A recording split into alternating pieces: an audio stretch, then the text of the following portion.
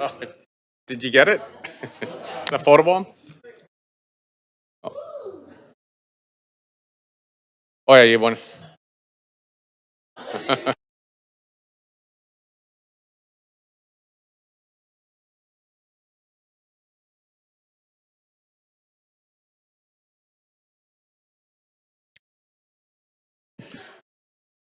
Right. All right. Do we have quorum? Councillor Montague, if you can put your camera on, that'd be great. Great. Thanks again, everyone. Have a great day, eh? And thanks for the great work you're doing. Okay. Good morning, everyone, and welcome to the Vancouver City Council meeting of Tuesday, July the 28th, 2026. This meeting is being held in person and by electronic means. Council members and the public may participate by either method. Any members joining electronically are reminded to enable their video to confirm quorum. The meeting is being live streamed on the city's website and YouTube. Meeting progress will be updated on X and Threads at Van City Clerk. Though due to new posting limits, updates will only cover essential items such as vote results. Speakers are encouraged to monitor the live stream to track meeting progress, but please note there is a slight delay. So call in or arrive soon after receiving your reminder email so you are ready when your name is called. In case of an emergency requiring evacuation, there are 2 exits located beyond the glass doors and to the left. If the glass doors are blocked, please use one of the 4 additional exits within the chamber. Do not use the elevator, use the stairs instead. If you require assistance, please remain where you are and one of our super friendly security team members will guide you to a safe location. A defibrillator is available at the end of the hallway outside the chamber as well, just down the hall there. I do want to acknowledge that we are on the traditional territories of the Musqueam, Squamish, and Tsleil-Waututh First Nations, and do want to thank them for their generosity and hospitality and love and share. They show this great land that we get to live, work, and play on. I also want to recognize our incredible team members throughout the city of Vancouver who choose to work at the city of Vancouver every single day, and they do it with passion.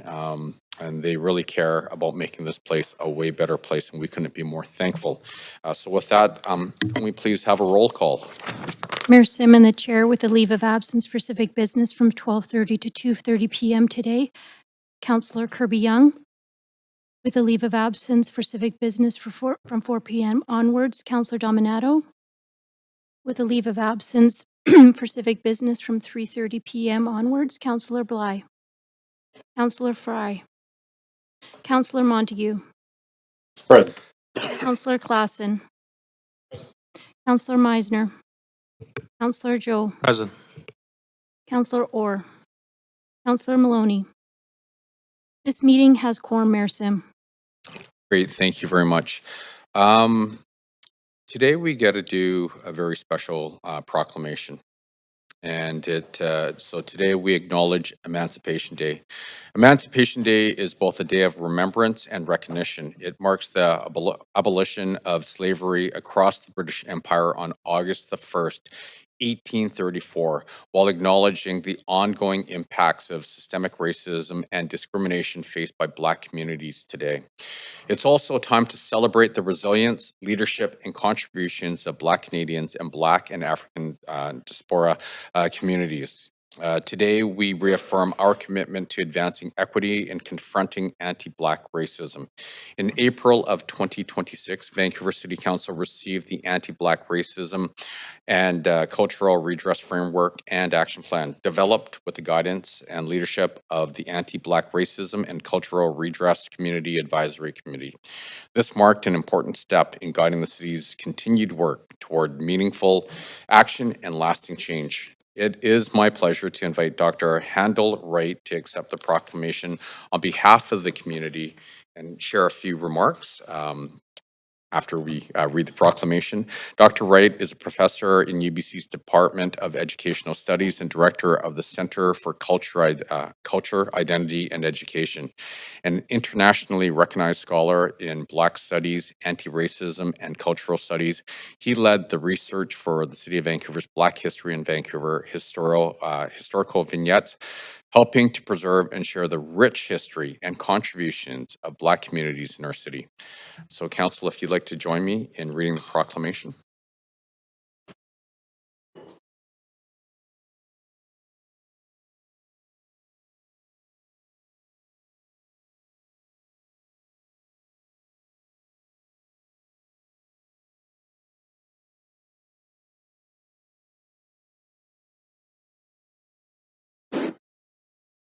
And actually, before we read this proclamation, I do want to share a story that I've shared in this chamber quite a few times. It's a personal story, but we're talking about systemic racism, and it really does refer to the institutions and the legacy items that that are still around today. I remember back in 2003 when we were fortunate enough, my wife and I worked incredibly hard, and we saved up, and we actually borrowed a down payment to purchase this house that was built in 1923. And I remember the real estate agent when we finally got the deed to the property, and she was embarrassed, and she was at a loss of words, and she said, "Look, I just have to give this to you." And on that deed, it said, "This property shall not be transferred to Negroes or Orientals." And so that's just, and by the way, that deed is still in effect today. So, while there's been a lot of progress made, there's still a lot of work to do. And so when we read a proclamation like the one we're going to be reading now, it comes with, passion and heart, and making sure that we continue to lead the charge and be very vocal on this stuff so we can make even more progress and, improve the landscape for everyone. So with that, our team is going to read this proclamation. Thanks very much. Emancipation Day. Whereas August the 1st has been recognised across Canada as Emancipation Day since the Government of Canada formally designated it in 2021, commemorating the date in 1834 when the Slavery Abolition Act of 1833 came into effect.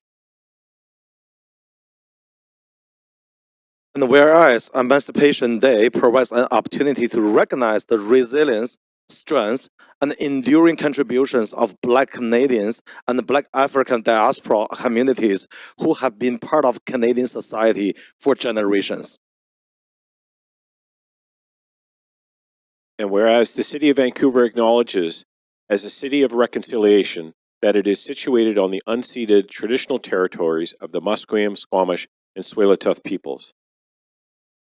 And whereas the city recognizes the historical relationship between Indigenous and Black communities and is committed to strengthening these relationships by listening to and learning from their individual and collective histories, stories, struggles, and triumphs. And whereas the city acknowledges the importance of confronting these histories, advancing equity, and working collaboratively with Black and African diaspora communities in Vancouver to address systemic racism, discrimination, erasure, and injustice, and shape social, economic, and cultural redress opportunities going forward.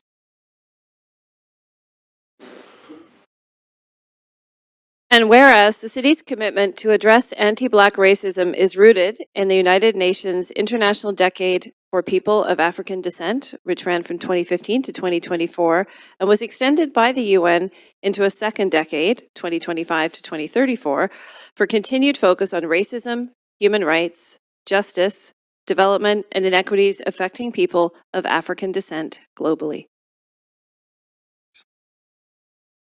And whereas the city acknowledges the historic and ongoing efforts of local Black and African diaspora communities in Vancouver to raise public awareness about the enduring impacts of slavery, erasure, and discrimination, as well as the importance of seeking redress. And whereas the city acknowledges the impact of anti-Black racism within the city on city planning, operations, and services historically and currently, and is committed to continuing the work to address anti-Black racism in Vancouver through advancing and implementing the recently developed Anti-Black Racism and Cultural Redress Framework in 2026-2027 Action Plan. And whereas Emancipation Day is a time for reflection, education, and celebration of Black history, culture, and achievements, a time to renew our call to collective action against anti-Black racism and discrimination, and a time to reaffirm our commitment to human rights, dignity, and inclusion for all. Now, therefore, I, Ken Sim, the Mayor of the City of Vancouver, on behalf of all of our elected officials and team members throughout the City of Vancouver, do very humbly and proudly proclaim August the 1st, 2026 as Emancipation Day in the City of Vancouver.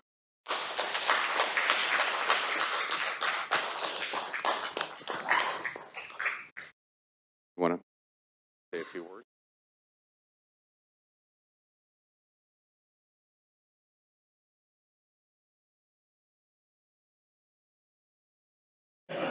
You can do whatever you want. To say a few words? Okay. Yeah. Thanks very much. It's quite an honor for this to be marked. It's quite important for us to mark Emancipation Day as a community. I think it's wonderful that the city of Vancouver and the mayor of Vancouver are marking Emancipation Day. I don't think we do enough in Canada to actually mark Emancipation Day. Juneteenth is very important for Americans, and we seem to latch on to some of that. But there's obviously a lot of work to be done. The history of the relationship between the city of Vancouver and the Black communities has been, at best, a complicated one. And we hope that there will be improvements. There's a reason why the United Nations decided to have another decade to mark Black presence, Black dignity, addressing anti-racism against Black people. And some of this is reflected in the work that is done and hasn't been done in the city of Vancouver. So this is an important day.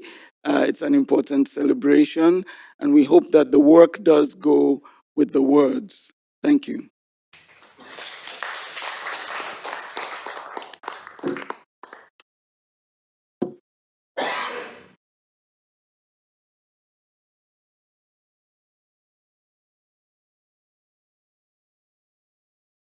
I'd like to say a few words. Absolutely.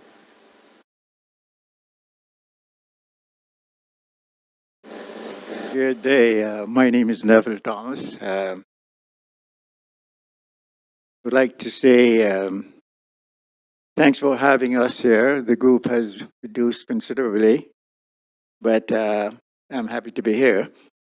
Also, the presence of Dr. Andlewright. Nice meeting you. I would like to start by saying thanks to the group for your contribution, participation over all these years. This occasion is a historic one. And at the end of our year, 26, 27, I would like you to be assured that we, the members of the anti-racism group, greatly appreciate the contribution you have made, and as well as the greater population. Thank you, and we look forward to continued relationships and your contribution as we move forward. Thank you.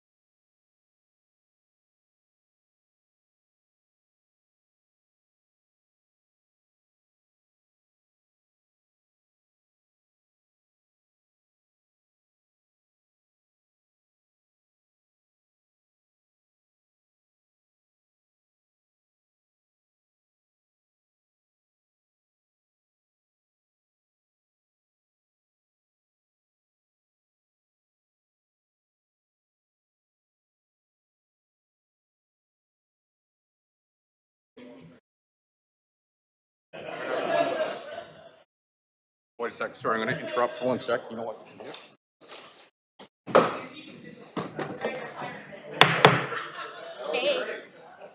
There you go. Sure. I'm going to move you up a bit. All right. Here we go.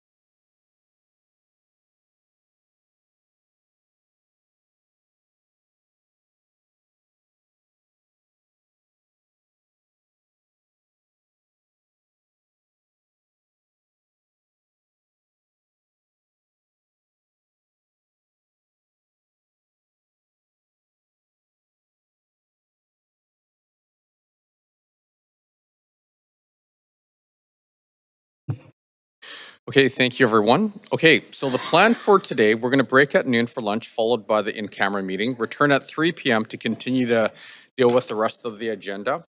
And adjourn or recess by 5 p.m. as we do have a public hearing at 6 p.m. If we recess, the reconvene date is Wednesday, July the 29th at 9:30 a.m. Okay, council is required to meet in camera later this week. The reasons and authority under the Vancouver Charter are listed in the agenda. Would someone like to move a motion to move in camera? Thank you, Councillor Dominato. Seconded by Councillor Klassen. Sorry, Councillor Young. All those in favor say yay. All those opposed say nay. Great, the motion carries unanimously. Minutes 1 are from the Auditor General Committee on July the 2nd, 2026. Are there any corrections to the minutes? Would someone like to move adoption? Councillor Dominato, seconded by Councillor Klassen. Thank you very much. All those in favor say yay. All those opposed say nay. Great, the motion carries unanimously. Minutes 2 are from the Special Council, temporary FIFA patio extensions and the continuation of the Granville Entertainment pedestrian zone on July the 2nd, 2026. Are there any corrections to the minutes? Thank you, Councillor Kirby-Young, seconded by Councillor Meisner. Thank you. All those in favor say yay. All those opposed say nay. Great, the motion carries unanimously. Minutes 3 are from the Nomination Subcommittee on July the 8th, 2026. Are there any corrections? Thank you, Councillor Klassen, seconded by Councillor Joe. Thank you. All those in favor say yay. All those opposed say nay. Great, the motion carries unanimously. Matters adopted on consent. So council will now consider matters adopted on consent. We have reports 1 through 5, 7 through 18, and 20 through 24 on the consent agenda for council's consideration. We're going to hold report 6 to hear from speakers and report 19 at the request of team members to allow the applicant applicant an opportunity to speak to council, as team members are recommending that the application be referred back to team members for further consideration. We're also going to hold reports 25 and 26, which are related to approval of unfinished business item number 3. Council may adopt the recommendations for reports 1 through 5, 7 through 18, and 20 through 24 on consent. Does any member wish to hold any of these items for questions to team members or debate? Please, a second. Councillor Fry. Yeah, I'd like to pull 7, 14, and 21, please. And sorry, Mayor, if I may, I missed what you said when there was one being pulled for, or staff were recommending to refer back. Oh, okay, never mind. 19? Okay, thank you. Thanks, Clerk. Yep. Right. Thank you, Clerk. Okay, so Councillor Fry, 7, 14, and 21. Perfect. Councillor Dominato. Yes, Chair. I'd like to hold reports 3 and 5 for questions. Okay, Councillor Dominato, 3 and 5. Councillor Orr. Report 1, 2, 4. Sorry, I'm just trying to. 7 was pulled. 12, 14, 16, 18. And yeah, 25. So, Councillor Orr, 1, 2, 4, 12, 14, 16, and 18. Is that correct? Yes. Thank you. Councillor Montague. Yeah, Mayor, sorry, just confirming that the unfinished business isn't on the consent agenda, is it? No, it is not. Okay, yeah, the agenda, it shows that it is, but just want to confirm that, thanks. Thank you. Okay. So if you can, thank you, Councillor Montague. If you can just bear with me for 1 minute, please.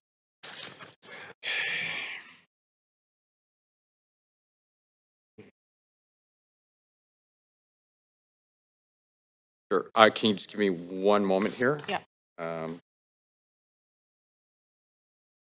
Yes. Mayor, if you would just recap for council all of the items that were held, just. Yeah, I'm there's just a lot. I'm working Thank on you. that right now. So Thank you. thank you.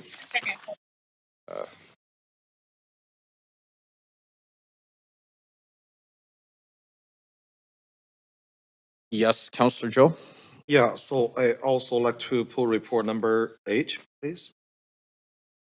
Okay, thank you, Councillor Joe. Item number 8.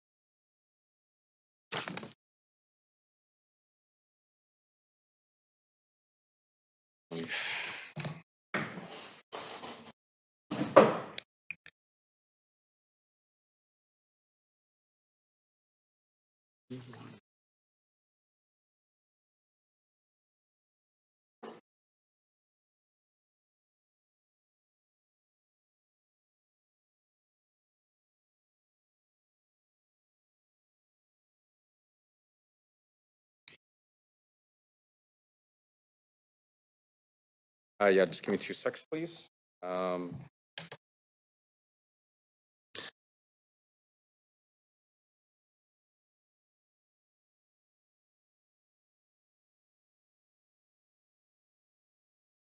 get there. Nope, that's okay. Thank you.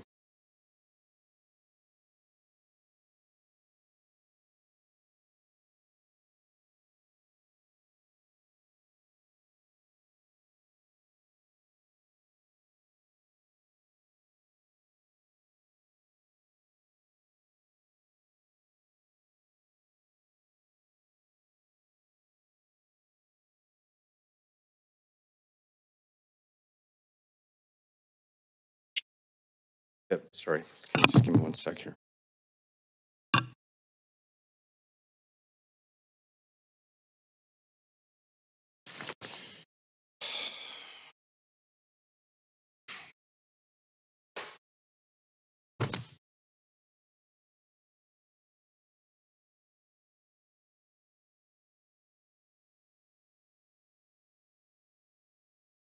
Okay, perfect. Okay, so we have reports 9 through 11, 13, 15, 17, 20, and 22, 24 for the consent approval. So I'm going to repeat that. I said 22 through 24. Yeah, so that includes 23. Awesome. So once again, we have reports 9 through 11, 13, 15, 17, 20, and 22 through 24 for the consent approval. So would someone like to move adoption of the recommendations before council contained in the reports? Thank you, Councillor Klassen, seconded by Councillor Kirby-Young. All those in favor say yay. All those opposed say nay. Great, the motion carries unanimously. So the following have been approved on consent. So number 9, Auditor General Committee Recommendations Transmittal Report. Number 10, 2026 UBCM Conference Sponsorship of Programming. Number 11, Miscellaneous Amendments Concerning Various CD-1 bylaws.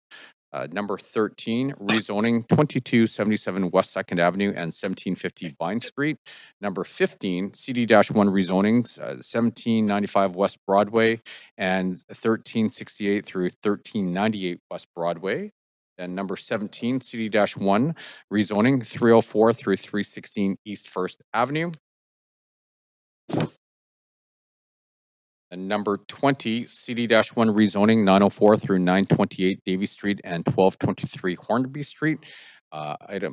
Report number 22, modification of conditions of bylaw enactment for CD-1 rezoning 4339 through 4387 Canby Street and 506 West 27th Avenue. 23, a CD-1 rezoning 1438 through 1444 Alberni Street, 711 Broughton Street, and 740 Nicholas Street. And 24, 1905 Ogden Avenue, new lease agreement for the Vancouver Maritime Museum and sublease agreement for the operation of a floating bridge and hydrotherapy activities to be located at the Heritage Harbor Marina. Clerk, did I get that correct? Thank you. Okay. Catch up there in a second. Okay, unfinished business reports of, so item number 1, reports of committee of standing committee of council on city finance and services Wednesday, July the 15th, 2026, approval of recommendations and actions. So at the standing committee on city finance and services meeting on July the 15th, 2026, the meeting adjourned at 10 p.m. per section 2.8C of the procedure bylaw. Therefore, council needs to adopt the committee's recommendations for reports 1 through 9 and council member motions 1 through 7 and 9 through 14. May we have a motion to that effect? Great, thank you, Councillor Kirby-Young. Is there a seconder? Great, thank you, Councillor Dominato. All those in favor say yay.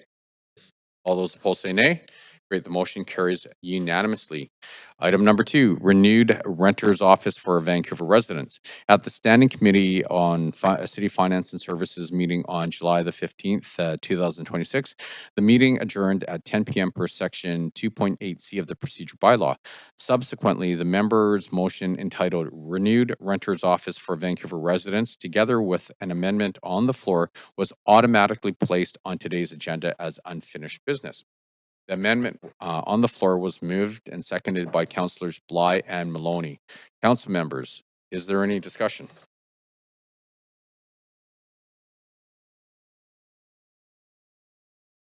I'm just going to move you to the main queue. Councillor Fry.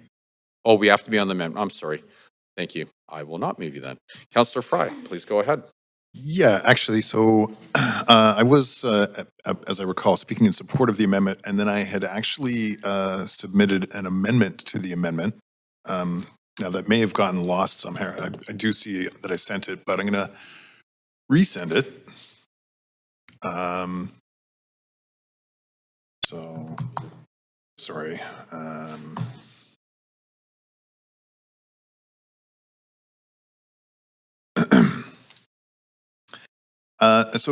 Councillor Bly's amendment, which I certainly supported, talked about metrics on specific outlines outlined in the motion.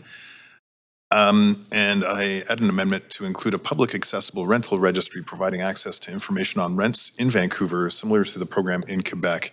And this is just as we're calculating that kind of information and providing metrics. I think one of the useful things that we've seen, especially coming out of Quebec, is an actual rental registry and keeping track of what rents are and how they're changing, which has ample benefit for renters and policymakers as well. Thank you very much. We get the amendment on the screen.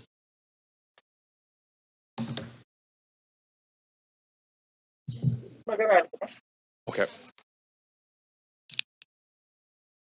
Do we need to move to amendment?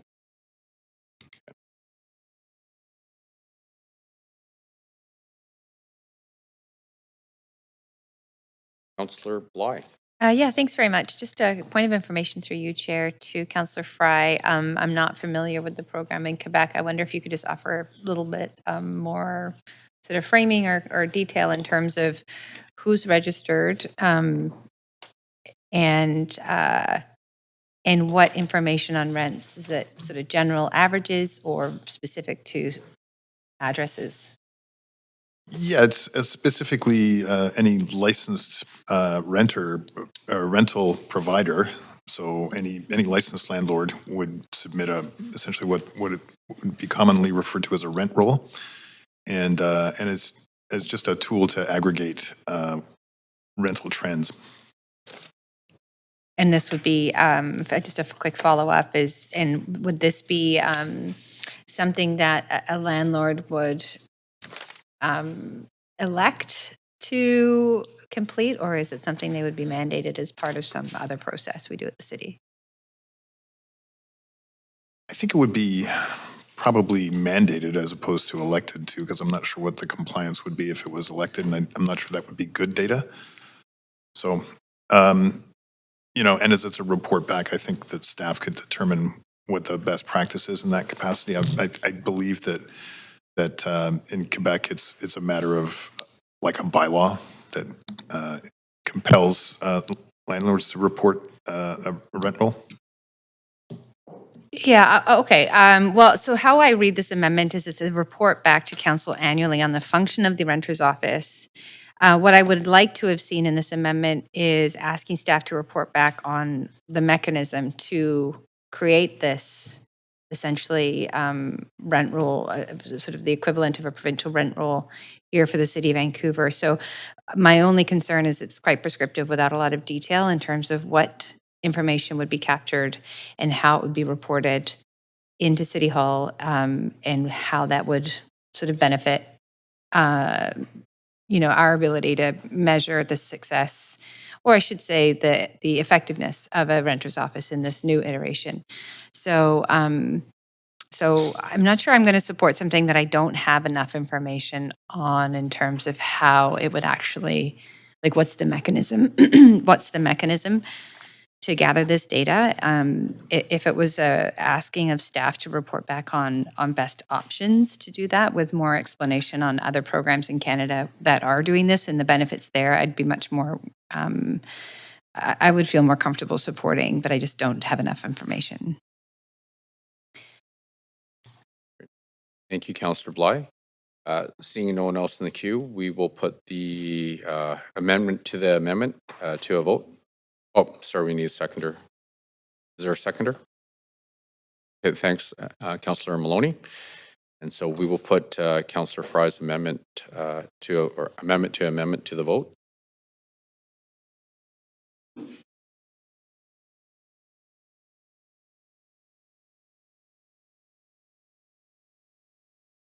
Okay, that fails with myself, Councillors Kirby-Young, Dominato, Montague, Klassen, Meisner, and Joe in opposition, and Councillor Bly abstaining. Great.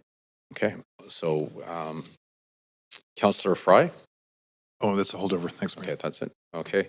Councillor Montague? Yeah, thanks, Mayor. Just, I'm assuming we're speaking to the main motion now? No, this is just to the amendment. Sorry, which amendment? again, we can have it on screen then. let me pull that. Yeah. Okay, thanks. I'll wait till the main motion. Thank you. Okay. All right.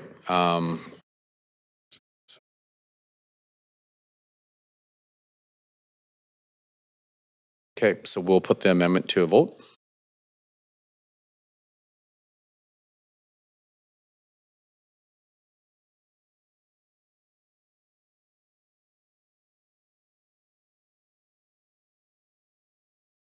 Great, and that fails with myself, Councillors Kirby Young, Dominato, Montague, Klassen, Meisner, and Joe in opposition. So I will go back to the main queue now, and we'll add Councillor Montague. Councillor, please go ahead. Yeah, thanks, Mayor. The rationale for the motion is challenging.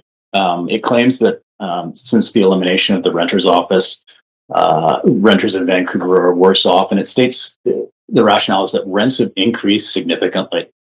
And I find this confusing because the renter's office closed in January of 2023, I believe. And since August of that same year, rents have fallen for 29 consecutive months. Some public communication from the province last month, I think it was early June 2nd, confirmed that.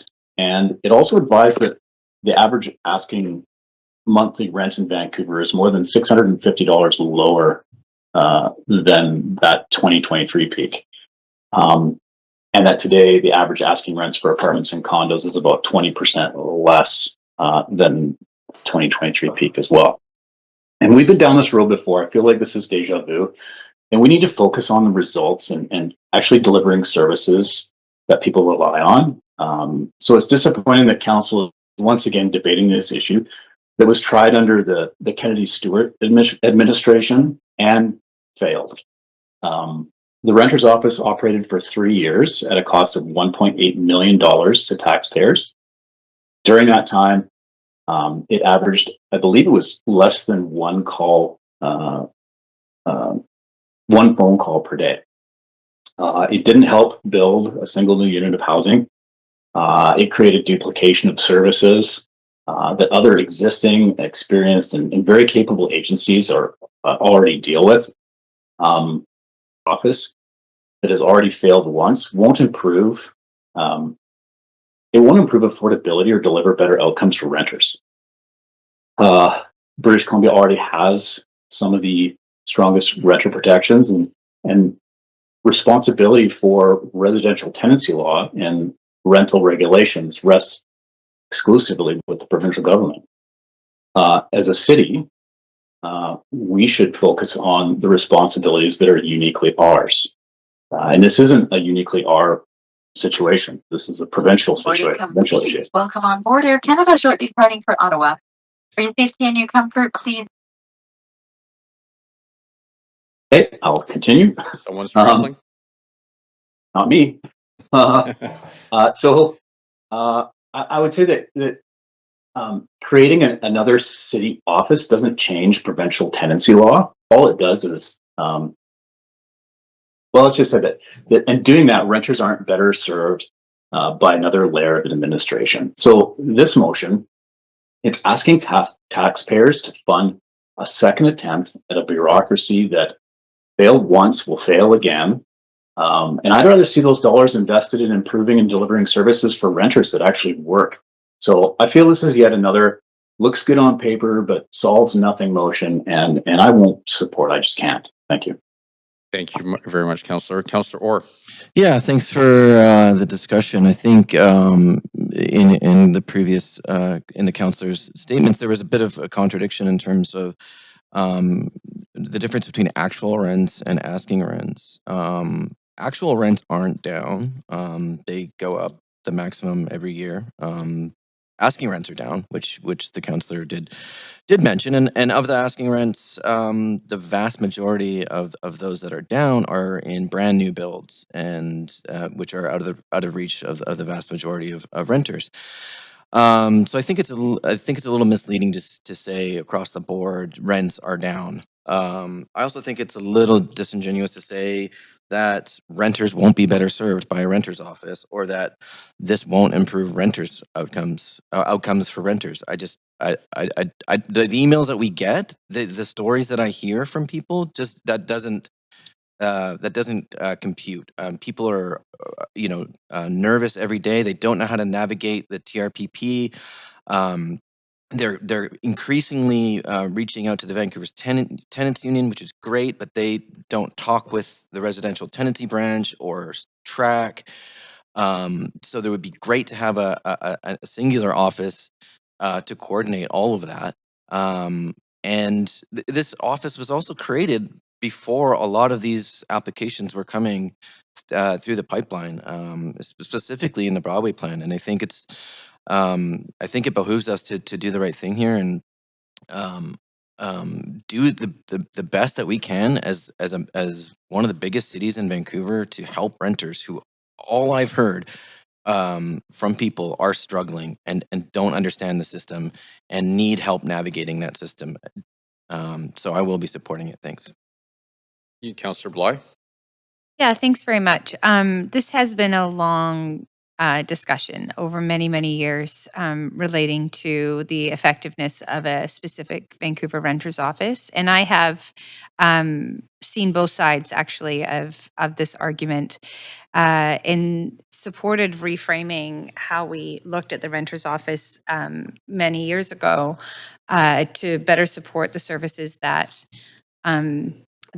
are essentially staffed and tooled up to deal and to support renters in terms of legal supports and information and understanding the system. But that didn't work either. And so we didn't see any relief in terms of reporting issues back to the city in terms of helping renters navigate their rights and also making sure that they understood what has since been brought in, a very complex tenant relocation protection policy. And since the Broadway plan was brought in, the TRPP is depended on in terms of how we navigate renters' rights and obligations of landlords and potential development displacement. And I have heard from actually builders across our city that they think that renters need more supports internally in the city as well. And that our planners are trying to manage TRPP program off the side of their desks because there isn't a department within the city where this work lives in a way that interfaces with renters directly. So I think that we aren't talking about the same situation we were 4 years ago. I think we're talking about a very different situation now.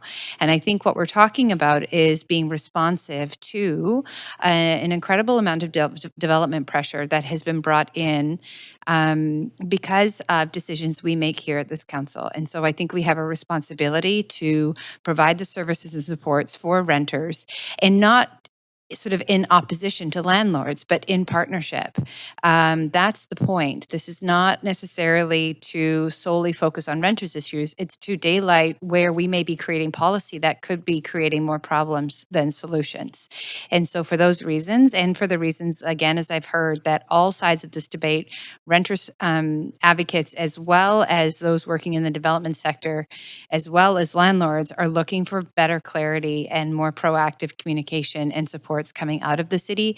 And if we don't establish an office that can be funded appropriately, we're not going to learn about what the current issues are so that we can continue to iterate essentially what is the foundational premise of this office, which is recognizing that over 70% of net new residents in our city are renters.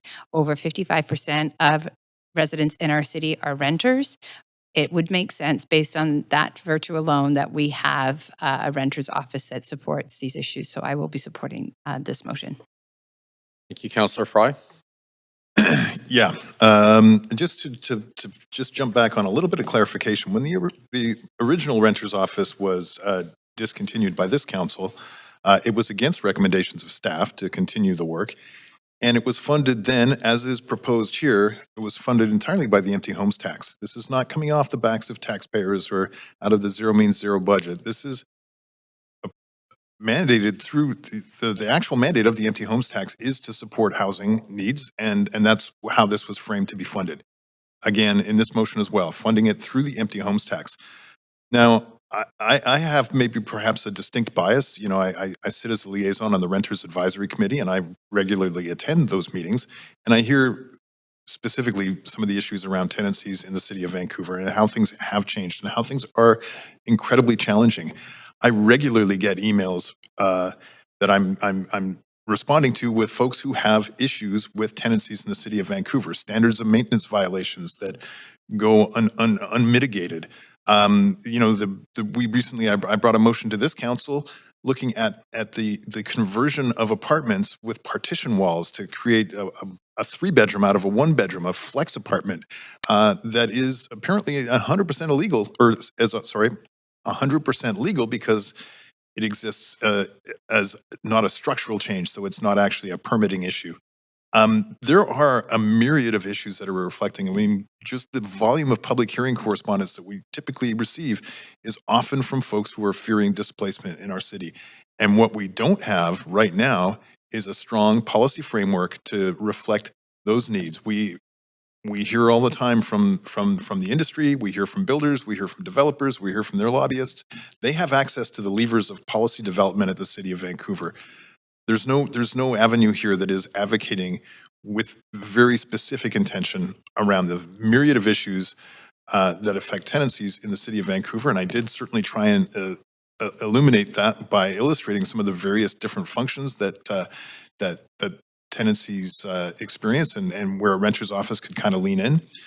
And I just really want to reiterate that this is like a real function of our job. This is a real demand from the folks who live, the majority of Vancouverites who rent in the city of Vancouver. And I think we're obliged to deliver those kind of services as well and have at least that fulsome investigation and articulation of what the issues are and providing the supports in a thoughtful, cogent and policy kind of direction. So, but just to reiterate, this is not a proposal to waste taxpayers' money. This is coming out of the speculation tax, the empty homes tax that is supposed to deliver fairness to the city of Vancouver. Thank you. Councillor Maloney. Thanks. Yeah, I am supportive of this motion because it really sets out a very thorough, well-explained list of areas that the Renters Office should be dealing with and needs to be dealing with. And just to read through a couple of the headings: one window renter support, partnerships and coordination, data monitoring and transparency, enforcement, policy development and advice, equity and outreach, and support for all rental types. Now that sounds like it's not a list of needed services that depends on or can be measured by a phone call count. I am one of the 2 council liaisons for the Seniors and Elder Persons Advisory Committee, and I can tell you that the absolute number one concern they have is housing precarity, homelessness, and housing affordability for seniors. They've just lost their full-time strategic lead this year, and Renter Office would go some way of filling that gap on their most important issue. I know that the very successful City of Vancouver Chinatown office primarily helps Chinese seniors facing homelessness. That might not have been its original purpose, but that's what it's become, and it provides an incredible service. And it's not just Chinese seniors that need connections and support. We know that the TRPP review needs to deal with how difficult it is for seniors facing eviction to deal with everything, especially since things are online and they might not be as adept as other groups in society of navigating what their rights are and knowing what their rights are and knowing how to get help. And this could fill that gap. And with regard to this idea that I've heard many times that it was justified getting rid of the renter office because it was answering one phone call a day. I know that we wouldn't even dream of getting rid of our dedicated business liaison staff member on the basis of their average daily phone call count. They do a much wider array of needed services to address the concerns in a timely way that are raised by the business community. And we all agree, most of us agree, I don't know, I'm speaking for myself really, that that is a good thing. And it is the same with the renter office. We need a renter office because renters in Vancouver, especially our very vulnerable community members, need help and support in all that array of areas that Councillor Fry has very clearly set out in his motion to help them avoid becoming statistics in our ever-increasing homelessness count. Thank you, Councillor. Seeing no one else on the queue, I'm now going to call the vote. A reminder that any council member participating virtually whose video is disabled will be marked absent for the vote pursuant to section 14.13 of the procedure bylaw. So can we please go to the voting panel?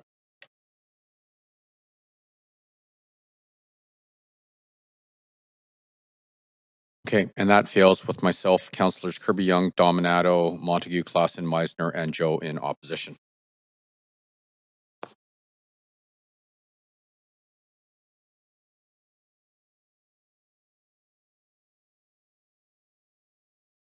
Okay. Great.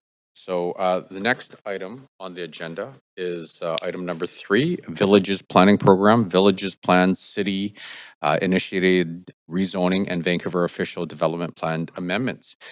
At the public hearing on July the 14th, 2026, Council heard from the team member presentation, asked questions of the team members, and heard speakers from 1 through 25 for item number 1.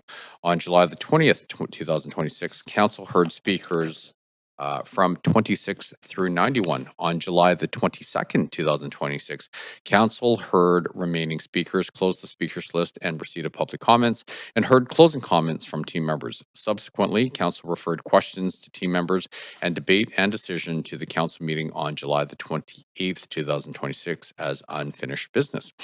Councillor Bly and myself missed a portion of this public hearing and will need to confirm that we've reviewed the proceedings to be eligible to vote. Councillor Bly, have you reviewed the proceedings and will you be voting? Great.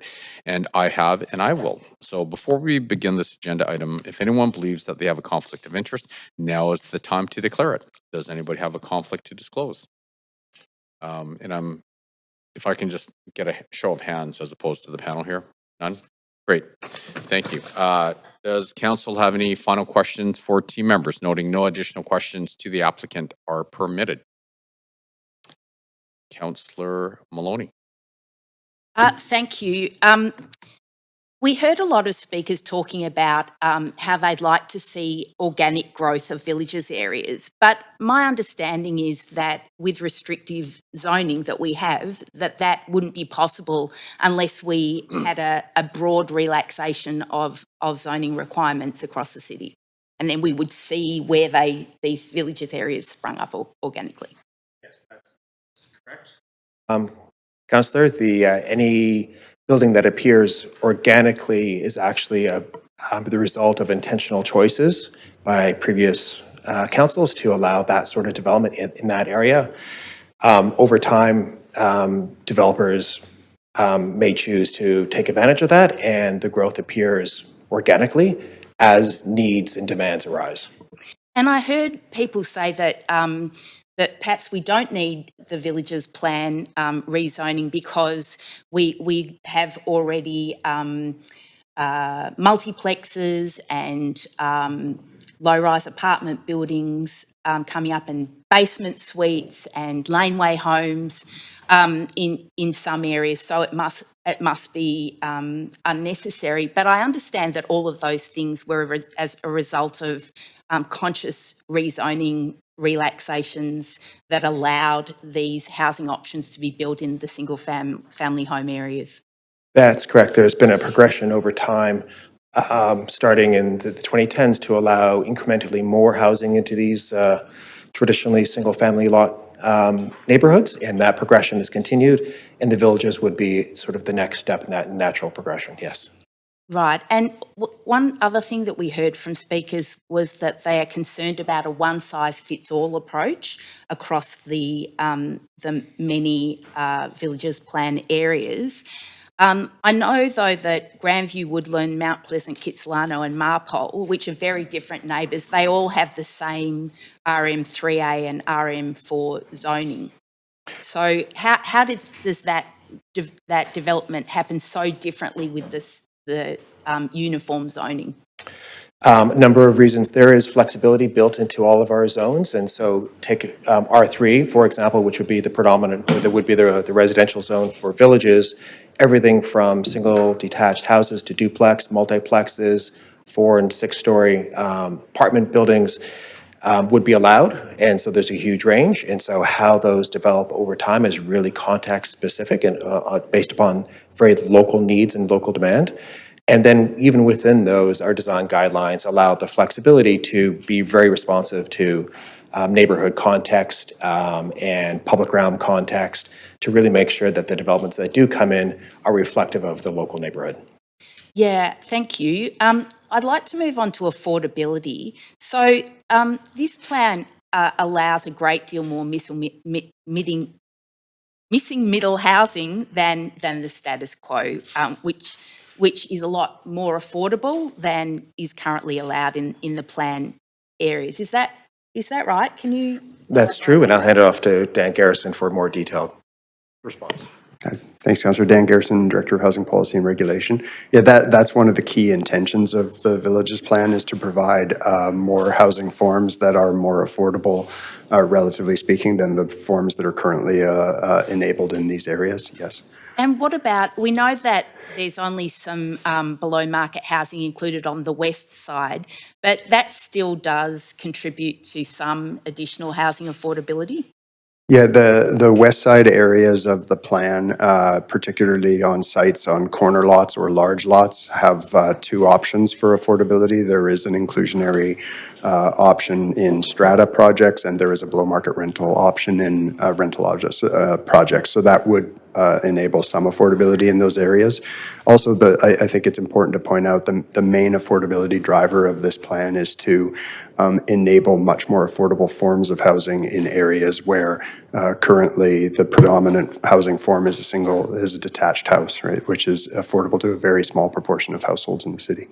And this might help much smaller developers and prevent our reliance on mega developers by legalising smaller housing forms. Is that right?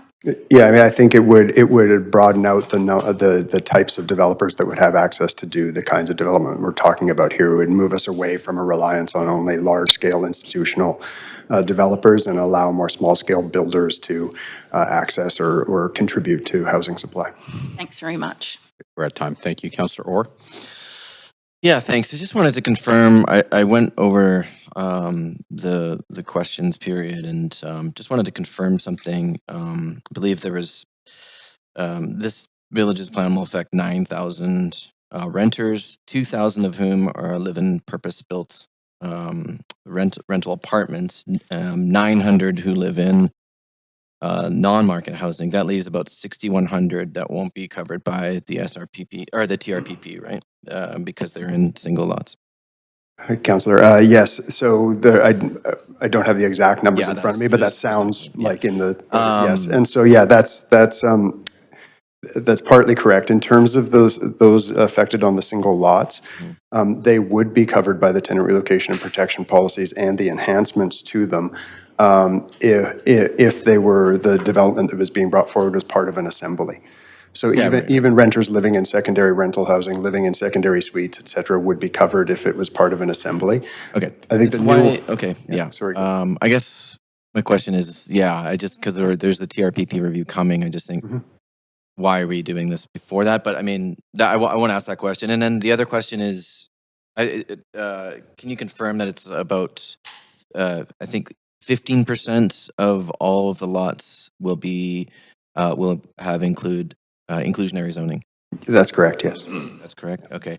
And then just around transit too, I mean, I was looking back over the things and it said that bus service improvements referenced in this plan aren't fully funded out. We just sort of are kind of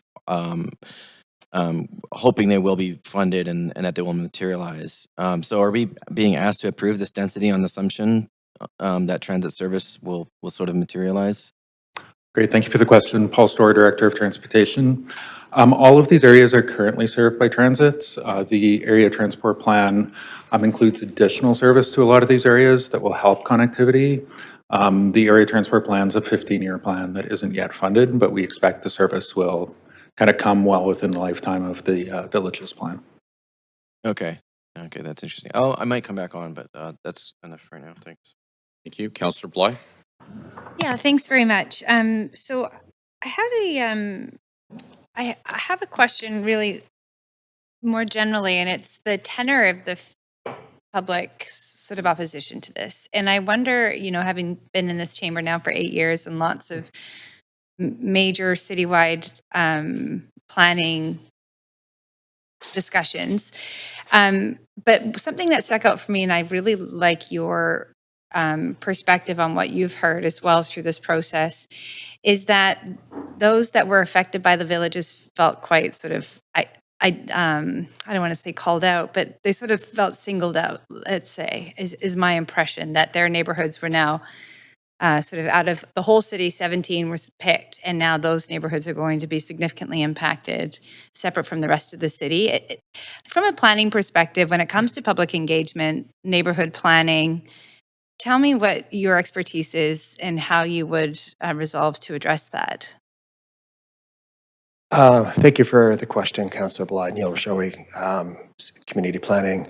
I think one of the lessons learned through this exercise is when we go into these neighborhoods, and this is going to be the case for when we do any villages planning in the future or neighborhood centers planning coming up, these are changes to existing neighborhoods, and people are very, very attached to those neighborhoods. And so the fact of how we are going to have to grow is going to be actually addressing that very question.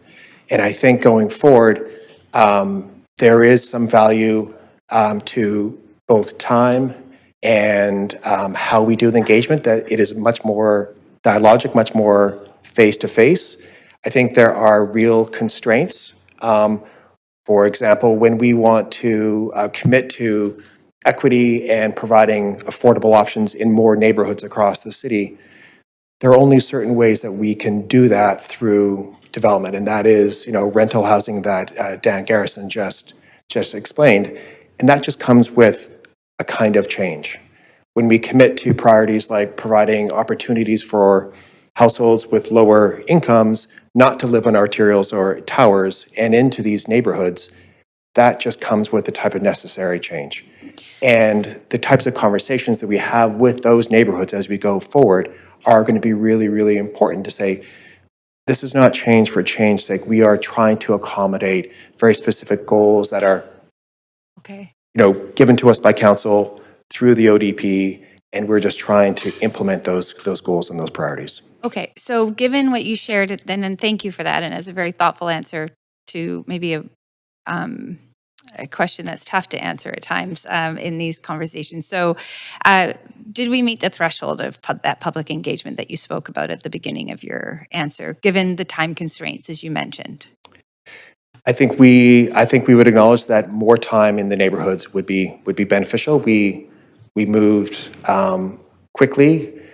We built off of the excellent and very, very valid engagement that went into the Vancouver plan and the ODP, where we did hear clearly that these goals and these priorities are important to the majority of Vancouverites. How we implement that is going to be a much more nuanced and careful conversation. Right.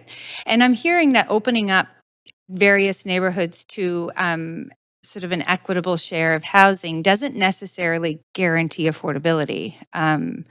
Right. This plan, it's one thing to make sure that different types of housing are able to be built in different neighborhoods, but that doesn't necessarily compel that housing to be affordable.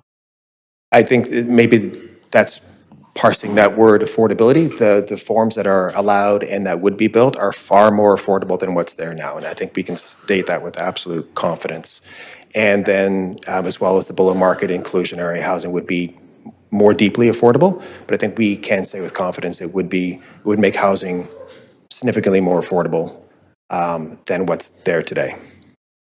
Right. Okay. But that's not, that doesn't necessarily mean that people that are on various incomes across our city can afford that housing. So there's two different conversations there. Two different conversations. One that would take a much more public subsidy, to briefly say. Yeah. Can I actually just move for a second round, please?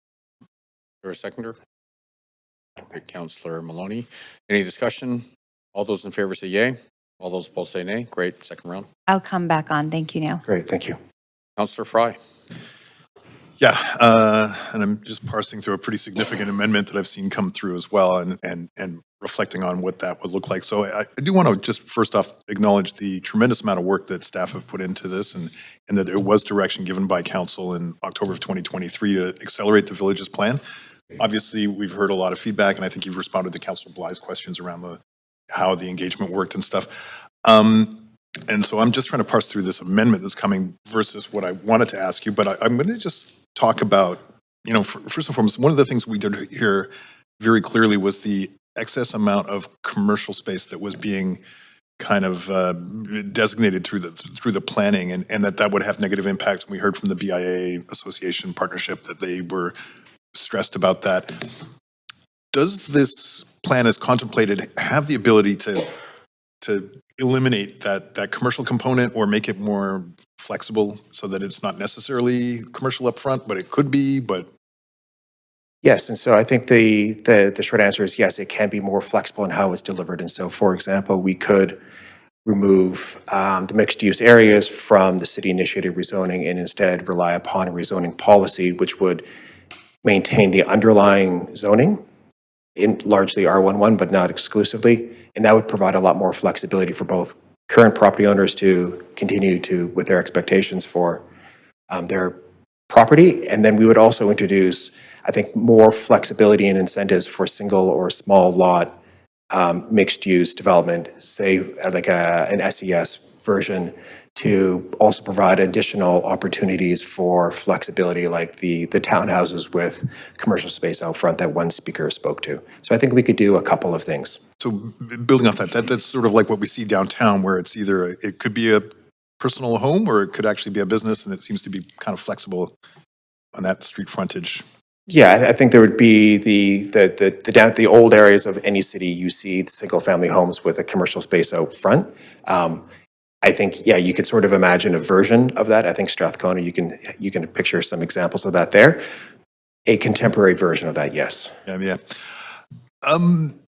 One of the other things we heard concerns around was that by the specificity of the villages, and again, I'm recognizing this was what you were tasked with by this council in October of 2023, but the specificity was going to lead to speculation in those areas and disproportionately impact assessments there. Can you speak to that versus like why we didn't just go citywide and say, hey, let's just build apartments everywhere? So I do want to state clearly that our analysis clearly showed that the risk of speculation is minimal to zero on the east side.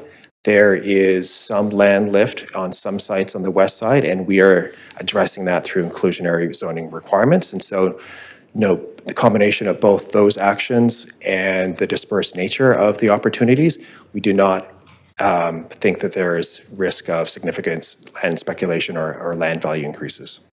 Okay, so but given that that's the perception nonetheless, and certainly I think folks didn't hear that or get an opportunity to articulate that in the communication, why could this not have been more of a just blanket citywide approach that rather than the specificity of villages, just say, you know what, we're just going to go with apartments everywhere? So this is a very distinct implementation action from the ODP. And so villages are one of the 6 neighborhood types, and it was prioritized by council. It was good direction. And so we are following the ODP's vision for how we grow as a city, and that vision reflects the input of Vancouverites. And so I think the blanket sort of everywhere we could, think of that maybe within other neighborhood types, but I think that's probably starting to deviate from the ODP, and so then maybe that's a separate conversation. Yeah, no. I want to ask a bit about infrastructure capacity, because we also heard that maybe there wasn't the infrastructure capacity to support this level of growth, and I appreciate that it was always framed as like a long-term build-out, but how do we reconcile infrastructure capacity with a 30-year build-out? So in terms of, say, infrastructure from a utilities perspective, engineering has taken a close look, and we are able to accommodate the growth that's anticipated. And then when necessary, we can ask for some site-by-site specific upgrades, but otherwise we feel confident because of the dispersed and gradual growth, our current system can accommodate this plan. Okay, I'm I'm exactly out of time. Councillor Bly. Yeah, thanks very much. I just wanted, there was a lot of commentary, appropriately so, I think, in terms of concern around the tree canopy. And if you lay, like, in a very unscientific way, I sort of laid the Broadway plan, the Villages plan, the Vancouver plan, all in different highlighter on a map of the city, and it pretty much covers the entire city outside of, let's say, the downtown core. Should all of those plans be built out as designed? Do we have a clear picture of what the impact of our tree canopy really looks like in, say, 20 to 30 years? And what, of course, we have a number of strategies, but I don't think there's clarity in terms of how we can ensure that that doesn't become a very significant and unintended consequence of us fulfilling on all of these plans. Certainly the nature of any development on a site, whether that's a new, larger, single detached house with a laneway or an assembled site for a low-rise apartment, does require clearance of trees. Our experience, we have a plan for how do we increase our tree canopy, and we've been successful in doing so. And for example, in 2013, I think it was, 2013, we had 18% tree canopy. By 2018, that had increased to 23%. And by 2023, it was 25%. And so the plan is working to increase our tree canopy. And so you'd have to think of it not as a site-by-site strategy, but we look citywide. We look for opportunities in big areas across the city, and how do we increase our tree canopy strategically? And yes, the new trees are smaller, but much of this, the west side was clear-cuttable growth to provide the homes today, and it's now a lush area. These trees will grow, and we will have a growing tree canopy, and we will have to make adjustments over time. There will be strategic adjustments. We'll have to see how things go. You're right. As new plans are adopted, there may need to be some adjustments in how we do this, but I think we've demonstrated we can grow as a city while still increasing our tree canopy. Okay, and I see there's maybe a comment here. Thank you. Thank you, Kirsten Baylor, Senior Planner in Community Planning. And we do regular monitoring, the LiDAR monitoring, and as new land use policy gets approved, that gets factored into the next round of monitoring so that we can then evaluate. So the next round of monitoring would be in 2027. So should villages be approved, that would be incorporated into the baseline for the next round of monitoring. Yeah, I think it would be interesting to get, when we get those updates, that we're seeing the difference between a full-grown tree canopy and an emerging tree canopy, because the experience and the value to the city from a cooling perspective, but also just, general livability and what we're talking about in terms of what we value in Vancouver is different, right? In terms of compromising large full growth trees and brand new trees that one day will be that we're looking at 40, 50 years down the road. So I think it makes a difference in terms of how residents experience the city. So that would be great. One last question. Thank you. And that's great. That's all on trees. One last question was around the notion of piloting one of the villages. So I don't know who wants to respond to that. I can respond to that. Yeah, please. Perfect. Great. So there has been some discussion around where there is not a lot of commercial retail available, and there maybe are one or two communities that might be quite amenable just based on the surrounding conditions to this. How would staff respond in terms of how we can either direct the next phase of this work, or what you've heard through this process of public hearing, the opportunity we have to pilot 1 or 2 areas to see what we can learn from that as we maybe go back to neighborhoods and get more feedback on this overall plan?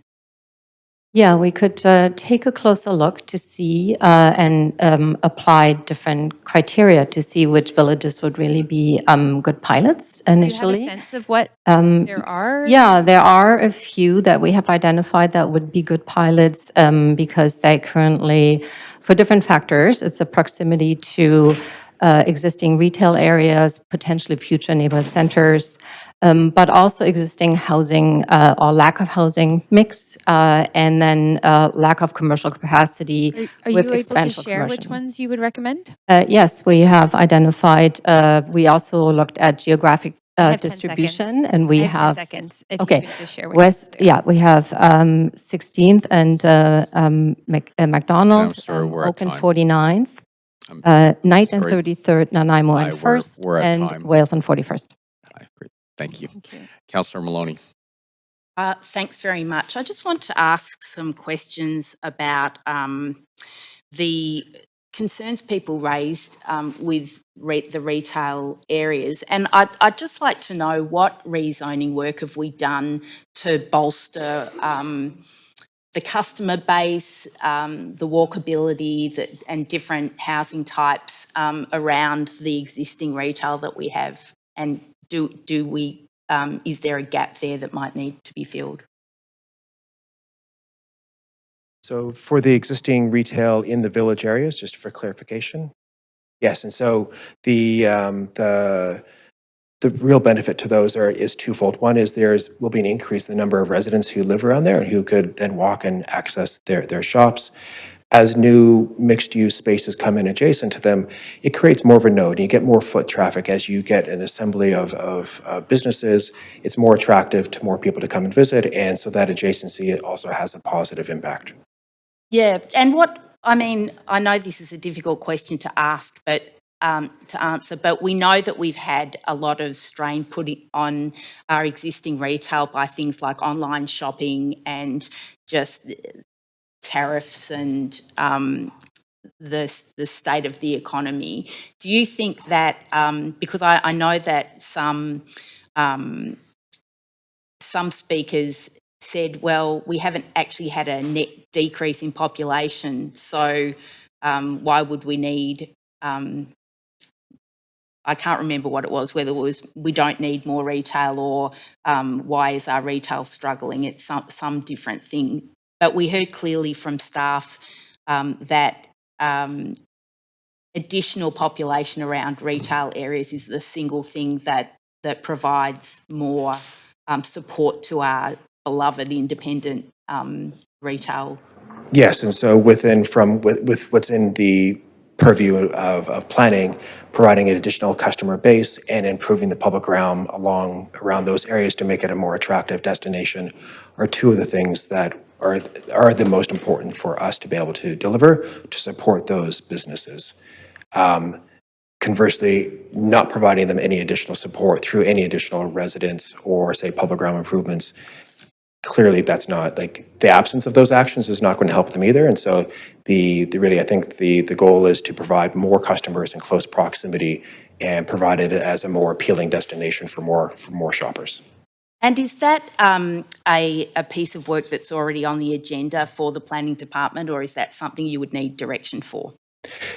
And just for clarity, you're now talking, say, about the not the small scale shopping areas in the villages. This is, say, the neighborhood centers. Yep, the existing shopping. Definitely the neighborhood centers is something that we've talked about as a next phase, but we would clearly engage council on prioritization of that work program. And we could very easily, yes, do some additional neighborhood centers. The one that has been is advancing is the Main and Fraser neighborhood centers in support of the Punjabi Market South Hill neighborhoods that have long-standing council direction to support. Yeah, and you provided council with some options about more restricted group of 5 neighbourhood villages. And can you take me through what those are and what was the reasoning behind that, noting that I've got just over a minute? Yeah, thank you. And so just to begin to reiterate what Kirsten was getting into, there are 5, and they are geographically distributed. So, and they have diversity of context. So it would be a true pilot in the sense we could learn from different types of contexts. But they include McDonald and 16th. And so more diverse housing would be supportive of the existing commercial with the grocery store there. And the expansion would focus on filling in the gaps of existing commercial zoning. Oak and 49th, there's been recently approved development under the Canby plan, I think just yesterday, and there's additional significant demand for more growth. Knight and 33rd, there's an existing gap in housing diversity and purpose-built rental that we would be able to address.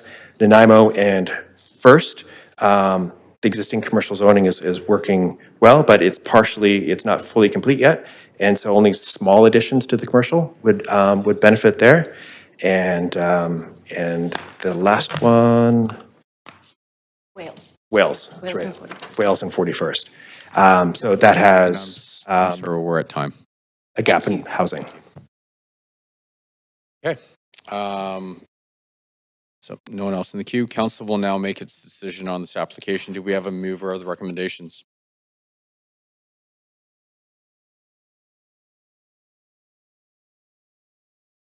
No movers?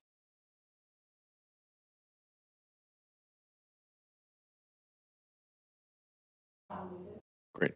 Thank you very much, Councillor Maloney. Do we have a seconder? Great. Councillor Fry, thank you very much. Council, is there any discussion? Councillor Kirby-Young. Oh, sorry. Councillor Kirby-Young. Yeah, thanks very much, Chair. It's my intention to propose an amendment off the back before we get into sort of substantive discussion on the plan. So I don't know if you'd like to move this to amendment queue, Chair. And can we add Councillor Kirby-Young to the amendment queue? All right. Thank you. The intention of this amendment is really to focus on sort of I think the intention that was originally behind some of this work, which is around providing more options and more homes, not simply an arbitrary number of floors, but enabling more housing choices, more good quality, more livable, more diverse, and more attainable housing choices in neighborhoods. Some may recall that I had brought forward the motion to look at advancing the SES, or single egress stairs typology, an option for housing. We took some time, and that was a very considered process. It came as a motion. We had a report back from staff. We sent them to do some more work. It was given the time that it needed to breathe. It had support from our fire department.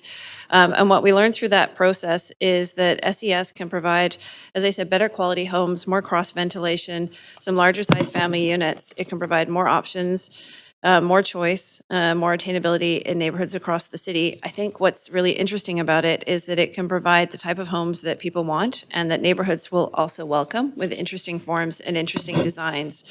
Single egress stairs unlock small lots. They eliminate the need for the second staircase, which means that they can be built in narrow or regular urban infill lots. It means that we don't create and provide unnecessary pressure for lot assembly. It means that we don't have to have boxy, consistent formulaic 6-story rental buildings everywhere with one typology. It opens up a lot of choice there. It's better for climate because it provides cooling with the cross ventilation for windows. It's better for families. It's better for communities because people can connect more. And some of the design opportunities are actually very inspiring. So the amendment that is on the floor, and I'll sort of walk through it to provide council with some context in terms of the mechanics. And I am going to ask off the top that we sever recommendations A through J. Then add this new one that would allow the single egress stair typology to be enabled across the city of Vancouver. There's a lot of legalese in here. It's not written necessarily in layman's terms. This is on consultation with planning staff and legal, but what it means in plain language is that it's a sort of, if it were to pass, it would be a continued sort of clear and resounding support that council has previously shown for the SES typology to open up smaller lot opportunities and interesting forms and larger homes with the single egress stair typology, and that regardless of council's decision on the villages today, that this will continue that work in allowing this new form of housing choice across the city. I think it's exciting. We often hear from lots of folks, well, I see that in other cities, in San Francisco and Europe. The architecture and the form is more interesting. The units can be bigger. Again, they're better ventilated. They don't require that sort of pressure on neighborhoods. They're gentle infill and they can really be welcomed in, and it creates quite interesting cities, I think, in terms of visual diversity and identity. And so that is what this would propose and enable to do, and that is the amendment that I am putting forth for consideration. Thanks. That was seconded by Councillor Klassen. Councillor Fry. Yeah, thanks. Appreciating that we're just seeing this for the first time, and it is fairly substantive, and I'm working off the assumption that by severing recommendations A through J, that's in order to oppose those recommendations. Otherwise, why would you sever it? Can I ask through you, maybe to the staff, what does this look like if recommendations A through J are severed and voted against, and the substance of this amendment? Because I'm trying to wrap my brain around it. It is pretty substantial in my read. Thank you for the question, Neil Brashowi, Planning Department. The implication would be we would update the R3 district, and so to reflect the increased density opportunities for SES and small lot and single lot assemblies, and it would be applied wherever R3 is applied in the city. So not in the villages as we've contemplated it, and can you just the update ensures that it is in R3. If council adopts villages, since village uses R3, it'll be in the villages as well, yes. Okay, and could you just broadly, where's R3? Like, it's in the new Rupert and Renfrew area plan. It's in Broadway. It's in Canby. I think those are the predominant areas of the city. Okay. So not as broad in scope. No, but it would not in broad as in scope at this moment. No. Okay. All right. Thank you. I appreciate it. Yeah. I mean, I think this is. While I support the idea of the SES, and I appreciate the work that's been going into single egress stairs, because it has resulted in something that's now supported by Vancouver Fire Rescue, as opposed to the sort of arbitrary style that was originally proposed. And now we've worked and come up with some really great options. But I think that this, let's call it what it is. I think that if the intention is to sever A through J in order to presumably vote against it, then this effectively kills this entire village's plan, which was very clear direction from this ABC council that I did not support. It was an urgent motion from the mayor at the time, as I recall, in October of 2023. Councillor Carr and I abstained because it was brought without any opportunity for public consultation, because it was an urgent motion. So I think that I feel like this is kind of flipping the script, and seems like a colossal waste of staff resources and time if that is indeed the intention, to sever A through J to vote against it. Thank you. Councillor Bly. Yeah, I have a point. So this is where do I want to go? I have a question, but I also am looking for a recess, because this is an amendment that we've just gotten, and there is obviously implications. And the single stair egress is a citywide citywide policy, and now we're applying it to villages. That seems like two different issues. It applies to R3 within villages, but it also applies to the city as a whole. So I'm hoping to have a recess, but I see Neil stood up, so I just want to get a decision from you, Mayor, if we can. Would you like to ask the question first, or would you like to? I'll ask the question first, and then I'm going to ask for a 5-minute recess. Yep. Thanks. So the amendment would put into effect the changes for R3, and then wherever R3 is in effect, then the SES would have those enhanced incentives. That's outside of the villages, so it's independent, and so then council can freely act to adopt the villages, and then R3 would be in the villages, and therefore SES would be in the villages as well. And at any future state, any extension of R3 to other parts of the city would also have But if SES. this passes and A through K does not, we're kind of back to square one, where SES applies anyways. It wouldn't be back to square one because it's the increased It would density or wouldn't? is not available in this moment, and so we would need this amendment in order for SES to be truly incentivized in the areas that do have R3 now. So we do need that the update to the zoning bylaw. Okay, yeah, a recess would be great. Chair, I'd like to ask a point of parliamentary procedure before we move to recess, and I know I have to be on the queue for that. I can't, so. My time is still going. Okay. For recess, okay. All right, we'll take a 5-minute recess.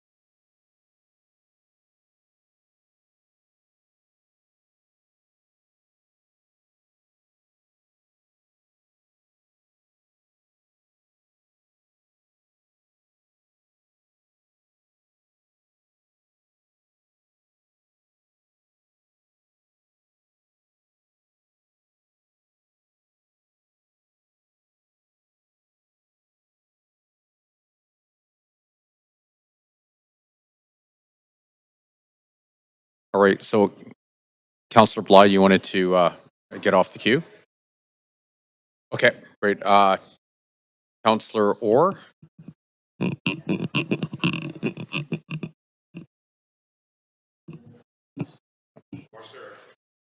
Councillor Orr?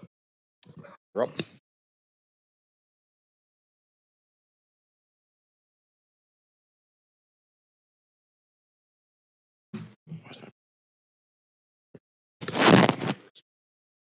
Councillor Orr, you have the floor. Yeah, just had a question on what this means essentially, including SES, would not have to include land assemblies. So essentially, what we would then have is those 6,100 renters on single family lots, those secondary suites would not be covered under the TRPP or enhanced TRPP. Through the mayor, yes. If the tenant relocation protection policies apply to cases where there's an assembly on single lot redevelopment, it would not apply. So we would see a gap in those protections for single lot small apartment developments. If this was passed, if it was passed and the villages were passed, it would be looking at the kinds of lot numbers you were talking about. Okay. If the single egress stair amendment that's on the floor was passed and the villages was not, it would be only applied to areas of the city where there's existing R3 zoning. Okay, thank you. Thank you. Councillor Dominato? I asked my point of parliamentary procedure earlier of the clerks, but if the rest of council wishes to hear it, I could repeat it. It simply was to clarify that with this resolution, if we vote on this, it's an amendment to the report and we would be moving back to the main queue for regular debate. Is that, clerks, could you confirm that? Yes, that is correct. Okay, thank you. Thank you. Councillor Maloney? Thanks. If I could be moved to an amendment queue, I've got an amendment to the amendment, please. Right. Amendment to the amendment. Please go ahead, Councillor. Thanks. I'll just read it out. I'm not sure exactly where it can be added most appropriately, but it's further that council directs staff to commence a review of zoning around existing retail centres in the established neighbourhood centres with a view to bolstering the health of existing retail and improving community connectedness, walkability and the availability of more accessible and affordable housing options. Now, the reason why I've done that is because, proposed that is because our existing retail, we all value very much. And I mean, I personally find it very sad and depressing when I lose my beloved independent businesses from around the downtown peninsula where I live and in the West End. And, you know, we heard clearly from staff that additional customers does help bolster and ensure the good health of our local businesses, ensuring local employment and community connectedness. And I think we've got an opportunity. I suspect that the Villages plan itself is going to be voted down as a result of the intention to sever in Councillor Kirby-Young's amendment. But I think this is an opportunity for us to address one of the concerns raised by speakers that they're worried about competition with existing retail in the Villages plan. Now, I think this council got it back to front, and that we should have perhaps suggested a body of work around bolstering existing retail and looking at zoning around existing retail areas rather than prioritising the Villages plan because of how much staff time it's taken up. You know, I know that it was an election promise by the majority, and I know that it's since been prioritised a number of times, but I think it's a real gap that we haven't done much planning work around existing retail. So this amendment is to deliver more density in customers, therefore customers to our existing retail, to help them deal with things like online shopping, tariffs, the state of the economy, how much of people's income they have to put into housing, and how little they have left over to spend at their local shops. So we have secured rental policy along the arterials, but we don't have a specific body of work concentrating on existing retail. So I hope that Council will vote in favour of this amendment. Thank you. Councillor Orr. Thanks. Just maybe a point of information through the chair to the mover of the amendment. Just a little confused as to the placement of this particular amendment in terms. So this would this be a new letter, or would this be under M? So we're amending the amendment, which adds M and severs the rest. So this would this qualify as an amendment to an amendment, or would this be an amendment to the main queue? I'm just a little confused at the placement. Would this be under M?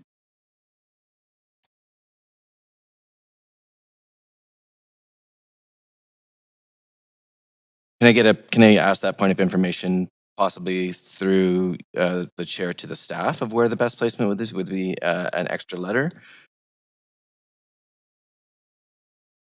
Possibly O?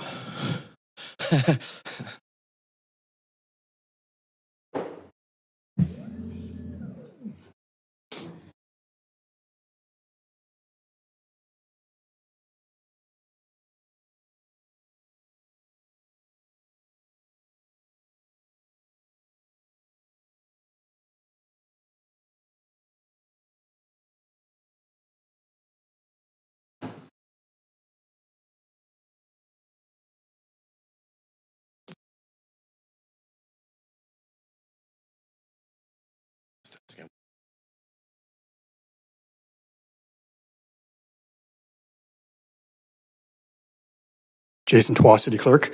In our view, should be added a new letter. It should be O as an amendment to the amendment. Okay. That's all my questions. Thanks for the clarification. Thank you. Councillor Bly.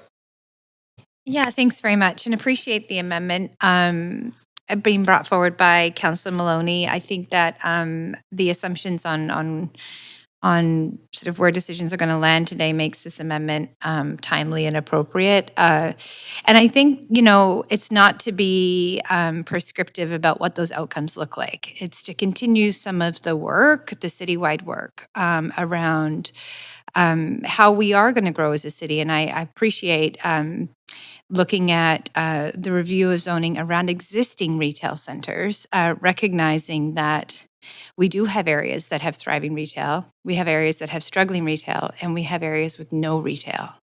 And so there is a lot of nuance to this. And I think some of the objection I heard with the villages plan is just the sort of homogenous nature of the policy itself, risking some of the nuances that actually are how people experience local serving retail in their neighborhoods. And we aren't a sort of a geographically vast city. Our city is highly walkable. We can access retail as it stands right now.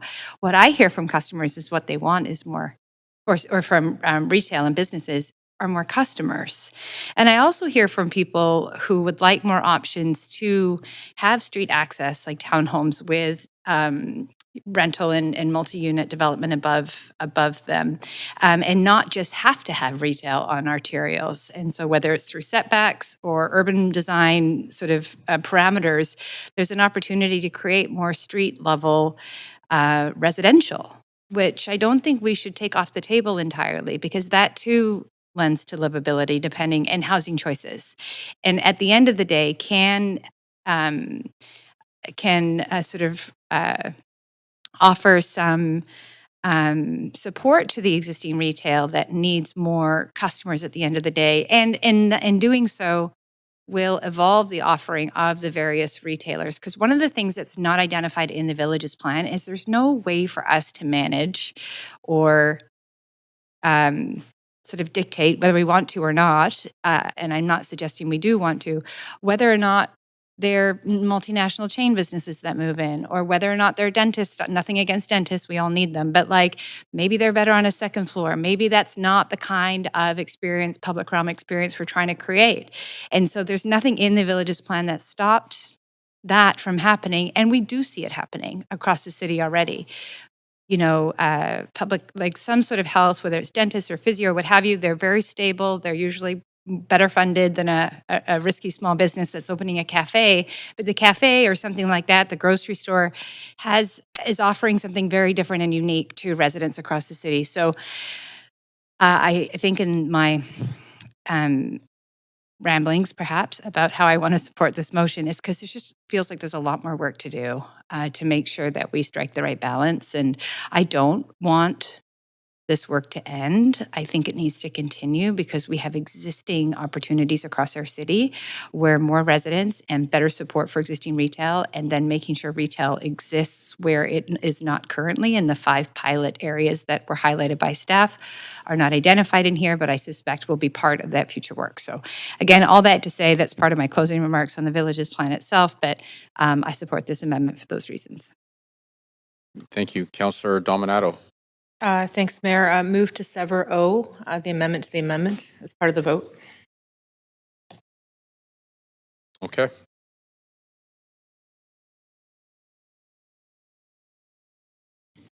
So do we have to, sorry, do we have to vote on O first? Or are we just going to deal with it? Okay, thank Okay. you. Okay. Okay, we're just voting on O right now. Okay, So the thank you. amendment to the amendment as proposed by Councillor Maloney. Okay, seeing no one else in the queue, we are going to vote on Councillor Maloney's amendment to the amendment.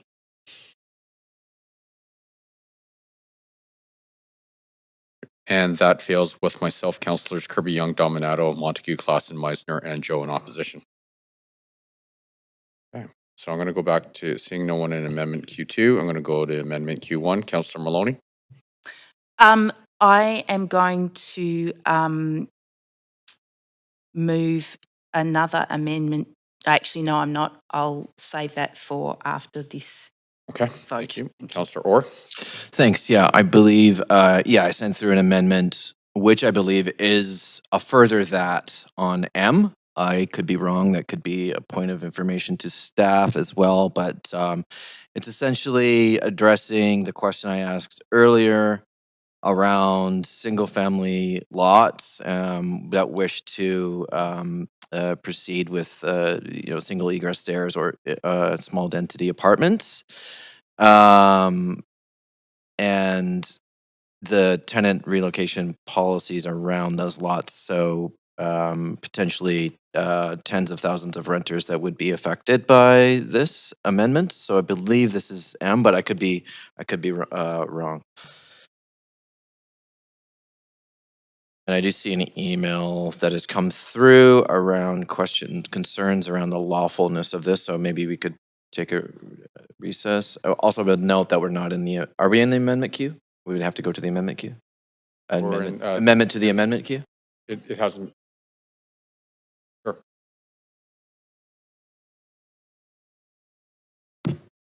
I have a point of procedure, and it might relate to Councillor Orr's comment about the lawfulness of this one, but I wonder procedurally if we can get guidance from the clerks if we should be dealing with the amendment on the floor first, and this is a separate amendment in its own right, because it doesn't relate specifically and only to SES or to the zones being proposed. It's more of a blanket, so I wonder if this should be considered separately, and we should be dealing with the amendment on the floor first, procedurally. So through me to legal? Yeah, can I just get clarification from the clerks or legal? It seems like this would be a separate matter.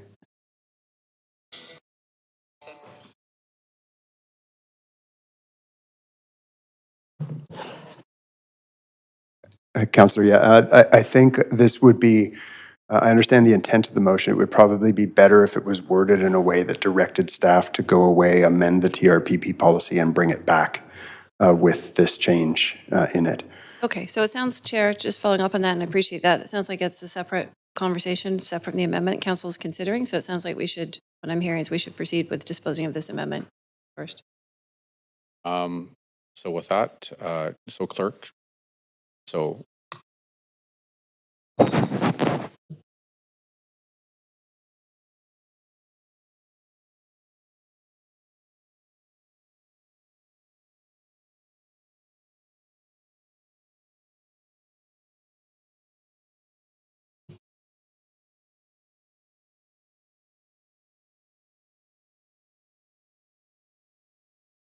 Done separately.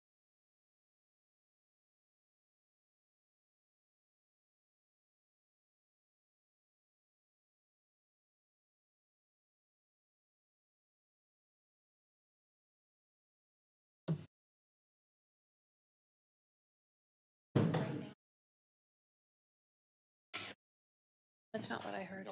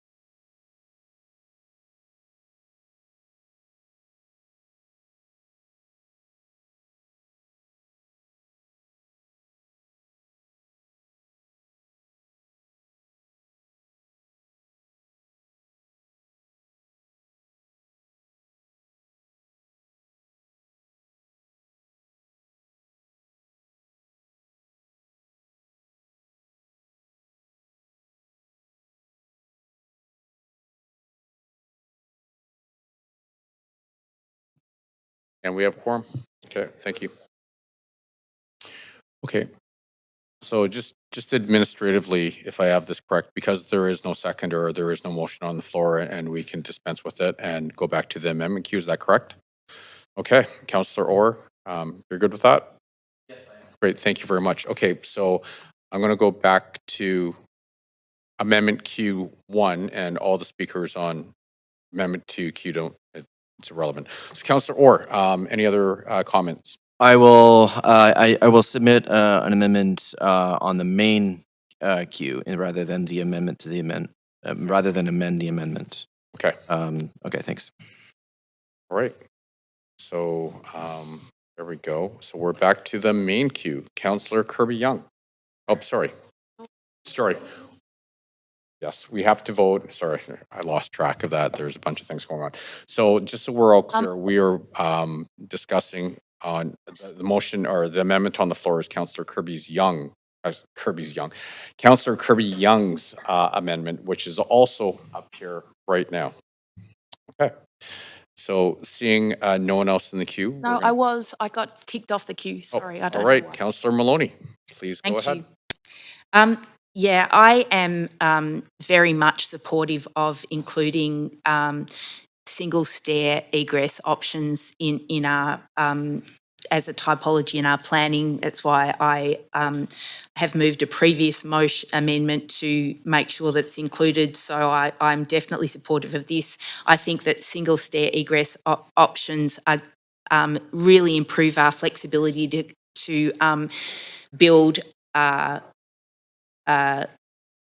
housing on smaller blocks that's more livable, that has more flexible design possibilities, and can be built by smaller developers, so that we aren't stuck in this situation that we constantly hear about from speakers at public hearings, that we've only got low-rise housing stock or towers. So this is very important work, and I'm very supportive of it. with regard to severing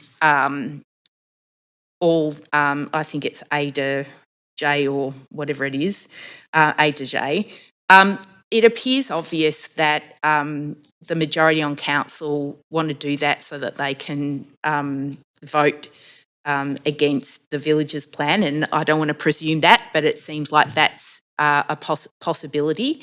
And if that is what comes to pass, I think it's important to remember that staff were directed by this council to accelerate the time frame, and it's relevant for this work, and it's relevant that I think staff have done a fine job of dealing with this despite staff cuts.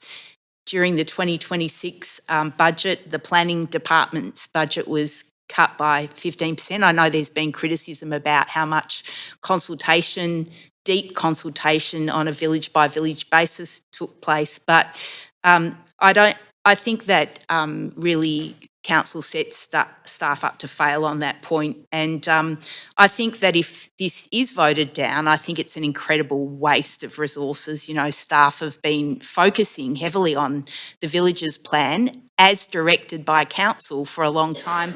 And as a result of that, other work has been deprioritised.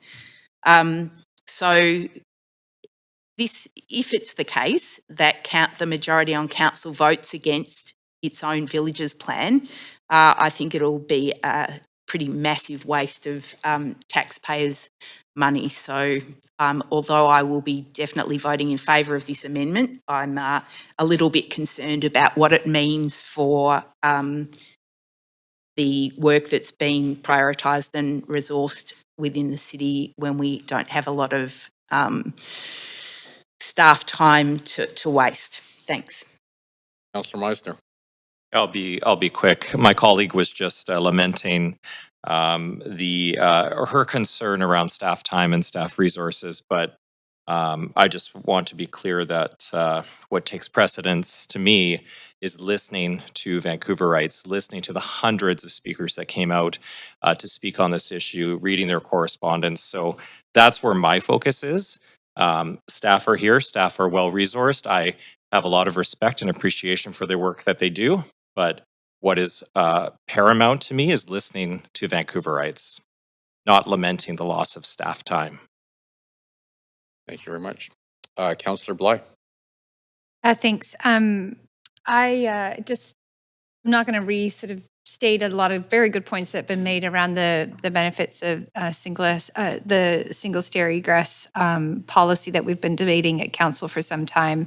I've seen many of the renderings that show what's possible when we enable that type of design and built form, and you know, the livability, the bigger units, the accessibility to solar access, making sure that, you know, it eliminates oftentimes the need for an inboard bedroom. These are things that, smaller units, of course, these are things that really impact livability. And so the idea that we can look elsewhere outside of even our continent to places where,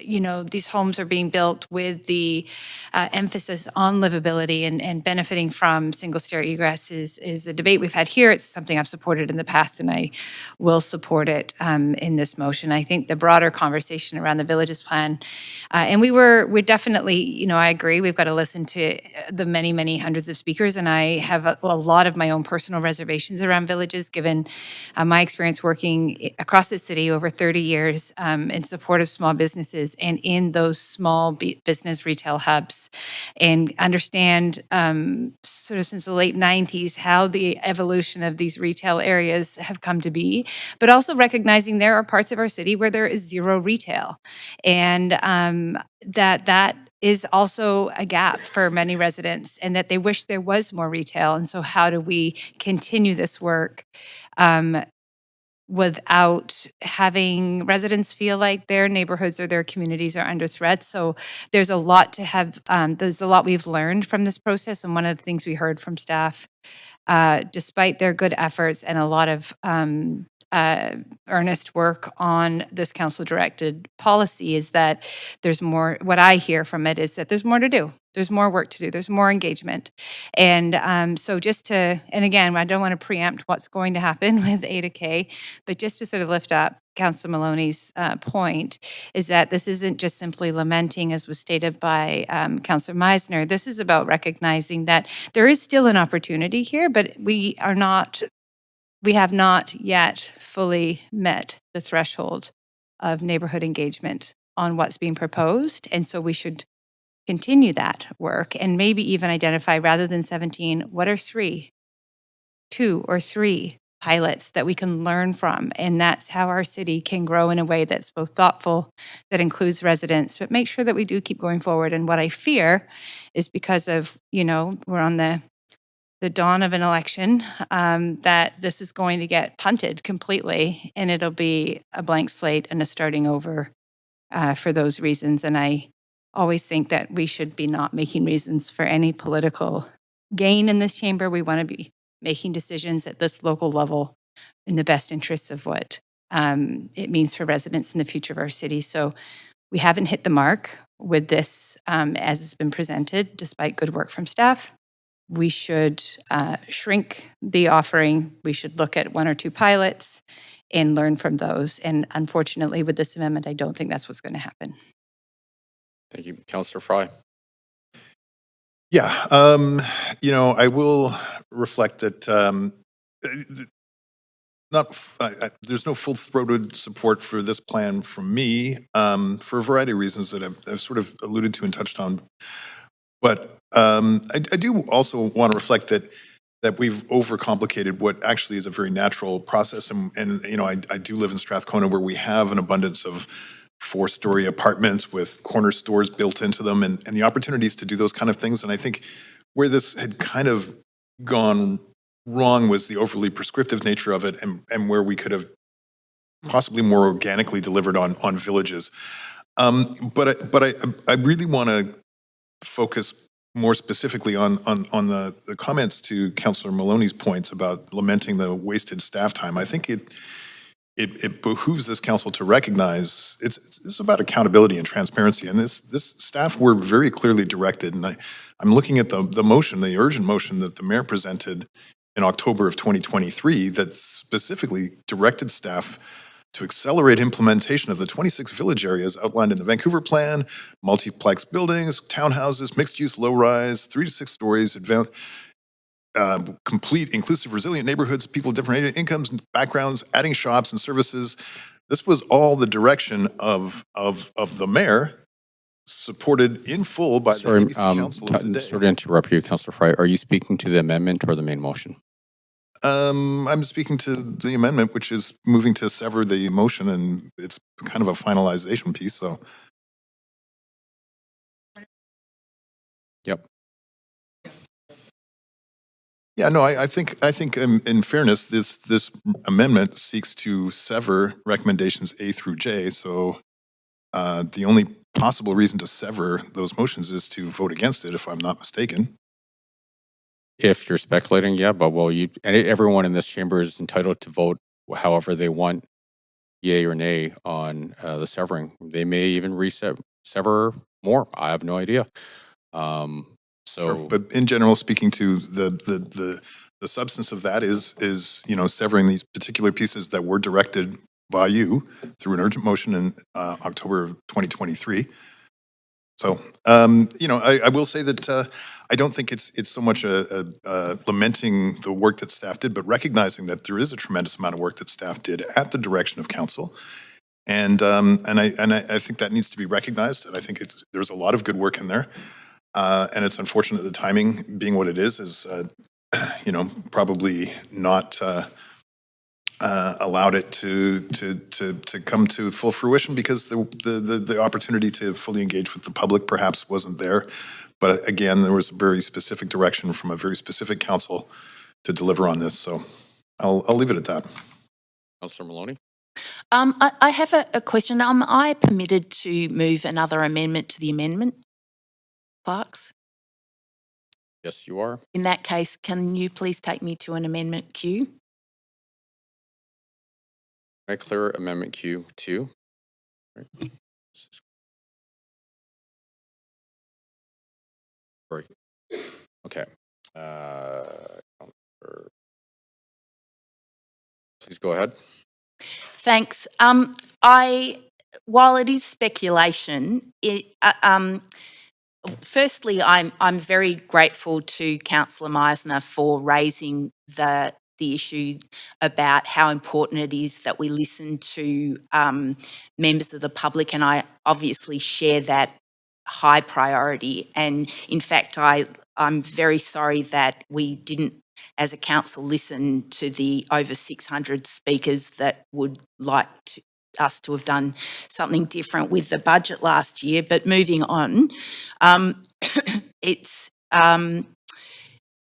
would like to amend this amendment to refer recommendations A to J back to staff so that further deep consultation can be undertaken. I'm sure that Councillor Meisner will be very supportive of that, given the sentiments that he just relayed to us all, which I agree with intensely. So this would also be a way of making sure that all this work isn't just discarded and wasted, that we do undertake further consultation with the communities around the 17 villages that have been proposed by staff.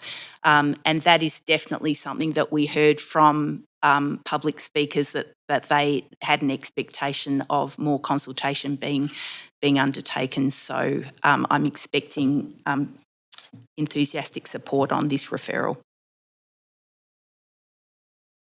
Seconded by Councillor Fry. Councillor Meisner. Yeah, I'll be quick, just in response to my colleague. I don't believe this is a consultation issue, although I certainly do agree that consultation could have been much more robust. I personally believe that this plan as presented is flawed, so I won't be supporting Councillor Maloney's amendment for, quote, deep consultation. Thank you very much. Okay, I'm going to call the vote on the amendment to the amendment. Pardon? Okay, sorry, can we take a 2-minute recess, please?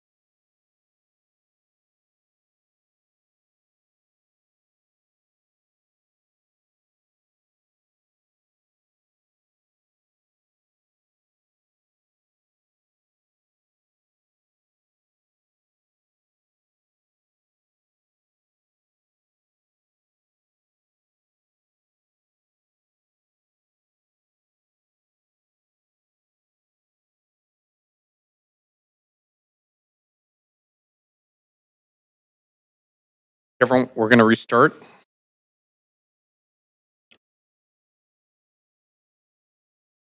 So, sorry.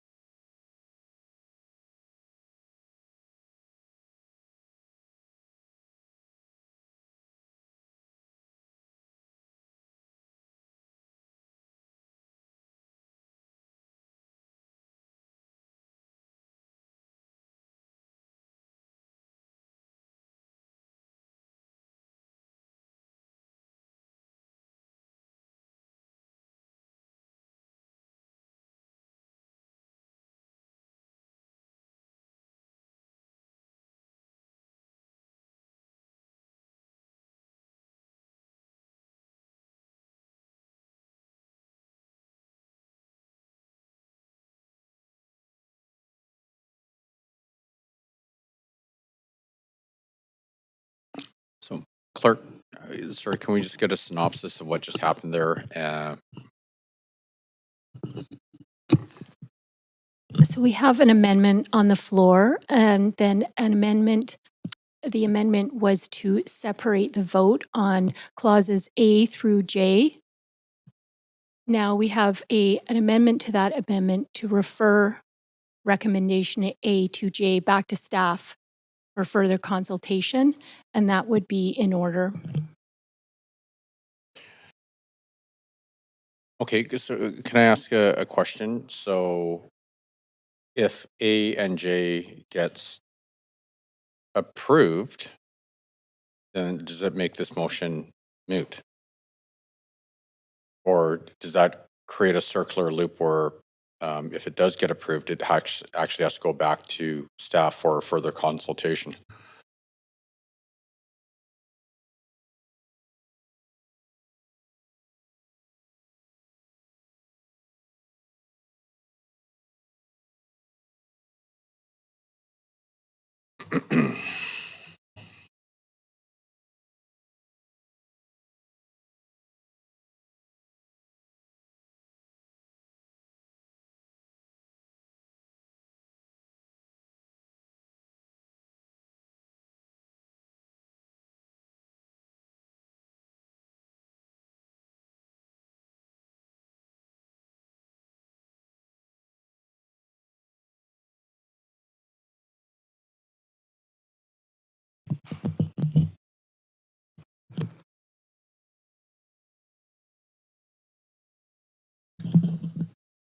Could clerks have just a few moments? Sure. Thank you.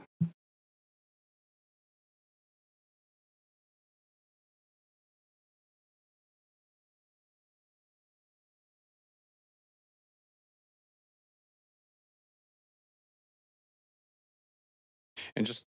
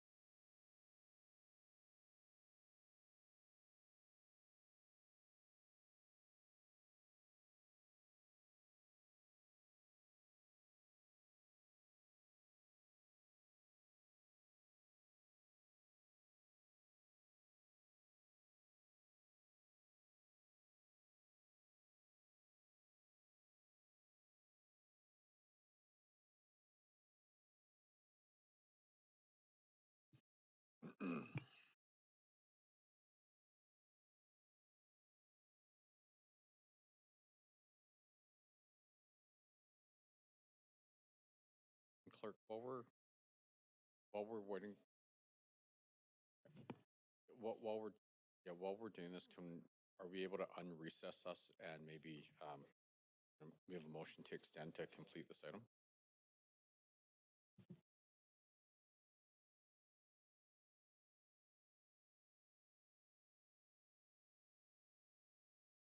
Okay, so we should just vote on the amendment? Yeah. Chair, I have a point of procedure. I know you should have the floor, but I recognize we only have 3 minutes. I'm hoping that we can find a procedural way to create some space to move to extend past noon to complete the item. Sure. So I'd look for guidance from you. Is there a seconder? Any discussion? All those in favor, say aye. All those opposed, say nay. Great. Okay, so we will extend. And so, Clerk, is the simplest option right now just to vote on the amendment to the amendment? That's correct. If council approves this replacement, then A to J would not be approved. They would be referred back to staff unapproved. Yeah. Okay. All right, Councillor Maloney, any other comments? No. Okay, so we're going to vote on the amendment by, the amendment to the amendment by sorry. Councillor. I'm sorry. I did forward some suggested amended wording by staff that that council. I don't know how I incorporate that best in my amendment, but it was to replace the original wording with that council strike. That council sever recommendations A through J and replace it with the following: that council refer recommendations A to J back to staff so that further deep consultation can be undertaken. So, Clerk, you were shaking your head there. Oh, there is a motion on the floor. It's been moved and seconded. So it would, if there was new language, it would have to be withdrawn by the mover and voted on unanimously. So is that what you'd like to do, Councillor? I'm happy to do that. Okay, so the motion, great. All in favor of withdrawing the amendment to the amendment? Sorry, I said all in favor, right? All in favor? All opposed? Okay, so that amendment to the amendment is being withdrawn. Councillor Maloney, you're still on the queue. I'm assuming you are going to file a revised amendment to the amendment. That's right. Thank you. And thank you very much to staff for that improved wording.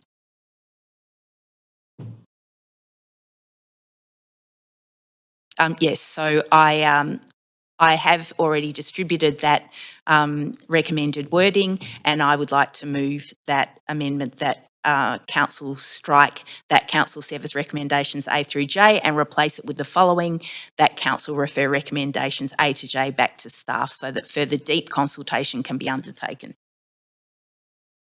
Great. That was seconded by Councillor Fry.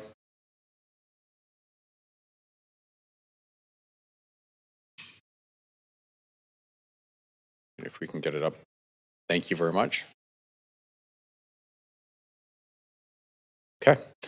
Seeing no one else in the queue, we'll bring that one to a vote.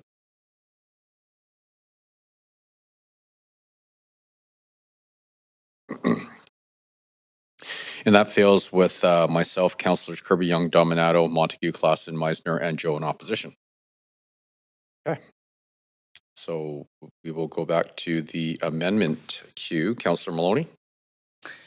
I do not wish to speak more. Thank you. Okay, great. So just so we're all clear again, we are voting on Councillor Kirby Young's amendment. Sorry. Okay. Seeing no one else in the queue, we're going to bring that to a vote.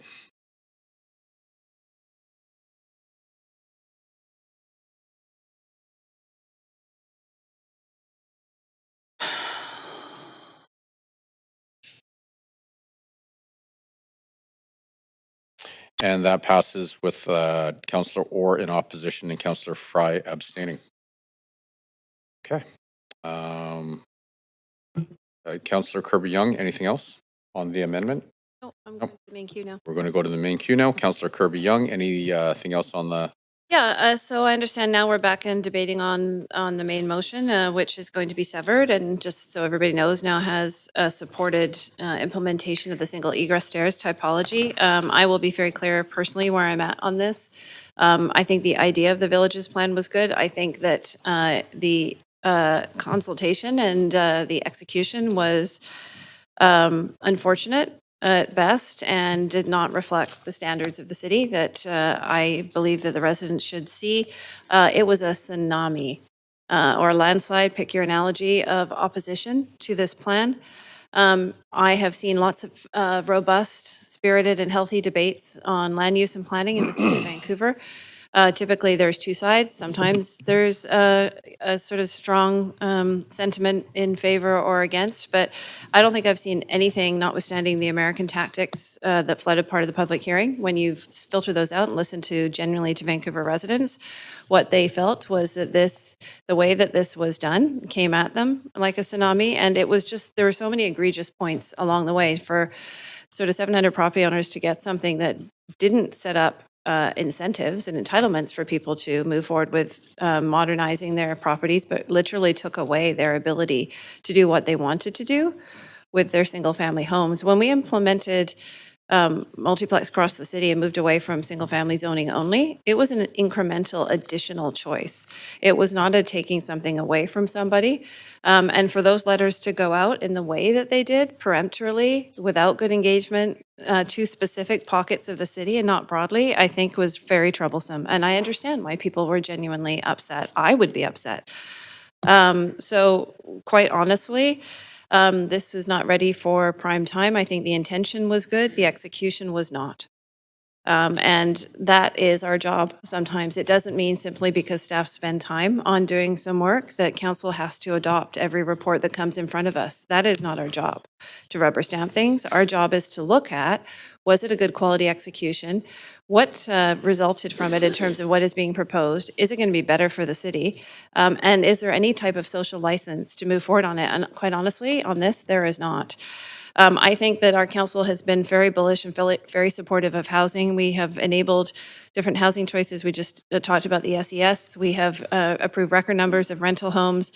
We have put in lots of efforts to make development more viable. We have implemented multiplexes. We learned from that. We sent them back to refine the design guidelines.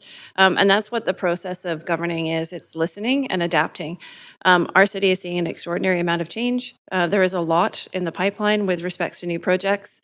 We also heard a lot from a lot of the existing neighborhood centers and retail areas that are having their challenges with respects to vacancy and otherwise. There was a lot of good work already done around shoring up and supporting those neighborhood centers through the official development plan that council adopted.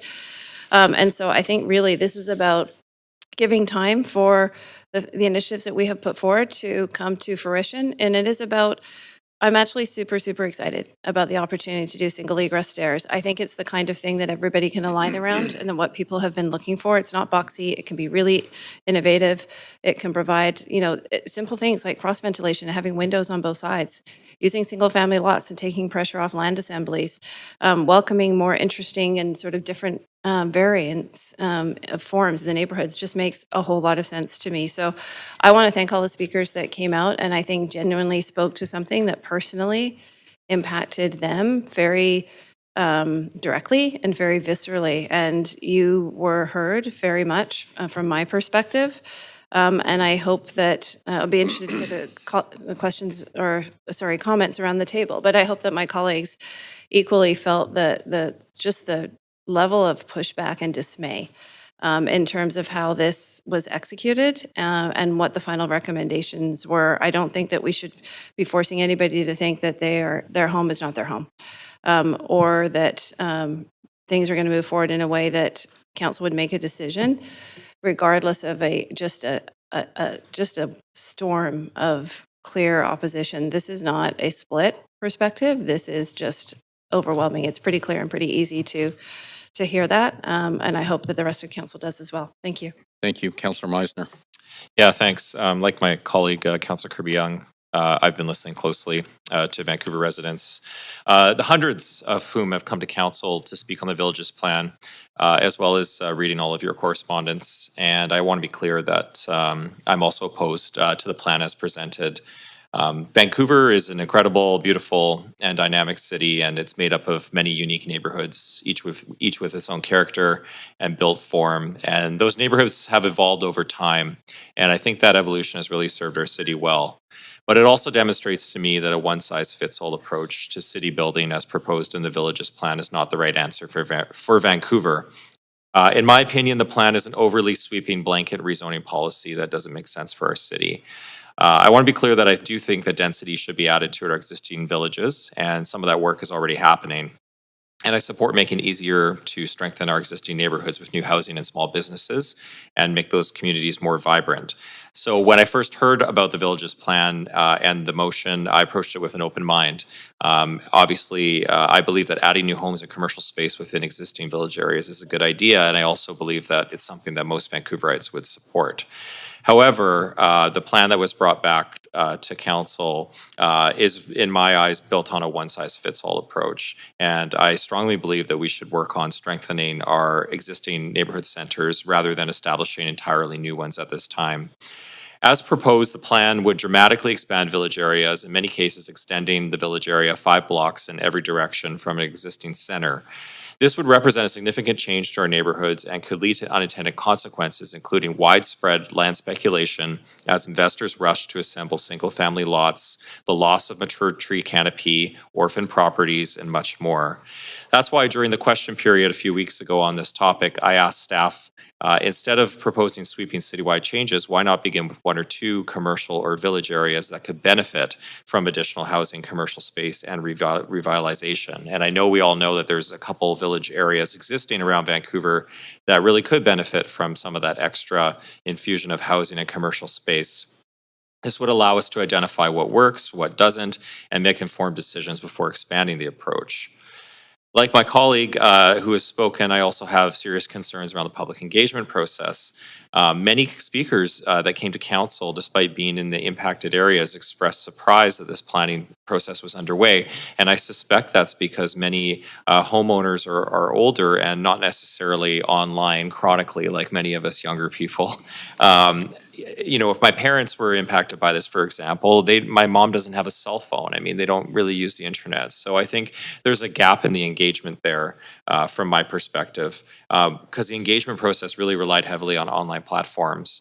And to the letter, councillors, as I've stated previously, were not aware of the contents of the letter that was sent out by city staff to homeowners in advance. And I think homeowners who received this letter deserve an apology for the alarm and concern that letter caused. Many interpreted that letter as the city telling them what they could or could not do with their property. In many cases, they've lived in it for decades, telling them things like they couldn't add a laneway house, or they couldn't build an addition, or they couldn't do a multiplex, but would instead be expected to build a 4 to 6 story mixed-use building with ground floor retail. So clearly that would be quite shocking to receive in the mail. I will close on just saying that as a counselor over the past 3.5 years and continuing, I feel an immense responsibility to make well-considered decisions about development in our neighborhoods. I feel a strong responsibility because these decisions will have lasting impacts for decades and even longer. So in opposing this plan, I want to acknowledge that this council has taken significant steps to address the housing crisis, from the Broadway plan to Sanok, to the Heatherlands, to the Canby Corridor, to multiplex zoning, to streamlining permitting, to eliminating unnecessary red tape. I'm proud to be part of a council that's taking serious action on the housing crisis, but I also will always stand up for thoughtful planning, and I will always listen to residents. And the message from Vancouverites has been clear. They do not support the Villages Plan as currently proposed, and I, as a result, will not be supporting this proposal today, and I'll be voting against it. Thank you. Thank you. Councillor Bly. Yeah, thanks very much. I will be quick. I've already spoken on a number of dimensions to this report. I do not feel like we landed in the right place with the Villages Plan, and so support not moving forward with it as it's been laid out. But I do want to just say that, and it really is just an appreciation to staff who have worked on this plan. Our planning staff have tackled a lot of major projects and plans, particularly needing to deliver here in July at the end of this council term. And I can't imagine what it must feel like to sometimes sit and have to listen to a lot and not be able to say a whole lot in terms of what has gone into this. I think we've all learned, whether it's communication that's been disseminated to affected communities, what we can learn from that, where we engage and how we engage. But when something is directed to staff to do a planning exercise with some urgency, I think that's exactly what staff responded to in terms of their direction. And it's a good lesson to this council and any future councils that when we are moving things forward for what might appear to be political expediency at the time can often result in a lot of wasted staff time. We need to be pragmatic in how we form policy, and we need to be responsive to how people feel about it. And sometimes that means we need to slow down to speed up. So part of this, I think, exercise has been an incredible learning. And one of the pieces that I think is very important is to recognize at the end of the day, livability for folks means that they can walk and roll to the daily things that they need in their communities, and that enhances livability greatly. And so, for the goal of increasing different housing choices across our city, I think there is still a lot of work to do, and we have a number of planning exercises underway, as well as decisions that we've made around zoning that allow us to continue on that work. I think, hitting pause now on this work and essentially not supporting it entirely means that this doesn't become sort of a distraction, let's say, in terms of the broader issues that we're facing, that our city is facing in terms of how we grow, how we get around the city, and how we make sure that the city is somewhere that people can afford to live, and not one particular zoning is going to solve all those issues, but those issues still exist. And so I think at this particular moment in time, the right call is to not move ahead with the villages plan, although I do think there's a tremendous amount of value in terms of what's been learned through this process that both city staff can take away and also fold into future work that will allow us to increase housing choices, to increase available retail, and to make sure our city grows in a way that is thoughtful, is responsive, and make sure that neighborhoods and communities do not shoulder the burden of the growth of the city, but they're part of it. And I do still firmly believe there's a way that we can do that. So again, just to close, thank you very much to staff, and thank you very much to the speakers that waited many till midnight, after midnight, to have their voice heard, because this mattered that much.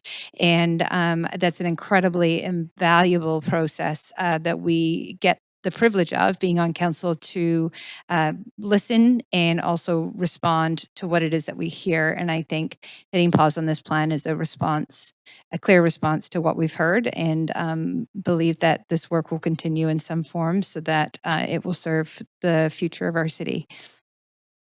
Thank you. Councillor Maloney. Can I be taken to an amendment queue, please? Sure.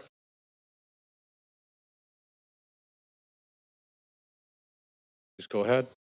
Thanks. I've distributed an amendment that staff provided to us in response to some of the staff have been extremely helpful. They provided us with proposed wording of amendments that we could use if we wanted to respond to the various concerns raised by public speakers. And one of those was something that I asked staff about during questions, which is picking a pilot of 5 village areas. Now, I wouldn't be moving this if members of the majority hadn't already suggested that they're voting against the original plan. But I do want to, and I'm somewhat concerned about limiting the villages area plan to a pilot, because I know that could result in it's just better to, as we heard from staff, to have a broader rezoning to allow more access to development opportunities across the city. But I'm going to move this anyway, because I feel very strongly that there's been some very thoughtful work done by staff. This is a compromise, and I think rather than dismissing the plan in its entirety, that it looks like we're heading towards, that we have an opportunity for a pilot to learn from. Thank you.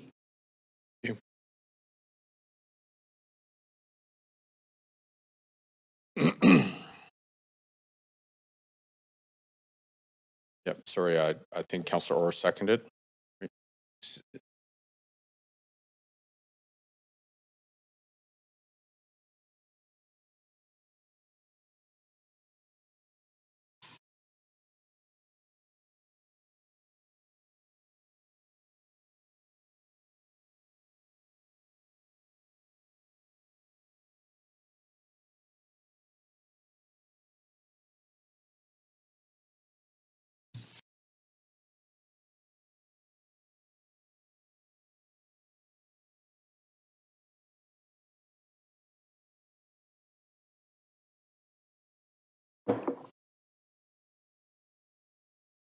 I'm very sorry for the formatting.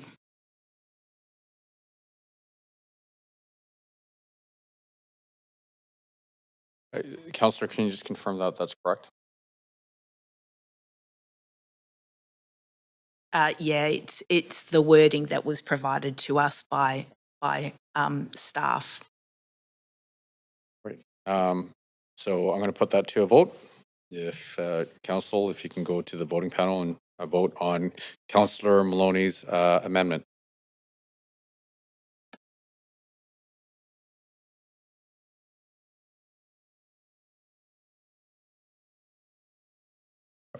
Call the vote.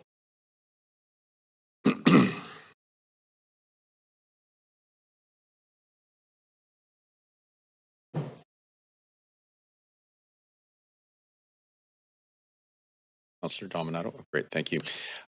And that fails with myself, Councillor Kirby Young, Dominato, Montague, Klassen, Meisner, and Joe in opposition, and Councillors Bly, Fry, and Orr abstaining. Okay, so we'll just go back to the main queue. Councillor Maloney. I'll pop off for the moment. Thank you, Councillor Joe. Yeah, thanks, Mayor. So first, thanks Planning Department for presenting this plan to Council and to the public. I know there's a lot of works and a lot of effort behind, so thank you for this. And also thanks for all the speakers who stay really late with us together. I understand your passion, your concern. You deserve to be heard. I want to begin by making one thing very clear. I support building more housing in Vancouver. We need more homes and more housing choices for the current and future residents. But it does not mean supporting every housing proposal. It does not mean supporting every plan. I understand the rationale of the village plan. I do. I support the intention, which is to create walkable neighborhoods for all the residents. But our responsibility as council is not simply approve more density. Our responsibility is to ensure we get the planning right. Over the past few months, I have attended multiple community meetings, engagement, met with hundreds or perhaps 1,000 residents, business owners, and neighborhood organizations regarding the village plan. Some support additional housing, some oppose aspects of this proposal. But regardless of where they stand, they all ask one thing: to be heard. I think good planning does not begin with zoning. Good planning begins with listening. The principle has guided my thinking throughout this process. The proposal would rezone more than 13,000 properties across 17 very different neighborhoods in a single vote. Every one of these neighborhoods is very different.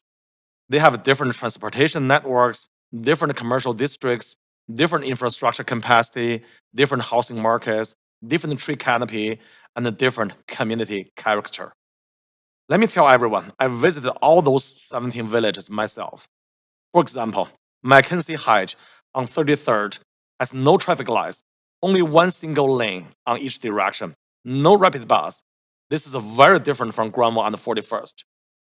Yet, we are being asked to apply essentially the same planning framework across all of them. It doesn't make sense. So I'm not convinced that the one set fits all approach is the best way to plan a city as diverse as Vancouver. I'm also concerned about whether this proposal delivers what it was promised. The stated objective is affordability, but I have not seen sufficient evidence that this plan will guarantee homes that middle-income family can actually afford. Upzoning alone does not automatically create affordability, and many residents have questioned whether affordability outcomes are adequate built into this proposal. Also, as you can tell in my question, infrastructure is another major concern I have. Housing is not just about the buildings. It's about water, sewer capacity, roads, transit, parks, childcare, schools, community centers, and public safety. Many residents ask a simple question: can our infrastructure keep up?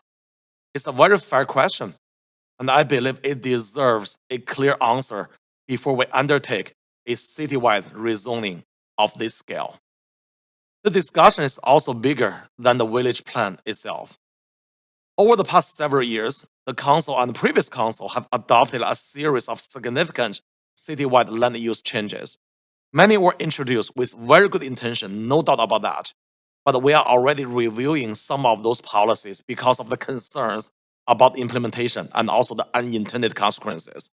Just like the multiplex policy, which is under review right now because of our motion, due to the concerns from our residents.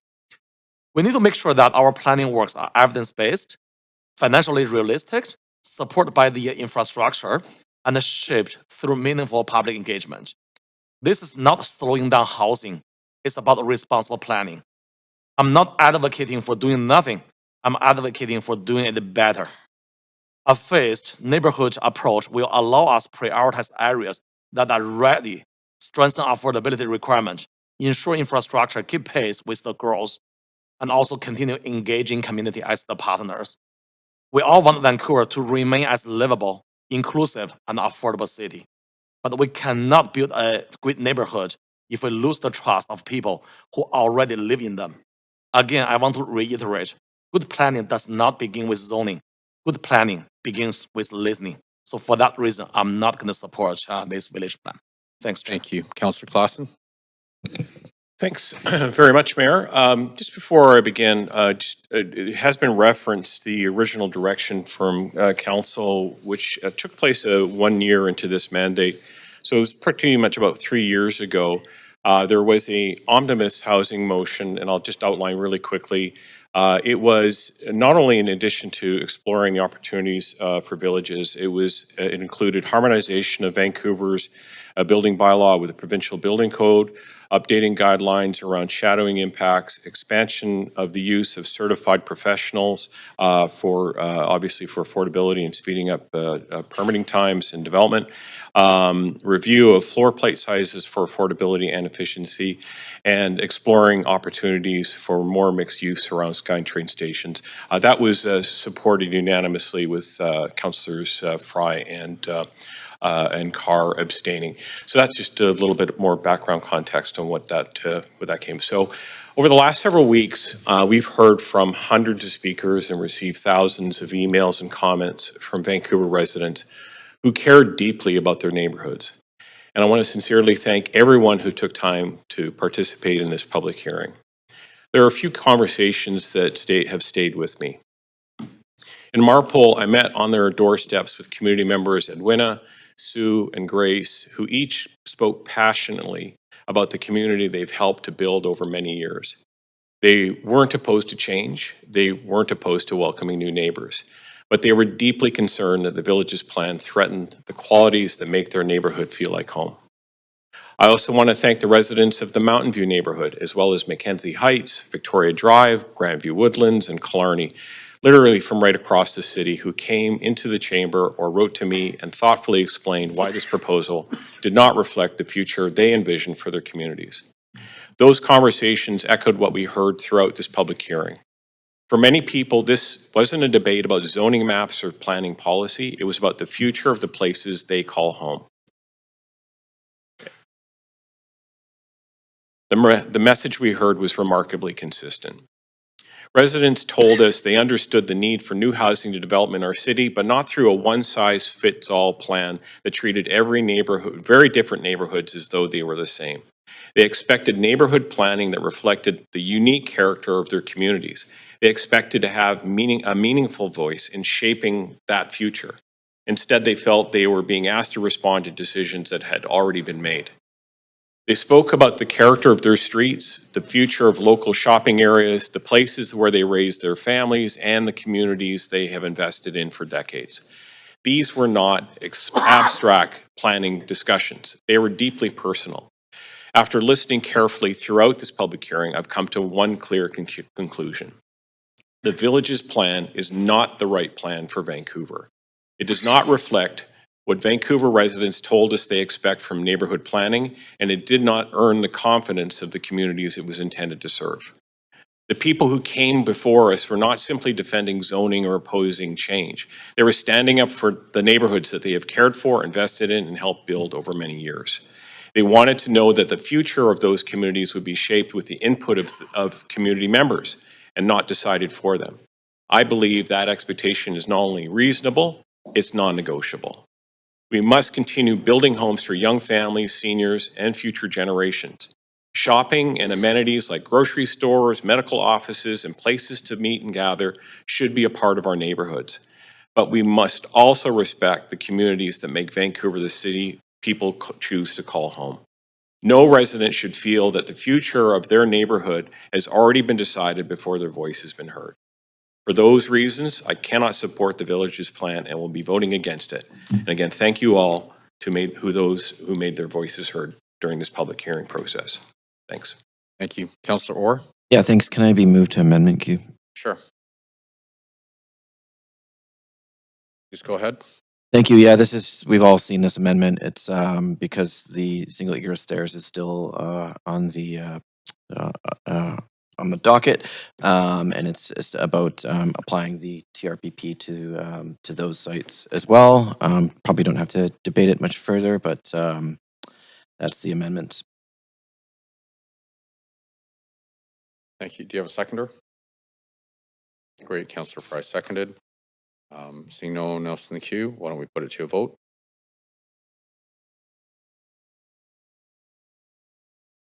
Sorry. Councillor Bly. Yeah, thanks. I appreciate the spirit of this amendment. I actually think it opens up a number of risks, and one of the main risks is that the tendency for landlords to be willing to to rent out their basement suites if they are compelled through a TRPP. Actually, and we've actually looked at this before, and we've gotten feedback from staff that so before we implement, I think it really needs to be talked about and analyzed with what does the data show us? Because while I appreciate the spirit of it in protecting the tenants, what happens is landlords are less likely to rent out their basement suites if they are going to be accountable to what is often tenant protections that they can't necessarily fulfill. My concern in the past when we've looked at this is that there may be an unintended consequences. The landlord might, use Airbnb or something to generate revenue for their basement suite instead of actually allowing a permanent tenant to be. So while it may support existing tenants, I think it actually harms our available affordable rental stock in the long run, or it could. And so without that data, I can't just simply support that, asking staff to bring back amendments. I'd much prefer a report back to better understand what are these conditions looking like today and how do we address. I think the spirit of this amendment is trying to protect tenants, which I agree with, but the unintended consequence can be actually reducing affordable housing stock for renters across our city at a time we can't afford to lose any of that space. So I can't support it because I think the way it's been drafted is too prescriptive. Thank you. Councillor Maloney. Yeah, I also have similar concerns because what we need to do is make sure that these are viable. And I think we've heard several times in recent months from staff that apartments just aren't being built. Small scale apartments just aren't being built where there is a requirement that inclusive zoning or other impositions be put on it. And I absolutely agree that we need to be looking after tenants more. We need so much work to be done. There's a lot of other things that are available to us, like the social housing initiative that was voted down, like building more affordable housing in conjunction with funding from senior levels of government. And we heard that from staff this morning, that a deeper level of subsidy from senior levels of government is required to make sure that all levels, we're providing housing with all levels of affordability. And I think that's the thing about the Villages Plan and my proposed body of work that was voted down in relation to supporting retail areas with more accessible, affordable housing choices, is that we need more housing supply at every level of affordability. But we don't want to make sure that single stair egress housing can't be built because it's not viable, or it discourages people from entering into that because of additional restrictions that aren't currently on those forms of housing. So that was a little bit garbled, but I'm just trying to explain that I really appreciate the intent of this, and I care very deeply about providing more affordable housing options. But if people aren't willing to either develop or open their homes to tenants, then we're kind of shooting ourselves in the foot. Councillor Fry. Yeah, I do support this amendment wholeheartedly. I, like a lot of us, I think I've been out there doing a lot of door knocking, and I am actually flabbergasted the extent to which there are still so many shared houses with tenants across our city, from Dunbar to the Drive. There's a lot of folks who are living in this sort of secondary rental stock, which may or may not have been legally converted into multiple apartments within a house, but there certainly are a lot of them.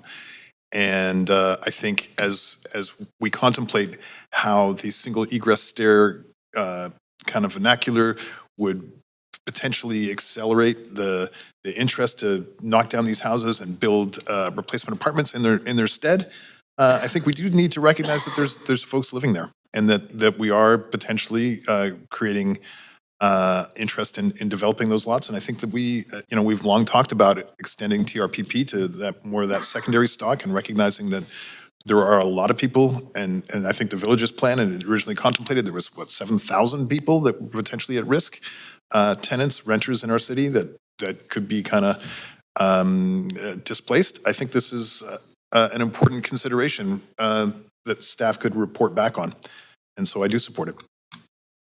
Thank you. Thank you, Councillor Bly. Yeah, thanks very much. I just want a point of information through you to the chair is, to staff, sorry, is the interpretation of this amendment. Because it's asking staff to prepare amendments, not to report back. And I just want to make sure all councillors, because some of the comments have sort of suggested that we're going to get some information back, and that's not what this is asking for. It's asking for amendments to the TRPP. Right, but amendments, okay, I didn't necessarily read that as a report back so much as it would be amending it, which can be quite different, right? We get a report back, we make a decision, we shape it, and then we amend it. And so maybe it doesn't need clarification from staff, but yeah, I think well, actually, I would like to hear from staff, their interpretation of it. Thanks, Councillor. Yeah, if Council were to approve this, we already have a TRPP review underway. So I think what we would do is consider it as part of that review, and then bring it back for Council's consideration as part of the full TRPP updates and any amendments that come back as part of that review. So that's how I would interpret this. Okay.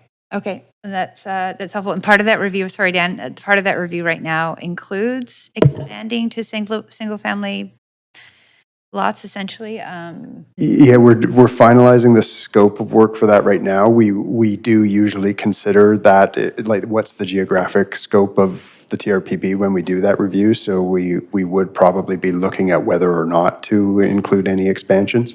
But you don't have that. We haven't Decided decided yet. I mean, we would be bringing that back, yeah. Yeah. Okay.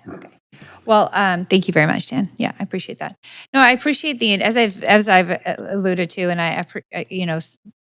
in other comments, Councillor Fry and others speaking quite confidently about this approach. I don't think we have that data. And so I'm not sure how you could be quite so confident that this is not going to have an unintended consequence of reducing available affordable rental stock. And that's my priority.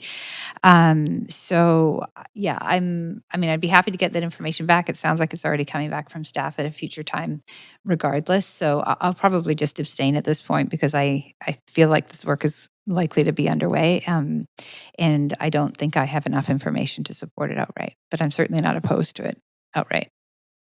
Thank you. Councillor Maloney. Point of information to staff through the chair. I'm interested in knowing would the TRPP review, if this was incorporated, include like economic impact or impact on viability, so that we could make an informed decision about whether it was going to have a negative effect on the supply of housing. Of new projects with single egress stairs, yeah. We always do financial analysis. As we look at financial impacts of the TRPP, we also look at impacts on things like permitting timelines and permitting complexity. So we always balance those out when we're recommending enhanced or new tenant protections. All right. Well, look, that would allow a more informed decision to be made. So I'm persuaded I'll support this. Thank you. Thank you. All right. So why don't we put that to a vote?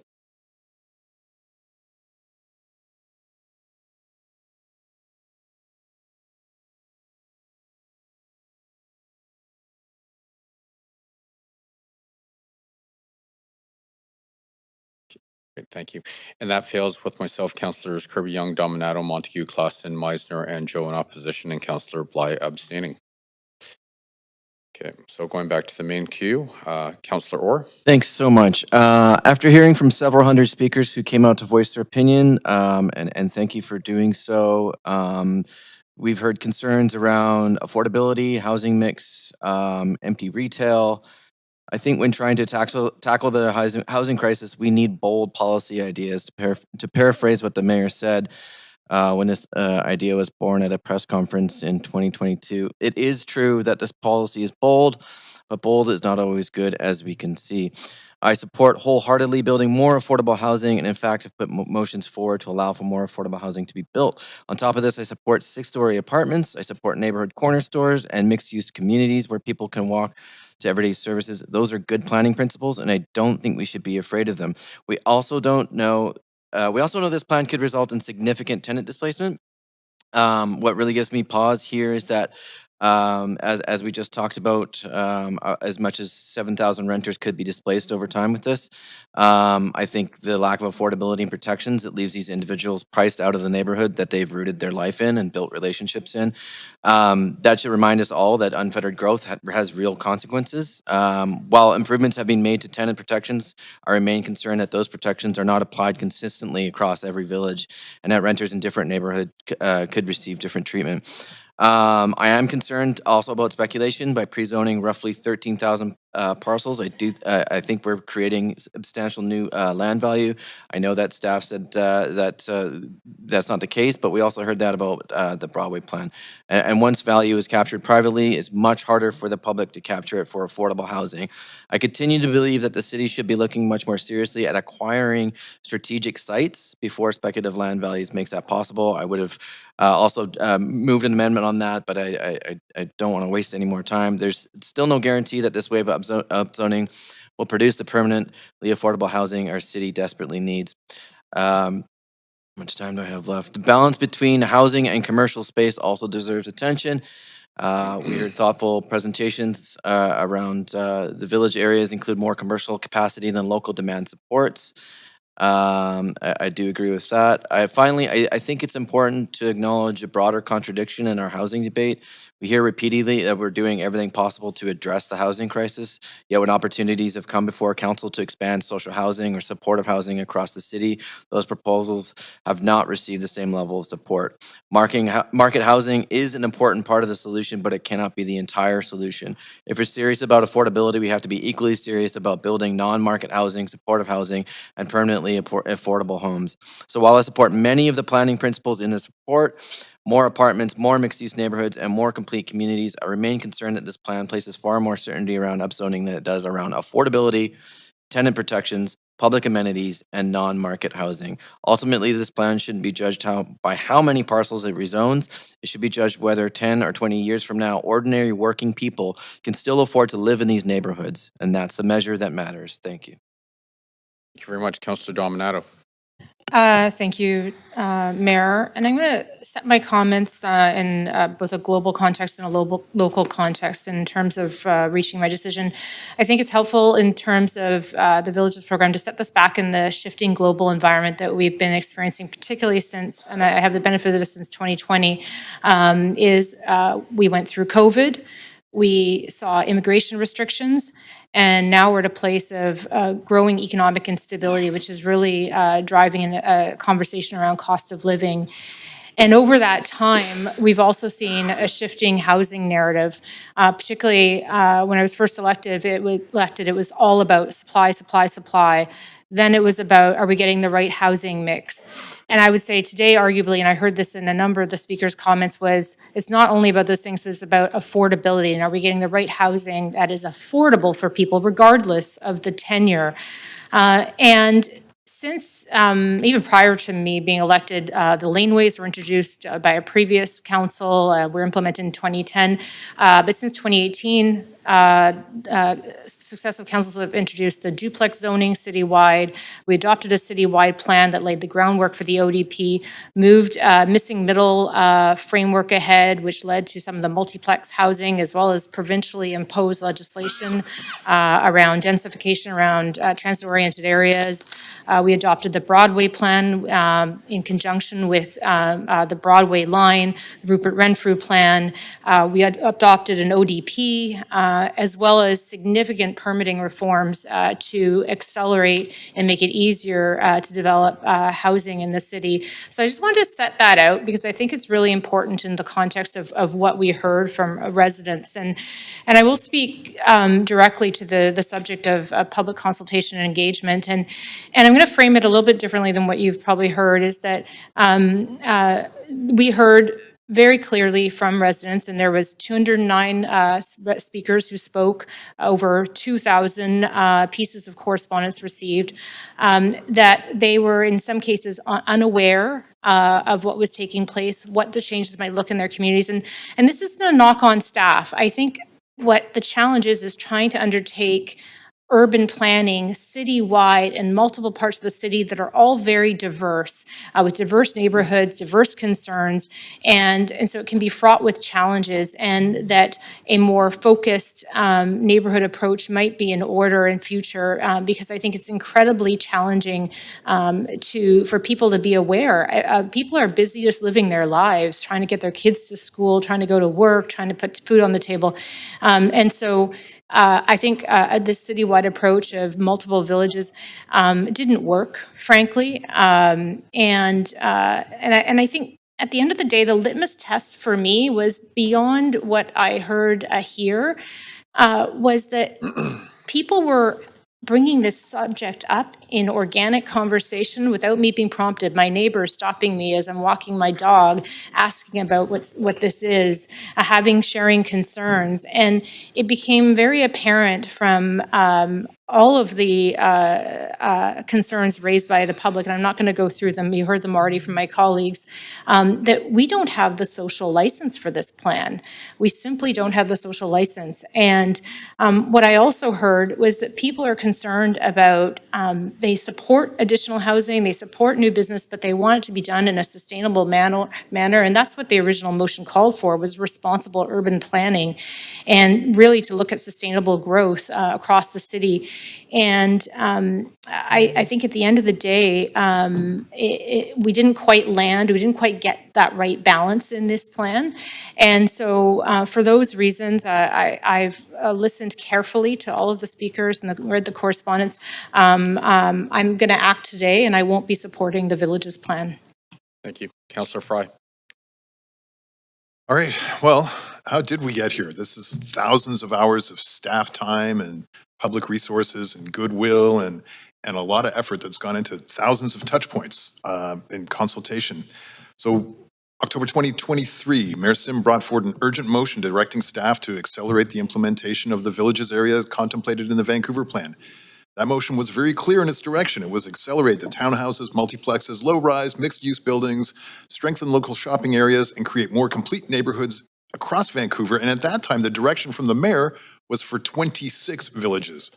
And it should be noted that despite the lamentations I'm hearing about the failure to consult and stuff, it was brought as an urgent motion. So there was no opportunity for the public to speak to it. It was by design denied that opportunity for consultation.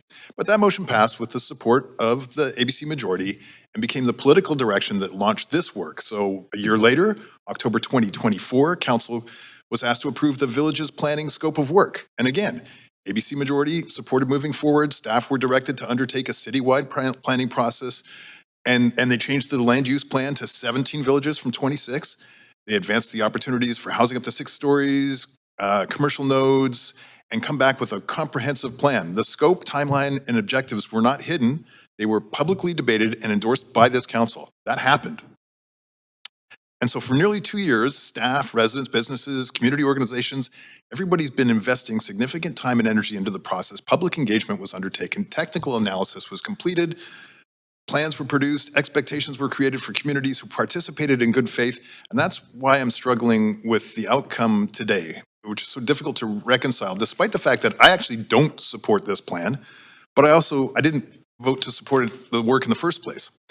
The Villages Plan that we're looking at didn't emerge unexpectedly. It was the direct result of direction provided by Council in 2023 and again in 2024. Yet, after initiating the process, defining the mandate, and directing staff to proceed, the mayor and ABC majority appear poised to reject this plan that their own directions had set in motion. So colleagues have talked about a lack of consultation and a failure to consult. And I think I even heard somebody say that the process did not meet the expected standards. And yes, consultation and social license matter, but I haven't seen that consistently applied by this council in the first place, be it the capital budget, the zero means zero budget, the banning supportive housing, or getting rid of the park board. Consultation has not been the barrier for this council. The Villages Plan and its various iterations had over 5,500 touch points. How much more consultation did it need? If council directs staff to undertake a major planning process and put all the resources and years into it, we should have more compelling reasons to abandon the plan. I'll be clear in my own critique of the plan, not the process. I think it had too much commercial floor space. Village boundaries were too arbitrary. The application of apartments and opportunities should have been more broadly citywide. I worry about the tenant displacement. I worry about the tree canopy and the permeability. But I do want to see like the wood frame construction and missing middle and apartments all over the city. But the lesson here is not about the villages, it's about governance, and it's about political expediency, because at the end of the day, public trust depends on council providing clear direction and standing behind the process it initiates and being transparent when it changes course. What I see here is more around the politics of it. So whether one supports or opposes the Villages Plan, it's difficult to ignore that the process started in good faith by this mayor, this council.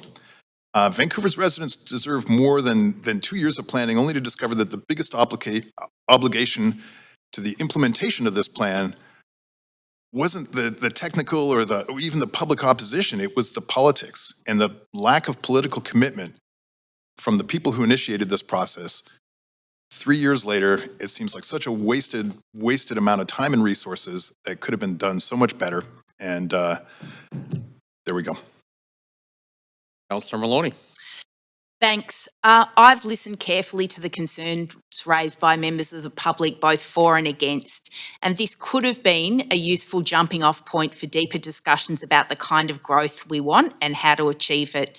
I've tried today to amend this to support our existing retail, require further deep consultation, and instead of using any of the suggested amendment wording or compromise positions that staff were prepared to help us with, to find a way of keeping going with this, but perhaps modifying it to incorporate the concerns raised by the public. It's being thrown in the bin. With regard to my colleague's speeches saying that this is a one-size-fits-all approach, our current zoning is a one-size-fits-all approach, but it doesn't actually fit all people. It fits people that can afford to buy incredibly expensive homes, and it doesn't fit everyone else. Our neighbourhoods are changing, whether we direct change that steers it in a particular direction or not. They are changing. We can't just ignore the fact that there are fewer and fewer people able to afford housing in our city, and this plan, it wasn't perfect, but it would have provided more affordable, accessible housing choices in more neighbourhoods. And if we want more affordable, accessible housing options, we need to actually allow them to be built. We need to make sure that families can find housing off noisy, polluted, dangerous arterial roads in neighbourhoods. This plan isn't about whether we change, it's about how we change, where and for whom. We need to give people a diverse range of housing choices. This plan was an implementation of the vision that we want people to have affordable, accessible housing and choices that are attainable to more people and provide convenience so that more people are able to walk to what they need in their neighbourhoods. You know, we've heard from public speakers who said, I can already walk to things in my neighbourhood, and that's great. We just want to provide that for more members of the community. This plan would have eaten into the stranglehold that mega developers have on providing the city's new housing. And I do want to reflect on affordability. This plan would have legalised a variety of housing types that are more affordable than single detached homes that predominate many of these areas today. And enabling these housing forms would have provided a lot of Vancouverites with hope for a future where they can stay and make a life in the city of Vancouver. Low-rise apartments are simply the most affordable form of market housing, and I'm glad that the single stair egress projects will continue to be worked on, but we have to allow them to be built somewhere. Low-rise apartment buildings are the least expensive form of market housing to build, quickest to market, and enable more types of builders, not only large institutional investors, to participate in housing delivery. Also, non-market housing providers would be one of the significant beneficiaries, since they often rely heavily on zoning entitlements to secure funding. And we would have seen more of this if other planning work had been voted through by this council, like the Social Housing Initiative. In addition, non-market affordable housing benefits from the Development Cost Levy or DCL funding, so market projects would have been making meaningful contributions to the development of city-led affordable housing. So while there are legitimate concerns that have been raised about housing affordability by public speakers and my colleagues, this would have been a step in the right direction to providing more affordable, accessible housing types in our city. I've run out of time, but I'm going to symbolically vote in favour of this because we need more Councillor, housing we're at choices time. in our city. Thank you. Thank you. Can I please see the chair? Thank you. Okay, well, first of all, I do want to acknowledge our incredible team at the City of Vancouver for the incredibly, the vast amount and hard work that you have put on this initiative. It's not lost on us how much work has been put in, and you guys have done, you've worked incredibly hard. And so for that, incredibly thankful. I also want to thank all the speakers who came in over countless days, long hours, late at night, early in the morning, to have their voices heard by City Council. Now, I think it's incumbent upon the City of Vancouver and the councillors to do the hard work. And then we review the hard work and we listen to the public. And then we debate what is presented in front of us, having an open mind in this chamber. And then we vote on that work. And that is exactly what we've done. And that's exactly what we're going to do today. I do think that no homeowner should feel that City Hall is deciding the future of their property without their voice being heard. Now, this is a plan that did not engage effectively with the public or respond to the serious concerns that were raised about these radical changes in their neighborhoods. And we can't build more housing in the city while ignoring the residents who already make our neighborhoods the vibrant places that they are. This plan did not strike the right balance between housing growth, implementation, infrastructure, and community confidence. And we've heard loud and clear that while many supported the objective of creating more housing, they also raised thoughtful concerns about the scale of the proposed changes, neighborhood fit, infrastructure, capacity, implementation, and pace of change. This plan doesn't sufficiently address those concerns, and we need to be responsible to the issues that are raised by the community, and we have an opportunity to listen and to take action. And so, despite the hard work that we're incredibly thankful for, I will not be supporting the village's plan. Thank you. Thanks. So, can we please go to the voting panel, and then can we please be clear what we're voting on, because I think there's. Yes, can we sever A through J? Yes, please.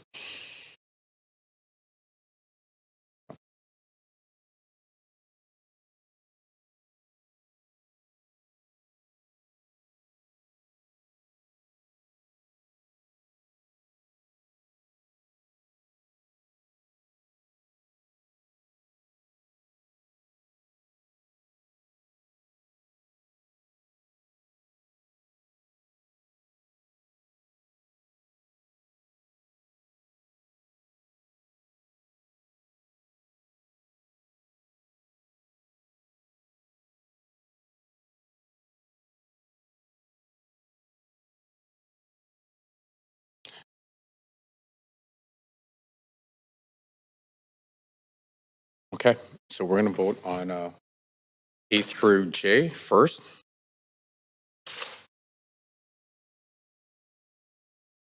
Was that clear, everyone? We're voting on items A through J. Yes, unless you want to sever it further. It's too late, actually. Okay, and that fails with myself, Councillors Kirby Young, Dominato, Bly, Fry, Montague, Klassen, Meisner, Joe, and or in opposition. So now if we can go to the voting panel and vote on the rest of the motion.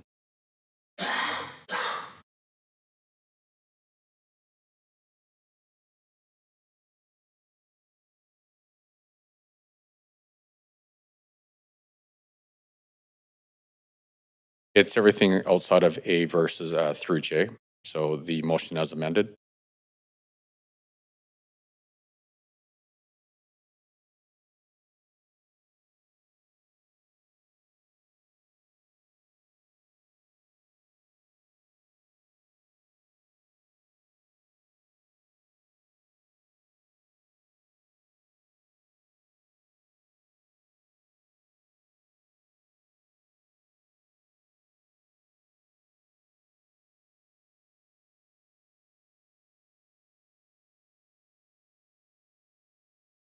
Yes. Just a point of clarification, Mayor, that just looking for affirmation from staff that this enables the single egress stairs piece only, as was previously advised. Just looking for clarification on that.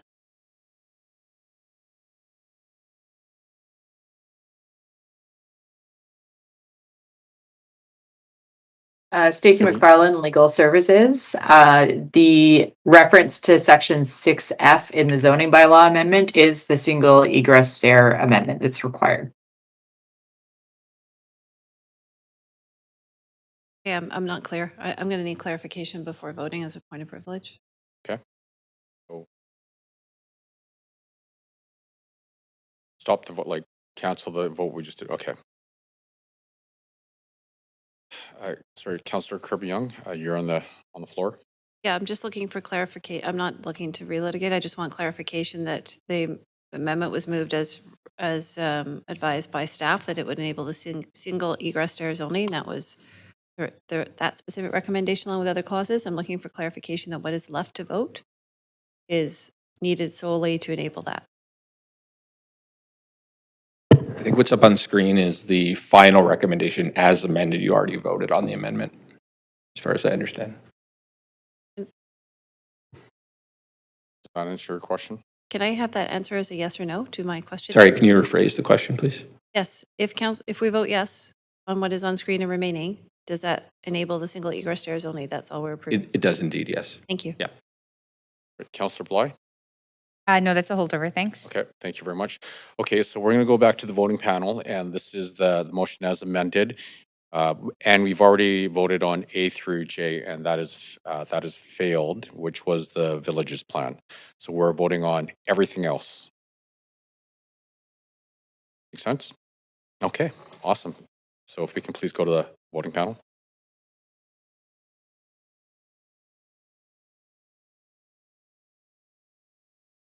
And that passes with Councillors Fry and Orr abstaining. And that, I believe, completes item 3 of unfinished business. And so now we are going to recess for 1 hour, and then in camera goes for at 2 p.m. and then we'll come back here at 4 p.m. Thank you. Sorry, hold on a sec. We're going to come back here at 3:30.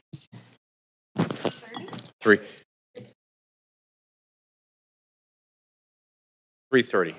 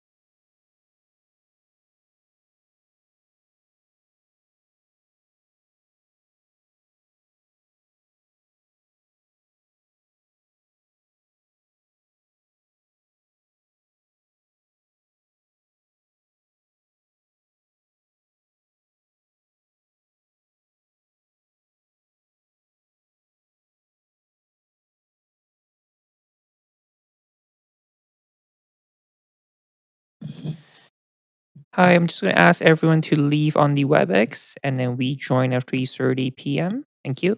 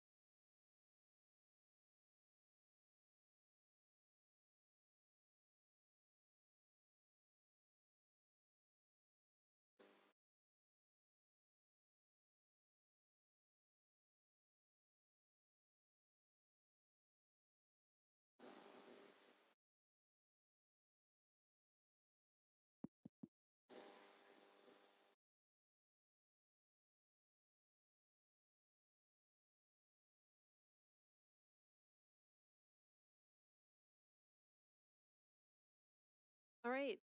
Good afternoon, everybody. Thank you for a bit of a delay. We're sorry that council business took a little bit longer than we expected it to take, but sometimes that happens. We are in our final week of council, and we have a lot to fit in, but it was very important to us that we find time to spend with all of you and to honor somebody who I think truly, truly deserves to be honored in this special way. And it's a small thing that we can do at City Hall, but I hope it's going to be meaningful to the community and the recipient because this is a person that certainly has contributed an awful lot to our city and particularly to their neighborhood. So with that kind of little teaser, I'm going to get us started on reading this proclamation, which is the special reason we're all here today. And I'm going to ask my teammates to do this, and we'll start with Councillor Dominato.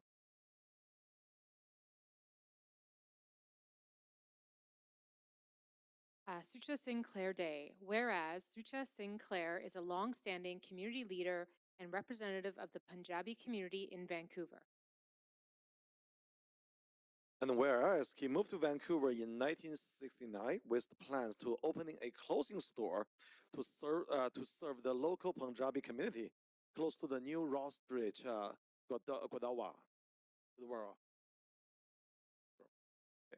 And whereas in opening Shan Sari and drapery on Main Street in 1970, Sucha built the first Indo-Canadian store and one of the founding businesses in what would become Vancouver's historical Punjabi market.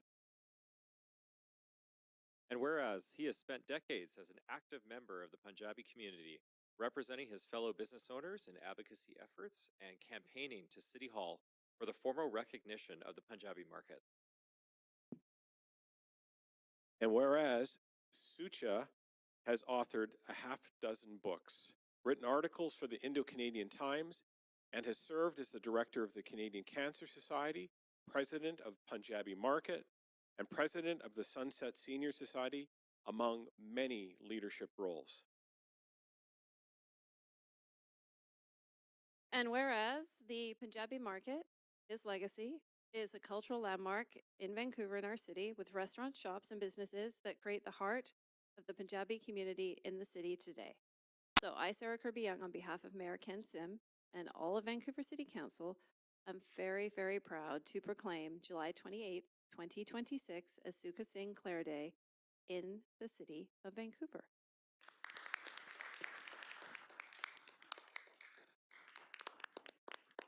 And we would love to invite anybody up if there's a family member or Mr. Singh, if anyone would like to say something, you're more than welcome. And then we can. And if not, we can jump to photos, but if you'd like to, that would be wonderful.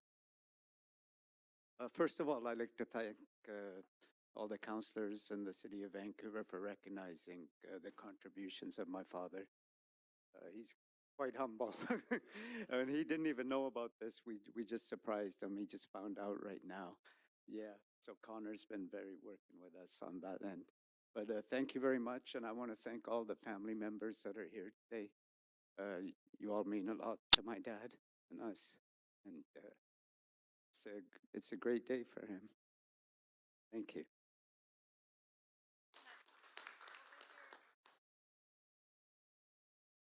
I just told him he was coming for lunch at City Hall.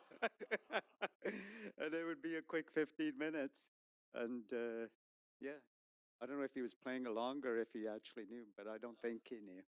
But no? Are you surprised? I think it is a great surprise for me. But I would like to thank for recognizing me as the founder of the Punjabi market. So I'm very thankful for the City Hall and all the city councillors for recognizing my services for the senior society and as well as for the Punjabi market. Thank you. All you've done. Thank you. Can we get like a group photo? Oh.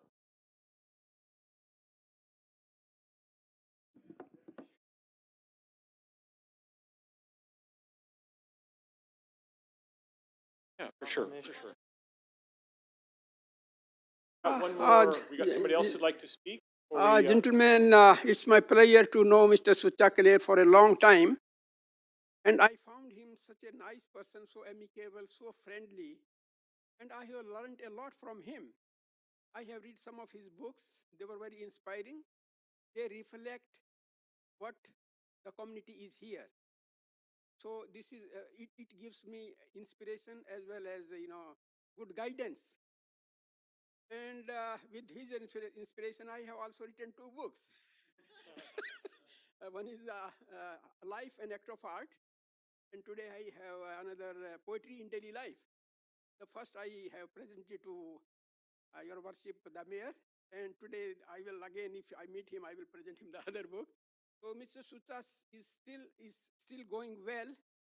He is so energetic, even all these health problems. So it is something which is working inside him, behind him, and of course, when we say behind him, unfortunately, his better half is not there, but his family, it's a pillar for him. So I wish Mr. Sucha all the best in his life, and wish all the best for the family. So they must continue taking care of him. Thanks a lot.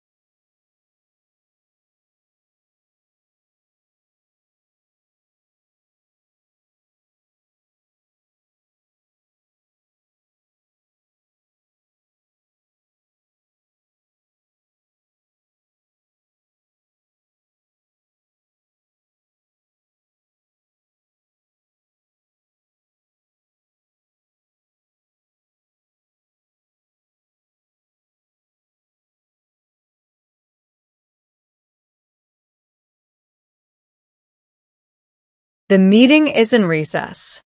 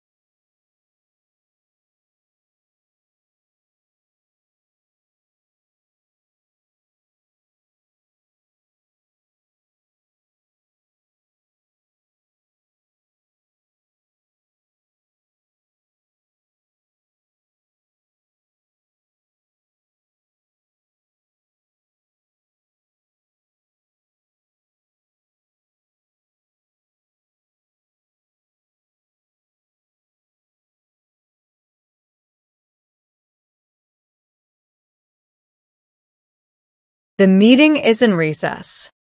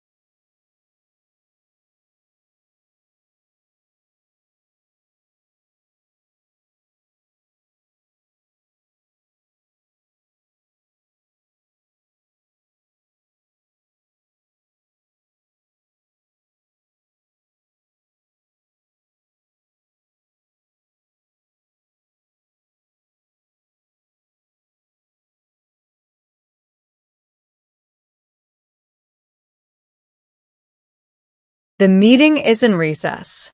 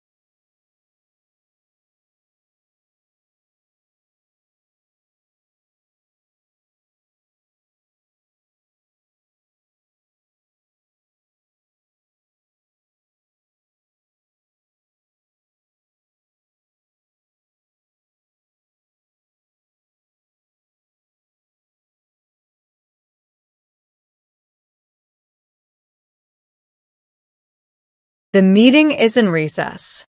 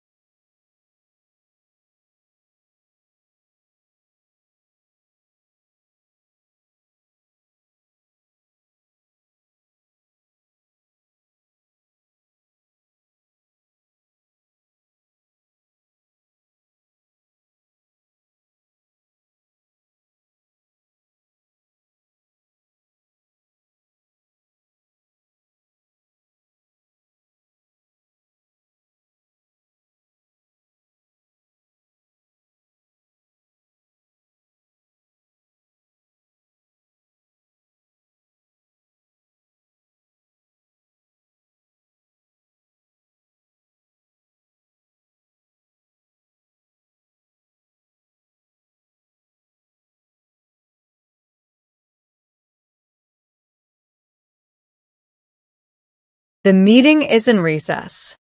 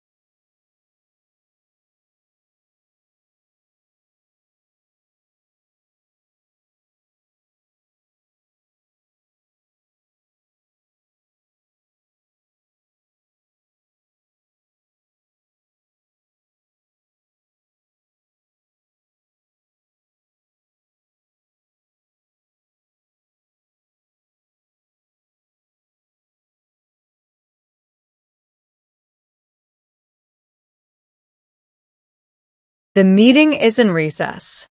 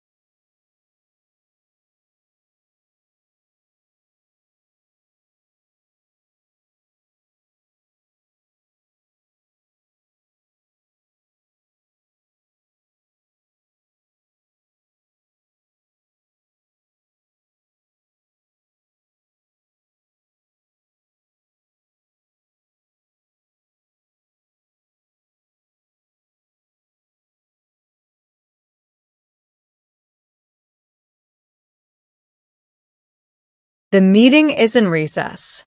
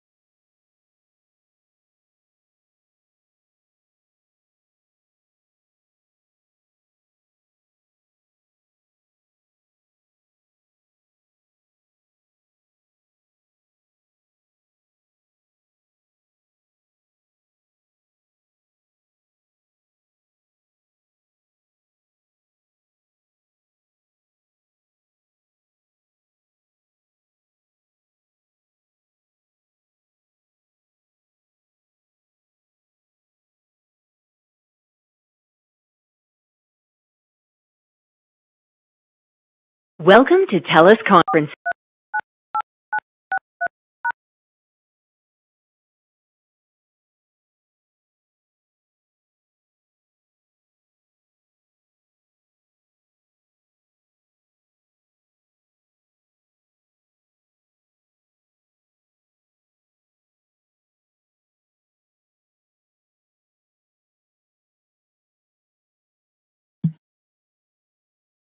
Tamara, can you hear us on line?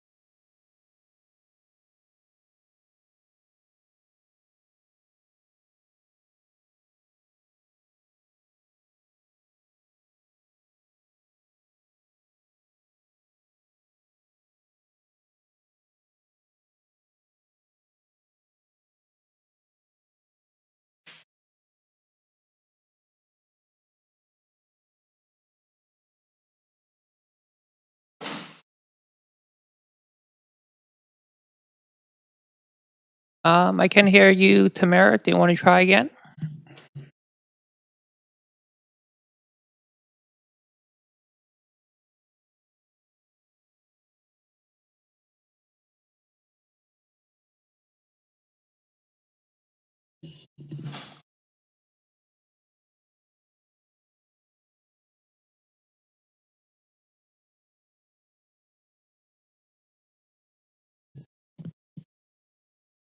Tamara, can you hear me in the chamber?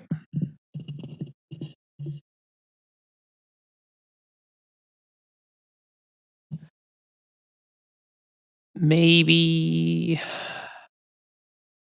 ask Sonia, see if she can take a quick look for you.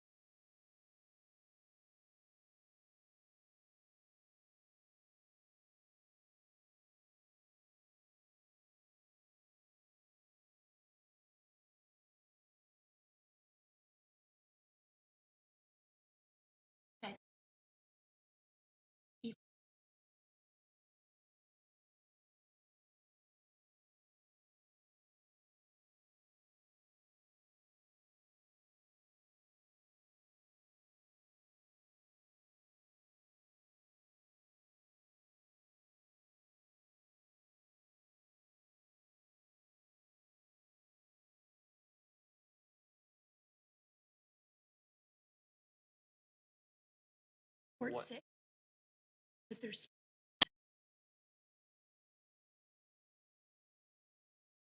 or they want to vary the agenda? But we still have 5 report. Yes, exactly, which is Before, why we're not.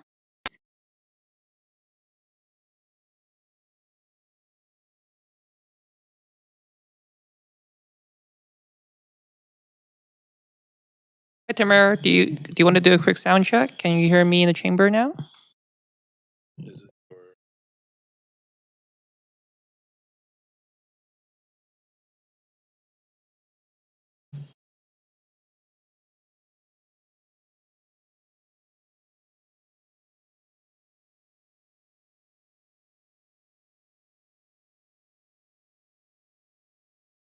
Yeah.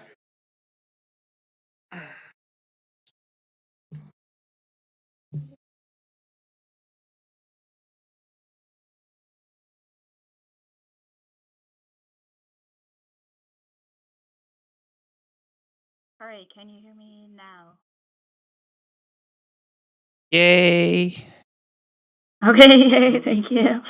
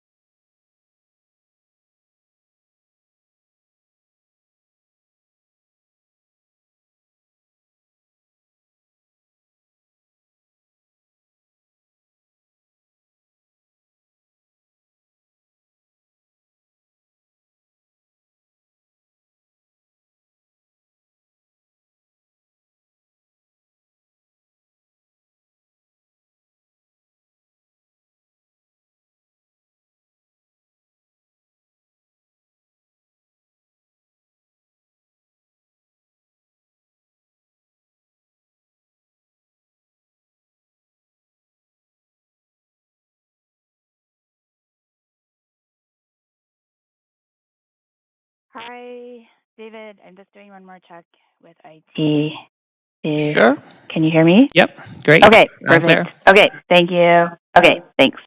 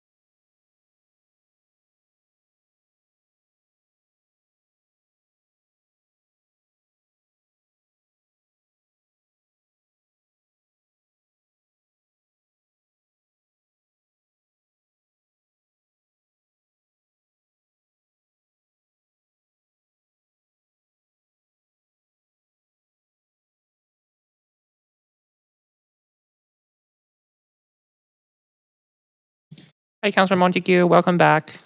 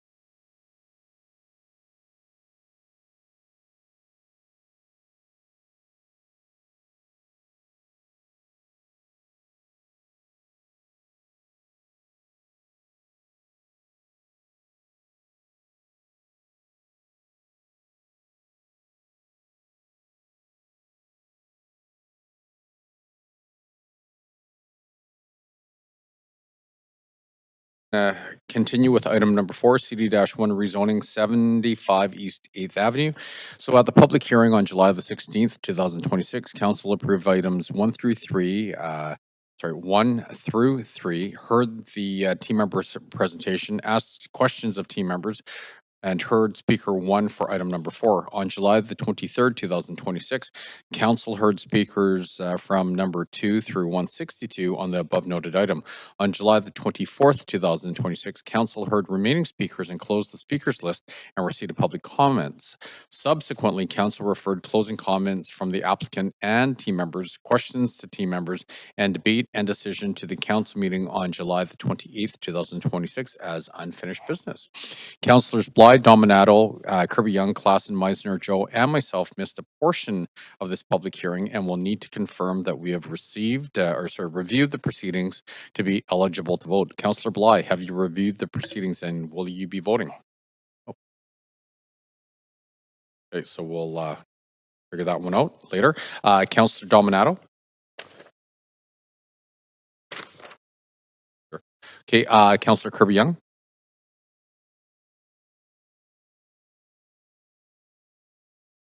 Sorry, you have, and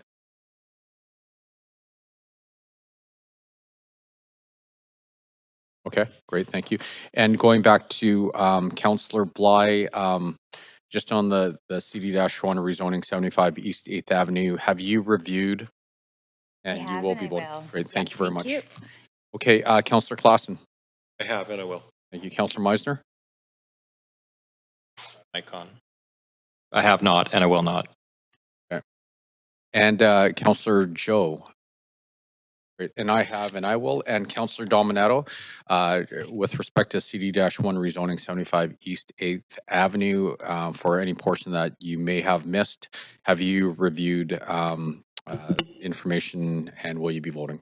I have, yes. Great. Thank you very much. Okay. So before we begin, matter of parliamentary procedure.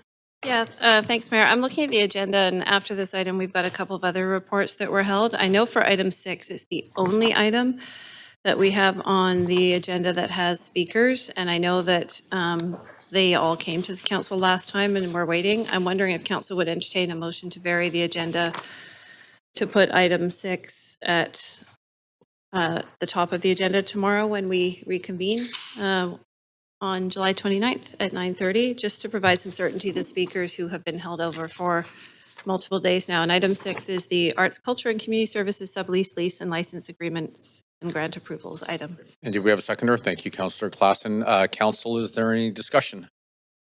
Seeing none, all in favor say yay. All those opposed say nay. Great, that motion carries, and we will vary the agenda for tomorrow. And by way of follow-up, will the speakers be advised of that?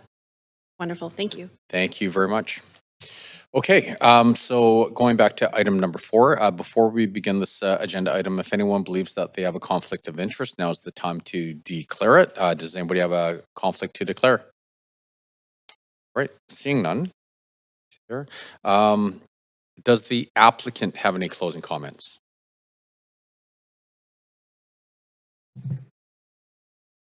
This is painfully slow, this thing.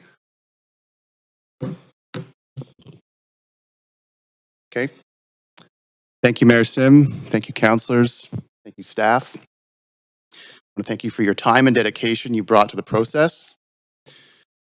We've heard many speakers over the course of this public hearing. We've listened carefully. The housing pressures in this city are real. We've worked to meet that responsibly with a TRP that goes beyond policy requirements. We remain committed to assisting these tenants with a respectful transition of housing. Vancouver's housing challenges are bigger than any one project, and we're committed to being a responsible part of that response. That's all I have, and thank you very much for your time. Great, thank you very much. Do our team members have any closing comments?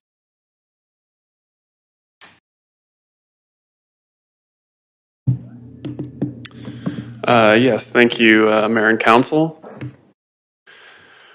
So we'd like to thank the speakers, including the residents of Myron Manor, for their contribution and input into this public hearing. Public feedback is a fundamental part of our process. Over the past several days with speakers, we heard concerns around tenant displacement and the city's tenant relocation policies, as well as prioritizing affordable housing over hotel developments, among other noteworthy points. This project meets the general intent of the hotel development policy and the Broadway plan and is consistent with the Vancouver ODP and Metro Vancouver Regional Growth Strategy designations. The proposal includes 2 stories of industrial space, and the hotel use is considered a compatible service use that supports other primary industrial uses in the Mount Pleasant industrial area. The project does, however, raise concerns related to the displacement of existing residents.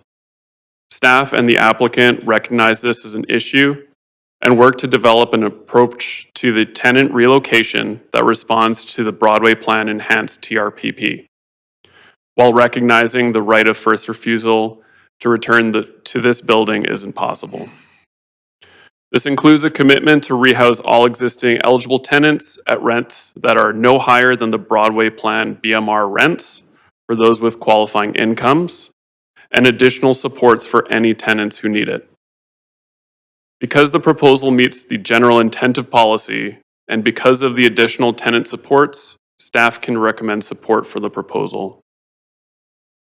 City staff will be undertaking policy work over the coming year to update the tenant relocation and protection policy and hotel development policy to address intersections between the two and refine the city's approach for tenant protection. Staff remain available to answer questions that council may have. Thanks. Great. Thank you very much. On that note, does council have any final questions for team members, noting no additional questions to the applicant are permitted? Councillor Fry. Yeah, I see my clock is set at 4:20. Yeah, so question for staff, just on the specifics of, and just so you can just clearly explain this, although I think I understand, because my understanding, under I-1 zoning, residential is a conditional application, but the issue here is because of the metro regional context that it would have to go through a GLU. Is that? Hi, Councillor Matthew Burke, Senior Planner responsible for employment lands. I-1 does not allow residential, and our ODP, the Vancouver ODP, is industrial employment, which doesn't allow residential, and also Metro Vancouver, it's industrial land at Metro Vancouver, and that does not allow residential. I was sure that I read the I-1 and it had a conditional. I'll have to go back and. It's possible there's something in there related to caretaker suites, but it doesn't allow multifamily housing, no. Okay. And when was it zoned for industrial? Do we know when this site was actually zoned? Because obviously the building is 1961. I don't imagine it was zoned industrial when it was built. 1962. Thank you. The building was built in 1961 and it was zoned industrial in 62? This is. Wow. Yep. Yeah. Okay. All right. Thank you. Thank you. Can we go back to the question queue and then put Councillors Bly and Maloney in that order? That way we'll be in the right queue. Sorry about that. Okay. Thank you very much. Councillor Bly, please go ahead. Yeah, thanks very much. And I appreciate I can't ask questions of the applicant, so hopefully staff will be able to just further clarify. And there has been some framing around, while not required by policy, there's a willingness to honor sort of the elements and intention, spirit of the TRPP. Is there any sort of more specificity or assurances that you can offer, recognizing that returning to this exact location, given its change of use, won't be possible, but we know that it's not uncommon with the TRPP that people are moved to, that they find alternate options for housing, and they are comparable in terms of rent, and eventually when the new redevelopment is complete, they choose not to go back, right? Because they're settled in a new home and and so that has worked, let's just say.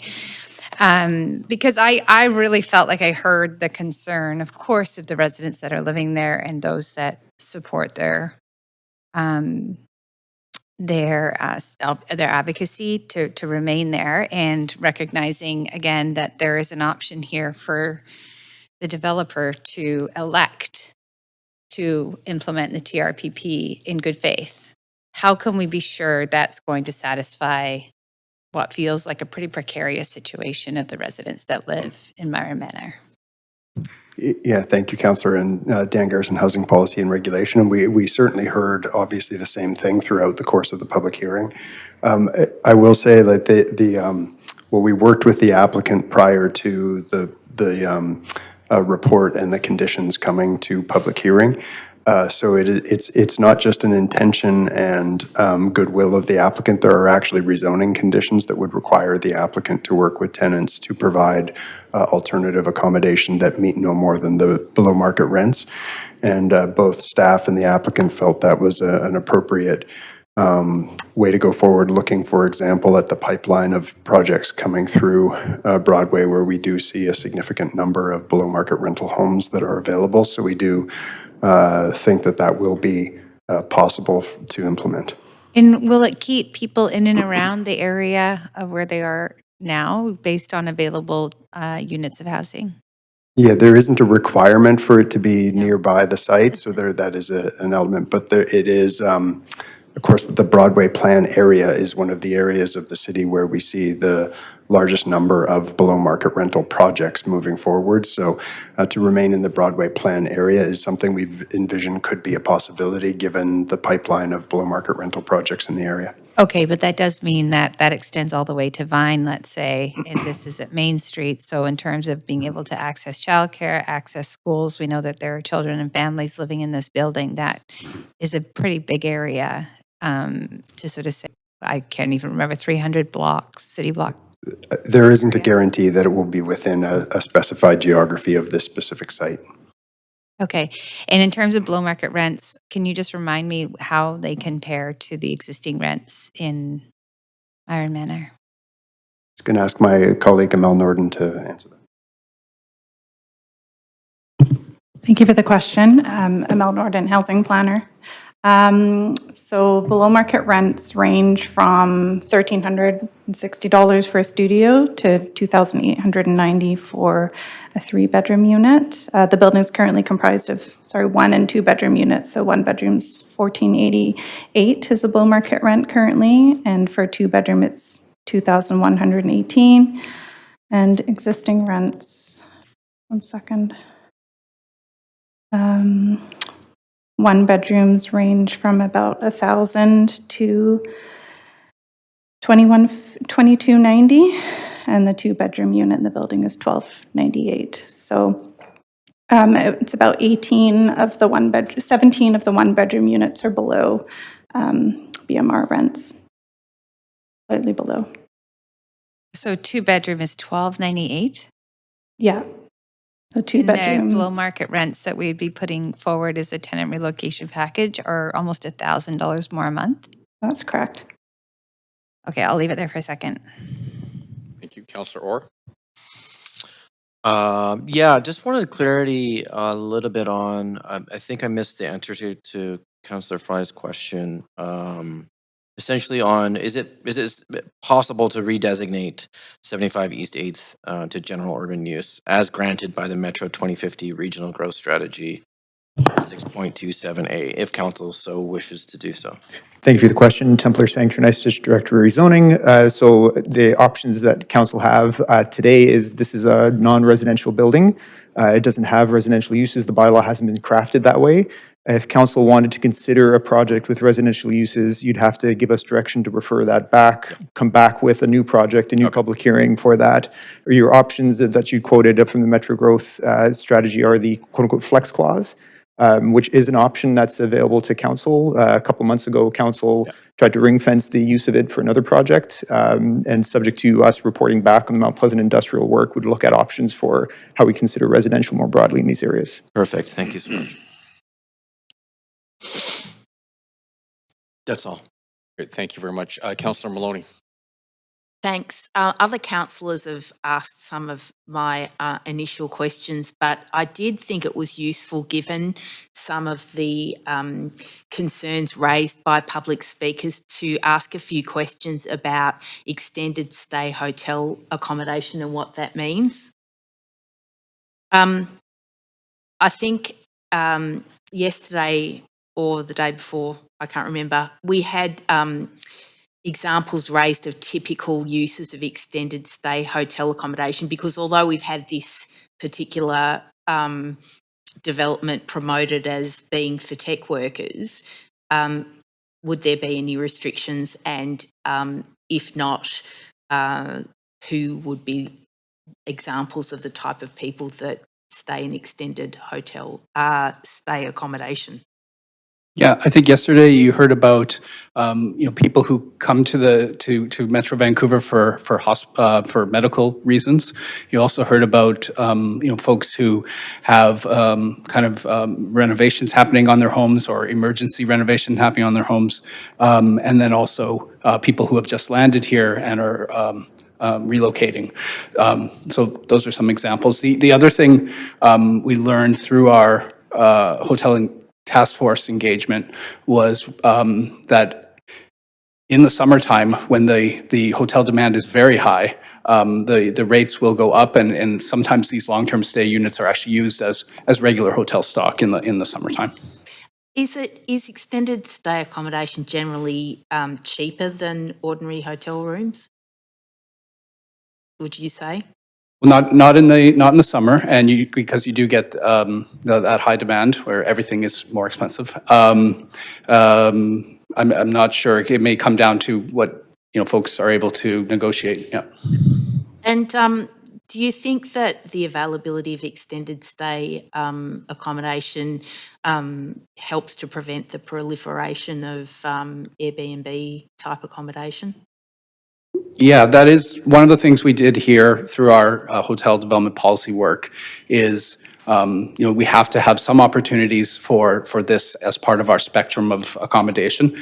And that if we allow this in a handful of places in line with our current stock, which is about 25%, that does take some pressure off of people, using long-term stay rentals as illegal Airbnbs. Yeah. And the term medical tourist was used quite a lot. What do you interpret that as meaning, and do you think that that's a phenomenon that exists in Vancouver? I mean, for me, it sort of brings up images of people travelling for, I don't know, cosmetic surgery, or looking for cheaper prices on surgery, or... Yeah, that's an interesting one. I'm not familiar with the term, but, we did hear about folks coming, from northern communities down to Vancouver to use the hospital, to receive medical treatment, and that long-term stay can be an option for them. Yeah, medical tourist doesn't seem like a very accurate way of describing those people. Thanks very much. Thank you very much. Okay, so council will now make its decision on this application. Do we have a mover for the recommendations? Councillor Joel, thank you. Seconded by Councillor Klassen. Thank you very much. Council, is there any discussion? Councillor Orr. Yeah, thanks. I was going to put forward an amendment. Okay, if we can just go to the amendment queue. Councillor, please go ahead. Yeah, I sent it through. It's essentially that we refer this back to staff until the new TRPP policy is confirmed and can be debated under those auspices. That might not be the best language there, but further, that council asked staff to redesignate 75 East 8th Avenue to general urban use, as Templar sort of just eloquently explained, using the flex clause there. So yeah, that's essentially it. Just that I don't think that we should be doing this while the TRPP policy is still sort of being reviewed. Thanks. Great. Is there a seconder? Great. Councillor Fry seconded. Council, is there any discussion? Councillor Maloney? Yeah, point of information to staff about the second part of the proposed referral. Can you just run me through what the implications are for taking this it's one block of this out of the industrial zoning that's part of the regional growth strategy allocation? Maybe. Thank you for the question. I might lean on Matthew Burke just for some extra detail, but under this provision of the regional growth strategy, council can redesignate without going through your typical type 3 amendment process, which is a more formal process to redesignate your lands from industrial use. You've got up to 11 hectares. I think we're around 2-ish used to date. So you have capacity within your within that bucket to redesignate lands. I will just say we can't do this right now. We'd have to report back with an ODP amendment to do that and a new public hearing for that. But we could use that this as direction, perhaps reflect on some language, perhaps to help support this. But that this would be a refer back to go and apply this clause to come back with a new application, a new bylaw. To do that. So again, there's a bit of a question of, are we just doing a redesignation of the parcel, or are we bringing forward a rezoning application that reflects a residential use in support of that designation as well? So maybe just a couple clarifications for that. And did you have something to add to that? Sure. Just wanted to be clear that the Vancouver ODP is industrial employment, and that would need to be changed as well. There's a provision in the charter that has extra consultation requirements related to ODP changes that haven't been satisfied. So we would need a new public hearing to change the ODP for this site. So it can't be done today, as Templar was saying. Yeah. Okay. And can you just elaborate on what is the purpose of what are some considerations to take into account in designating parcels to come out of this allocation or not? Thank you for that. And so the city doesn't actually have adopted policy for this. This is actually some of the work that our team is looking to report back on about how and when to apply the flex clause. Some of the anecdotal approaches we've used to date are that it's obvious and clear that it's on the edge or the periphery, or it's isolated. It no longer makes sense for the purposes of industrial use. Those are a couple high-level examples of how that clause could be applied. Okay. And just one final question. Can you remind me that with the other residential development at the other side of the Mount Pleasant industrial zone, did we use this or did we? I think we used this. Yeah, so the application was on West 2nd, and council applied that clause with instructions to limit its use until we reported back on the Mount Pleasant industrial work. It was an attempt to provide some guidance about how and when to use it, though, again, council is within its rights to continue to use it if they wish. Okay, thanks very much.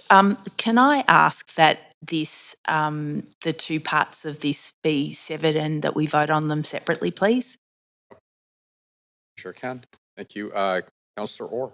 Yeah, just further that line of questioning in terms of when to use this clause and when it's appropriate, and what other considerations. Would a consideration be that it is currently not being used for industrial and that it is actually a residential building? Thank you for the question. That could certainly be a consideration for that. Yeah, okay, thanks. Very much. Councillor Maloney. Sorry, I had a question and I just completely forgot it immediately. Okay. Councillor Maloney again. You're on there Sorry. twice. You're good. Okay. Councillor Kirby-Young. Yeah, just a point of procedure. Did I hear from staff that the second clause is written is essentially not lawful because it has to go to a public hearing and trigger a new public hearing? So staff can't redesignate until such time as a new process unfolds? I'll defer to law on the legality of it. We would certainly take this as being unimplementable tonight, but we could certainly report back. Unimplementable. Sorry?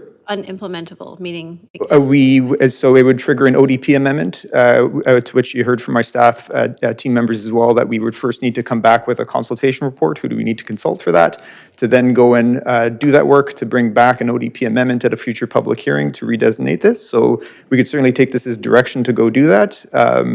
In the absence of anything further, this application would effectively either sit in abeyance, subject to any other direction, and subject to that future decision of council, then residential could be considered and a different application could come forward. So again, we would try to take this as being direction to go do that work and come back at a later date with a new application.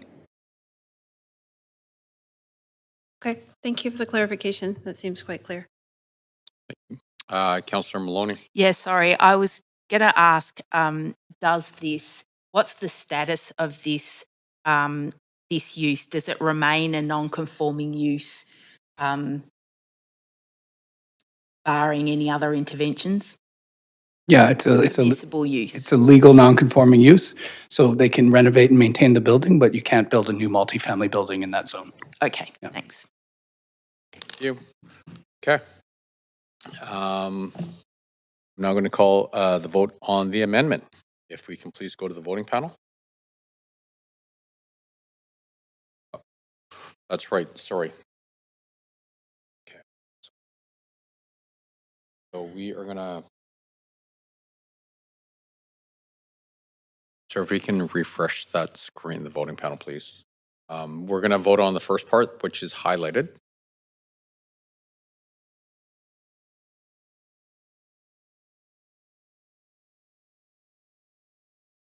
Some people have voted, so we're just going to clear the screen here.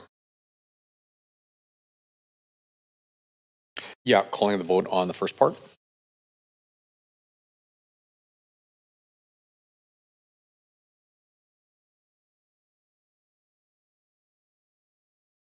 Okay.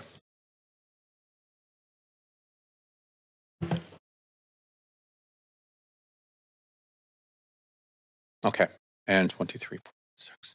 Okay, so that fails with myself, Councillor Kirby-Young, Councillor Dominato, Councillor Montague, Councillor Klassen, and Councillor Joe in opposition. Okay, and then the second part.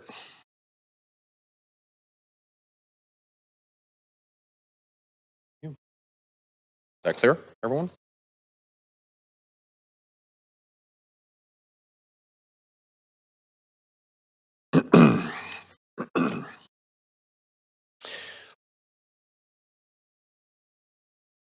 Okay, and that fails with myself, Councillor Kirby-Young, Councillor Dominato, Councillor Montague, Councillor Klassen, and Councillor Joe in opposition, and Councillors Bly and Maloney abstaining. That's fine. I had intended to vote in opposition. Actually, I'd like for the record for that to be corrected. Okay, so can we get a motion to reconsider, right? Are you okay? Okay, thank you very much. So we're all good? Okay, so that's the amendment. We're back on the main queue. Councillor Fry? Oh, I'm not sure why I'm, sorry. Yeah. Okay, Councillor Bly? No, I think Councillor Orr still had time. Sorry, I think the queues got switched around, so. Yeah, I didn't see Councillor Orr on there at all. I think I changed queues, yeah. Okay, so can we please reset that? Okay, are you sure? Okay, so we have, everything's moving around now. So Councillor Maloney's next. Can I just clarify that this is final remarks before voting? Yes, it is. Thank you. Yeah, I'm going to be voting in opposition to this. And I want to be clear about what I took into account in coming to that decision. The Broadway plan projects have displacement include a right of return for tenants on top of compensation options. And that's the difference between this rezoning application and other Broadway plan projects. I was very much convinced by arguments that there's insufficient compensation or protection of existing tenants. I wasn't assured by the assurances of the applicant that we had enough certainty that they said they'd go above and beyond the minimum requirements, but that wasn't sufficiently detailed or enforceable to reassure me. As an aside, I'm pretty concerned about how many former tech workers we heard from, especially young people, and that's definitely a reflection on how hard it is for young people to get jobs at the moment. I am in favour of a new hotel in this area. It's a great area for visitors to stay. I can understand why some people don't really care about the supply of hotel rooms, but the availability of affordable hotel rooms is actually it does affect ordinary people. And extended stay accommodation, we heard, is crucial for people who need to be in Vancouver to visit family, to support family members who are in hospital, including people. I'll just leave that. I would caution people about using the term medical tourist. I think that it demeans folks who are going through a very difficult time. I'm going to leave it there. Thanks. Councillor Orr. Thank you, and thanks for that reminder, Councillor Maloney. It's not the best term, 100%, and thank you for your vulnerability as well, knowing what your family has been through. I know this hits on a personal note, but also, I really want to thank all the speakers here. Again, also showing a lot of vulnerability. I'm thinking of residents like May Bickley and Will Barrowcan, especially. Having to come out, and also, over multiple days, couldn't have been easy. It's obviously this is a strange one. Non-conforming rental building, industrial zone land, where residents don't qualify for the right of return. I really think we should wait until the TRPP review is complete. This council just chose not to do that. The staff have acknowledged that this is a gap to be addressed in the future policy, and I hope there won't be any other situations like this, and we can actually address this gap. I know it is an outlier. But I mean, I think if we recognize that the policy is inadequate, then why again are we rushing one of these projects that exposes the inadequacy before we actually go and fix it? I just think there's been a lot of kind of rushing lately, and I just think we should do this right. And similar with the hotel development policy, and I did vote against that. And we heard, a few speakers talk about subsection 3.2.2.1D, which declares all displacements of rental apartments by hotel developments to be in conformance with all community plans, despite the stated intent of those community plans and the official development plan to minimize those displacements. And again, we've already done this. We've referred a very similar hotel project back to staff in the West End. I think we should do that here. We even just last night, we had a project which was a hotel which included below market rentals in it. So we know that this can be done. We know that there's options that we could have these people return to this site if that's so wished. It happened last night. But again, I mean, I think council has spent years talking about preventing displacement, strengthening tenant protections, keeping renters in their neighborhoods, and this has to mean something when they're tested. And I think if we prove this today, we're essentially saying that those protections disappear whenever housing is replaced with a hotel instead of another apartment building. I don't think that's what council intended when we strengthened the Broadway plan, and I don't think that's a precedent that we should be setting. So I can't support that. Thank you. Thank you. Councillor Bly. Yeah, thanks. This is a challenging one in some regards, but also in others not really challenging at all. I think at the end of the day, and I appreciate staff's work in listening to those affected. Obviously, the residents who actually live in this building and have made their homes there that we have not, in my opinion, sufficiently dealt with the risk of displacement and homelessness yet. And I hope that, and I don't know if I will be in the majority with my vote, but in good faith, look, I'll just say Nicola Wealth, as a developer in the city, but also as a fund in the city, does a tremendous amount of philanthropic work. I've been at tables where they're talking about funding programs for food security. I know that there's opportunities for artists to invest in Nicola Wealth, very small amounts, so that they can set themselves up for retirement that feels uncertain now. They do make their fund accessible to people, not just billionaires, as it was framed throughout this public hearing. That might surprise some people. I have it, in my experience and in talking to, and on various topics of philanthropic work across the city, faith in Nicola Wealth to actually sharpen their pencil and do better by these tenants if that became an opportunity. And I actually firmly believe that they would. I just cannot imagine a family where two parents are working with two kids having to come up with an additional $1,000 a month for rent. That risks homelessness, in my opinion. Those families will end up in temporary high-risk shelter housing. That's just the way it is. So I've been there myself as a young single parent, single income with children, and was grateful for steady housing that I was able to rent. But because I was there for a long time, over time, it became affordable when all of the housing around me was incredibly unaffordable. And the risk that would have posed if the landlord had told me that I needed to move and the options were limited, I can imagine it, and I'm grateful it didn't happen. So this is a moment, I think, of doing the right thing for people first, and the people here are families that are deeply impacted. And so I don't think that this should never change use. I just think we haven't done enough to make sure that the relocation of these tenants meets the threshold of making sure that displacement and unaffordability is not significantly worsened. And we know that in redevelopments, that those are the tenants that fall into homelessness.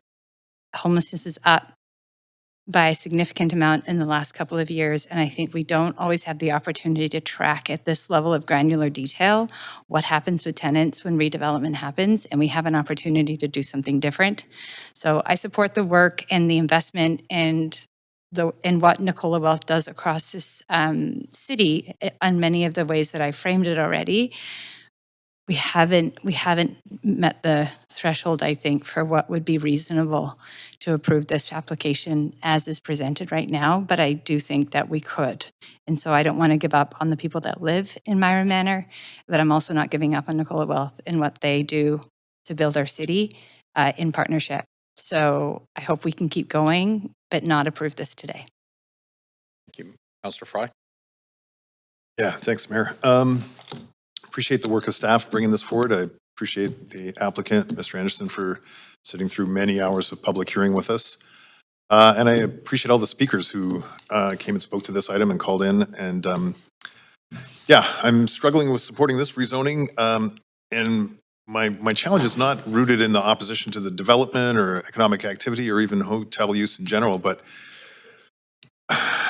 I'm not necessarily sure about this specific kind of hotel option, but I can see that Vancouver needs investment and jobs, but Vancouver also needs affordable homes. And I think the testimonies from the tenants and the community that came and spoke to us is pretty compelling.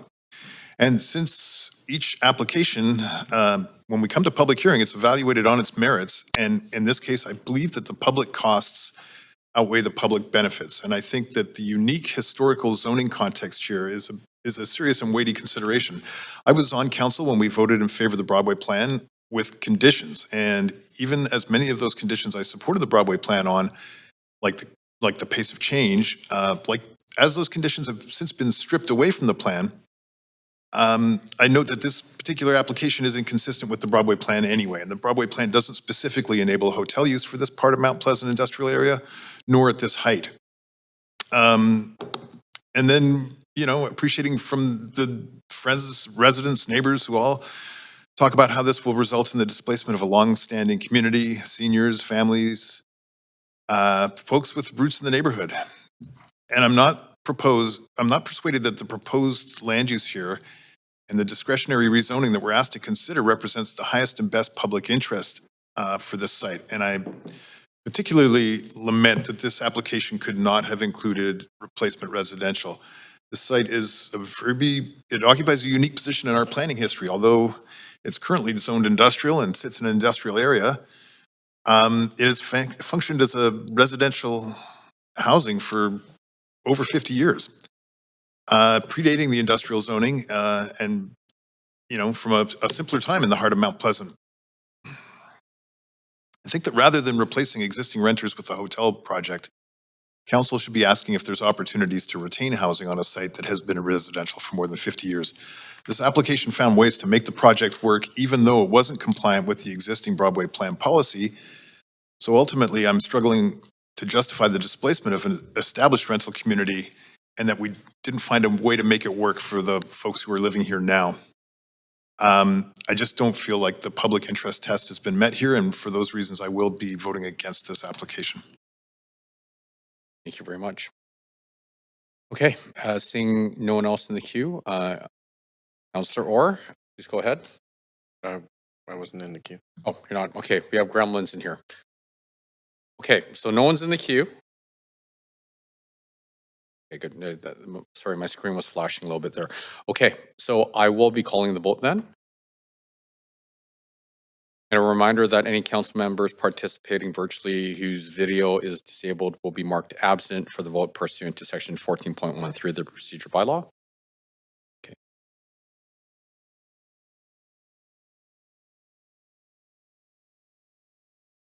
Okay, and that passes with councillors Bly, Fry, Orr, and Maloney in opposition.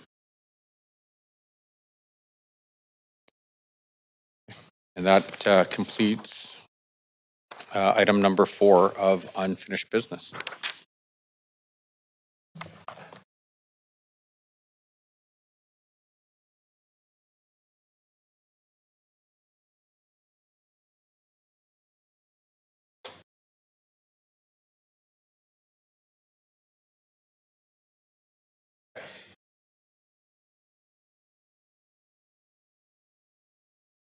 One, two, three. Okay, so in light of the vote on the village's motion, we do have some agenda updates. Okay, so the following items have been withdrawn from the agenda. Bylaws 24, 26, 27, 28, and 29, and administrative motion number 4. Further, also as a result of the council's decision on the village's planning program report, bylaw 25 has been updated. The updated version will be recirculated to council and posted on the city's website. So, agenda variants. Our team members have requested that council vary the agenda to consider bylaw 31 immediately, as reports 25 and 26 are subject to the approval of bylaw 31. The rest of the bylaws will be dealt with in the regular order of business. Under section 3.4B of the procedure bylaw, an agenda variance is not debatable and requires a 2/3 vote.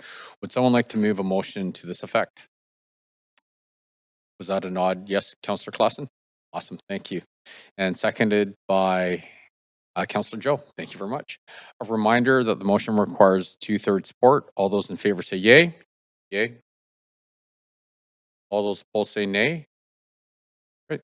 That the motion carries with the required majority, and council will now consider bylaw 31. Before we begin this agenda item, if anyone believes that they have a conflict of interest, now is the time to declare it. Does anybody have a conflict to disclose on bylaw 31? Okay. Council members who were absent for the meetings related to the public hearing enactment bylaws must confirm that they have reviewed the proceedings of the meetings, including the video clip, to be eligible to vote. Bylaw 31 was from the public hearing on July the 14th, 20th, and 22nd, 2026. Councillor Bly and myself were absent for this item at the public hearing. Councillor Bly, have you reviewed the proceedings and will you be voting on the enactment? I have and I will. And I have and I will. Would someone like to move the motion to adopt bylaw 31?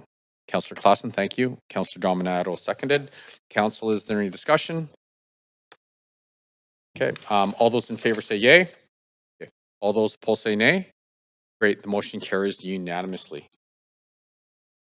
Okay, so we will go back to the reports. And we are on report number 1, updating apartment regulations. Before we begin this agenda item, if anyone believes that they have a conflict of interest, now is the time to declare it. Any conflicts to declare? Seeing none, this item does have a presentation and we do have team members here to present the item.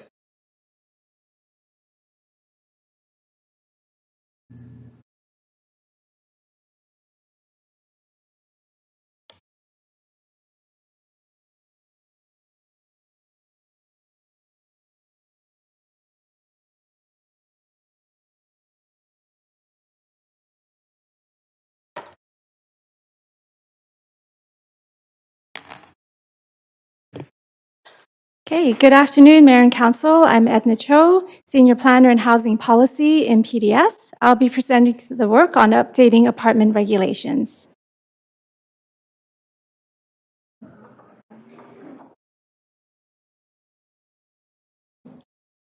I'll go over some background, the proposed changes, engagement findings, and our plan for implementation. Policy direction for this work is from the Permit Improvement Program. Council approved simplified horizontal angle of daylight regulations last spring and directed staff to report back on options for allowing inboard rooms and ways to simplify storage and balcony requirements. As well, the December 2025 Development Viability Report directed staff to simplify apartment regulations and improve processing. This work focuses on apartments as it is the dominant form of new housing. Currently, apartments accommodate over 190,000 households, 2/3 of those households in the city, including singles, roommates, couples, families, and seniors. However, many current regulations are outdated, inconsistent, and complicated to implement. Our goal is to make it easier to build new housing and improve processing efficiency by setting minimum requirements that support the needs of a diverse range of households, while ensuring the requirements do not compromise the financial viability of new projects. So the changes proposed in this report specifically target apartments and townhouses with 8 or more units. The key zoning changes are to remove FSR limits on balconies and shared amenities, standardize unit mixes, allow more flexible layout options like inboard rooms, and finally to simplify rules around residential storage while setting a clear baseline requirement. To make these changes, this report proposes to amend Section 10 and 11 of the Zoning and Development Bylaw, as well as a number of consequential changes to district schedules and policies. These zoning updates will work hand in hand with the new citywide design guide, which is the next item on the meeting agenda, ensuring our regulations and guidelines are aligned. So I'm going to go over the 4 changes, starting with the amenities and balconies. Our current regulations cap FSR exclusions at 10% for amenities and 8 to 16% for balconies, creating inconsistencies across zones. We heard from engagement that residents like and utilize these spaces, and from industry that these rigid caps have actually forced poor design outcomes on some projects. To fix this, our proposed change removes these maximum limits entirely. This standardizes the review process and removes a restriction that makes it easier to build larger, potentially more desirable balconies and amenities. The next change is standardizing our unit mix requirements. Our current regulations are highly inconsistent, varying across multiple policies, guidelines, community plans, and district schedules. While Strata and Broadway Plan rental rezonings mandate a 35% two or more bedroom mix with 10% three bedrooms, other rental rezonings drop the three bedroom requirement entirely, and district schedules vary greatly, many with no mix requirements at all. Engagement highlighted a critical need for larger apartments, but severe affordability barriers persist in actually being able to afford those larger units. The average rent for a newer three-bedroom apartment has reached $4,000 per month, which requires an income of over $160,000 a year to afford, while presale prices average $1.76 million, making three-bedroom units exceptionally difficult to afford. So, staff considered both short and long-term implications of three-bedroom requirements. In the short term, three-bedroom units have become too expensive for most households to afford. In addition, industry feedback confirms that these larger layouts are harder to lease and less profitable than smaller studios or one-bedroom units. And this is made worse by current market conditions where there is a need to support project viability, so new developments and those within the existing pipeline can actually move forward and complete. However, looking at the long term, these units remain expensive precisely because they are so scarce. So while our three-bedroom rental stock has successfully doubled over the past decade, we are still catching up on decades of not building enough of them. So we must continue to increase this critical supply over time so we do not make the affordability crisis in these larger units even worse. So with that in mind, our proposed change introduces a simplified, standardized unit mix across the city for all rezonings and development permits and will apply to all tenures. So new projects must include 35% two-plus bedrooms with a minimum of 5 three-bedroom units. This update replaces messy rules with one simple and consistent one, making the application process more efficient and understandable. It also expands the requirement to some zoning districts in the city that aren't covered and have no mixed requirements at all. The 5% three-bedroom requirement strikes a careful balance. It allows us to continue growing our long-term supply of family apartments while directly addressing the reality that these units are exceptionally expensive for households to afford and highly challenging for builders to deliver. In addition, we will continue to have exceptions for seniors housing, supportive housing, housing in the downtown east side, and for constrained sites. Next topic is inboard rooms. Under current regulations, all habitable spaces except washrooms, kitchens, and storage must have an exterior window. In 2025, Council approved changes to the horizontal angle of daylight to reduce regulatory complexity and directed staff to report back on the feasibility of allowing inboard rooms. Engagement revealed opposing viewpoints on the topic. Some people indicated they wouldn't want inboard rooms and were opposed to them, while others highlighted that these spaces are already being built and can actually improve livability, optimize layouts, and better utilize deep development sites. So our proposed change allows more types of flexible inboard rooms for varied uses. However, we will continue to require a window for any bedrooms counted toward our unit mix requirement. So that means our 2 and 3 bedroom units will still require a window in each of the bedrooms. The next topic is storage. Under current regulations, we incentivize storage with an FSR exclusion of up to 40 square feet per unit while securing a 25 square foot minimum through permit conditions. During engagement, we heard that dedicated storage remains highly desirable and important to residents. However, feedback also highlighted that the current rules are a great source of frustration for applicants because they're far too prescriptive, often leading to poor design outcomes that get used for other purposes after occupancy anyway. So our proposed change simplifies this by setting a flat requirement of at least 25 square foot of storage per unit located in or out of suite, counted directly in FSR. To offset this, we are introducing a standardized 6% FSR exclusion that can be flexible and used for any residential purpose. So the ultimate goal is to ensure residents actually get their storage while the industry maintains an exclusion they already rely on. As well, the change gives architects the creative flexibility to design better and more functional layouts. As mentioned already, these regulatory changes will be paired directly with the updated guidance in the new CDDG, which is the next item on the council agenda. So I've already covered the overall feedback by topic in the previous slides, but the next few slides will provide a brief summary of who we engaged with and how. So in fall 2024, we surveyed roughly 500 local apartment dwellers to understand their top priorities. Following that, in January 2025, we conducted technical interviews with industry stakeholders to see how our current regulations play out on the ground. Most recently, in March 2026, we hosted a dedicated session with about 30 developers, architects, and industry reps to gather direct feedback on these proposed regulations. Overall, our engagement highlighted some clear priorities and challenges.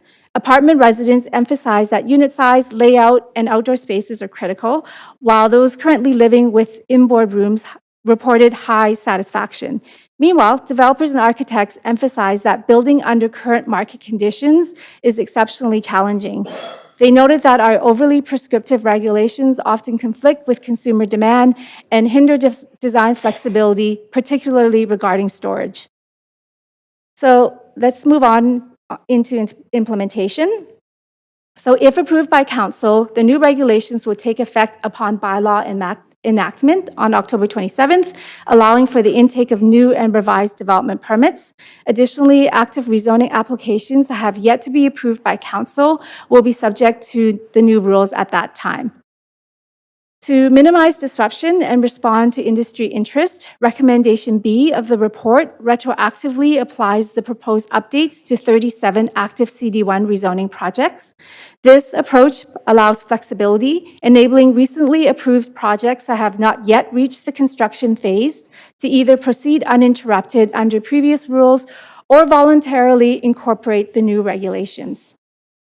So looking ahead, staff will seek future opportunities to bring forward similar amendments to other existing CD1s.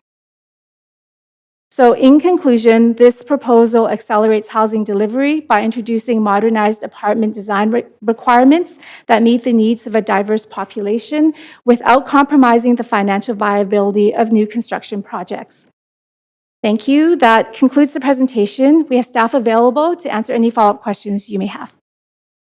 Thank you very much. Councillor Orr, you held this item, so you have up to 5 minutes to ask questions of team members. I did, yes. And a lot of my questions were answered by that excellent presentation. I think mostly I was very confused by the inboard rooms. And so what you're saying is if it's a one-bedroom apartment, an inboard room doesn't count to that one bedroom. That's correct. It can't be that's right. And it can't be counted as a 2-bedroom. So we're not talking about not having windows for one-bedroom apartments. This is just if an extra reflex room or something. Okay, that's been very interesting. And for studios, you know, we're talking about like studio doesn't mean a 1-bedroom. So studio doesn't. With a studio, is there relaxations around that? So it just mean that you could enclose the sleeping area. So, you know, your bed's not out in the open. So you could do that now. And it wouldn't be counted towards our bedroom requirement because we're only counting 2 and 3 bedrooms with proper windows. Right. So studios currently don't have that 1-bedroom designation. And so what you're saying, you could have a studio could be 2 bedrooms because you could add it inboard? No. No, like so a studio would stay a studio. It's just that now they could enclose the sleeping area, which is commonly what people want to do. So your bed isn't out in the open with your living space. Yeah, I live in one of those situations, and I was wondering, okay, so like you can't enclose it because then that would be a 1-bedroom. Well, you can't enclose it now, Previously. but now you would be allowed to under these new rules. Yeah. Oh, fascinating stuff. Okay, thanks. Great. Councillor Dominato. Yeah, just one clarifying question, and thanks, Edna. I thought it was an excellent presentation as well. Just around, we've had a few experiences in the past where we've introduced changes, and unless we're kind of monitoring, you know, within a few years, sometimes we'll find that maybe what we intended isn't actually what's translating on the ground. I'm thinking about when we were dealing with secondary suites and some changes we made over a decade ago. What's your thinking or staff's thinking on being able to sort of see this translated into action in terms of actually being implemented? Is there a way to kind of monitor or look at this in a couple of years and go, okay, what are we seeing in terms of actual final product? And I'm just curious about that. That's all. Yeah, that's a great question, and it is something that we as staff are also really concerned about. So in the report, we've indicated that we're going to be monitoring the impacts and the outcomes of these changes every 6 months. As well, through our regular annual progress report, we are always reporting out on the family mix. So we're going to be including, the inboard rooms in there as well to report out on. So we're going to be tracking that as part of these changes and reporting out and monitoring every 6 months to see what's happening. Okay, that's great. Thank you for that.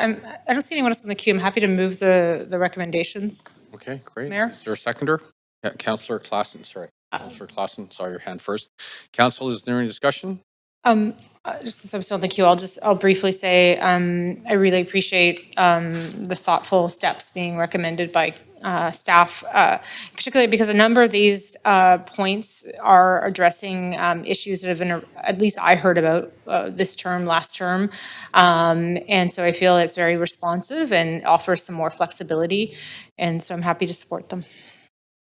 Thank you very much. Okay, seeing no one else in the queue, I'm going to call the vote. If we can please go to the voting panel.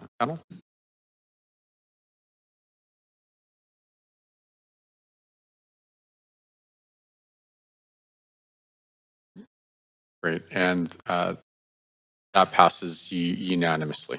Great. Thank you. Okay, item number 2, citywide design and development guidelines and related actions. Before we begin this agenda item, if anyone believes they have a conflict of interest, now is the time to declare it. Seeing no one's hand up, this item does have a presentation. Move to waive presentation. Thank you, Councillor Montague. Is there a second? Councillor Klassen. Any discussion?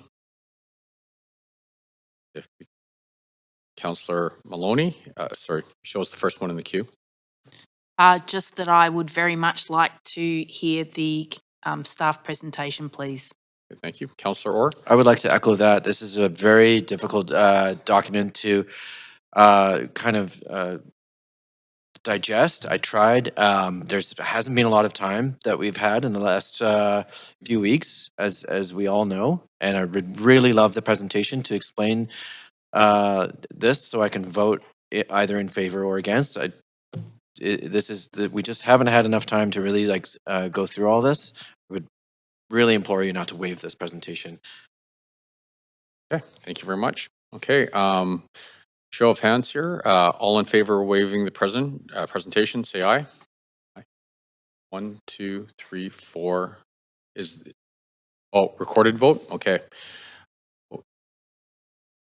Yeah. Okay, if we can please go to the voting panel. And this is to waive the presentation.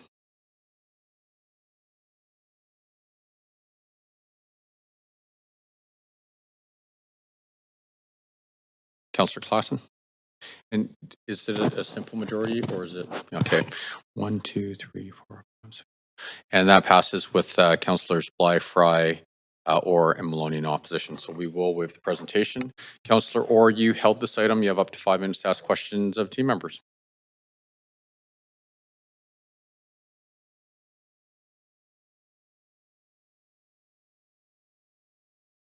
Councillor Bly? Yeah, I don't have any questions. I'm just going to make a comment. Has this been moved? No, it's not been moved and seconded yet. Okay, I will hold my comments. Okay, great. Would someone like to move a motion? I'm happy. Great, thank you, Councillor Meisner.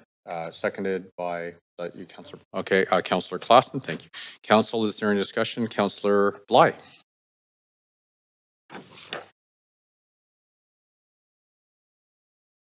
Pardon?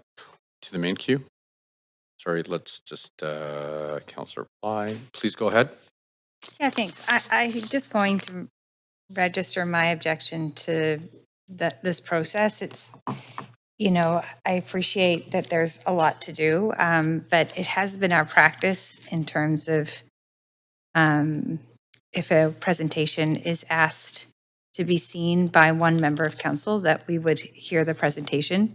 And I've seen us drift into this majority rules, which usually does not rule in the favor of people who are asking for more information.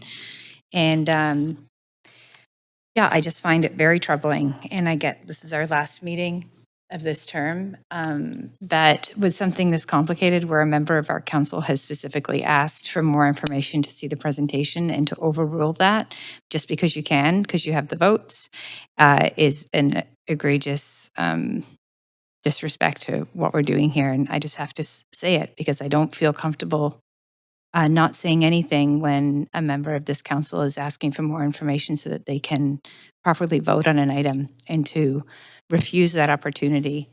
I think whether it's our procedure bylaw or the charter that's deeply flawed, I think it's our procedure bylaw. It needs to be changed.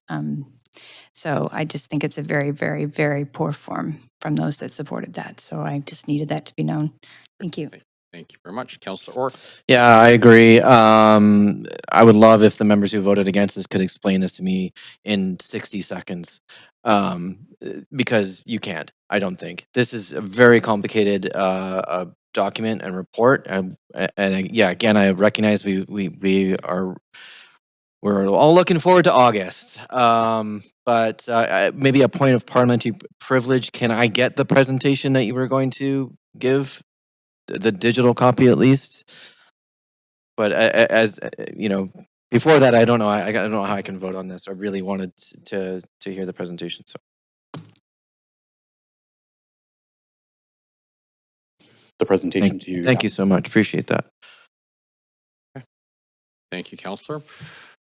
Seeing no one else in the queue, I'm going to call the vote. Reminder, if you're online, please turn on your camera. If we can please go to the voting panel.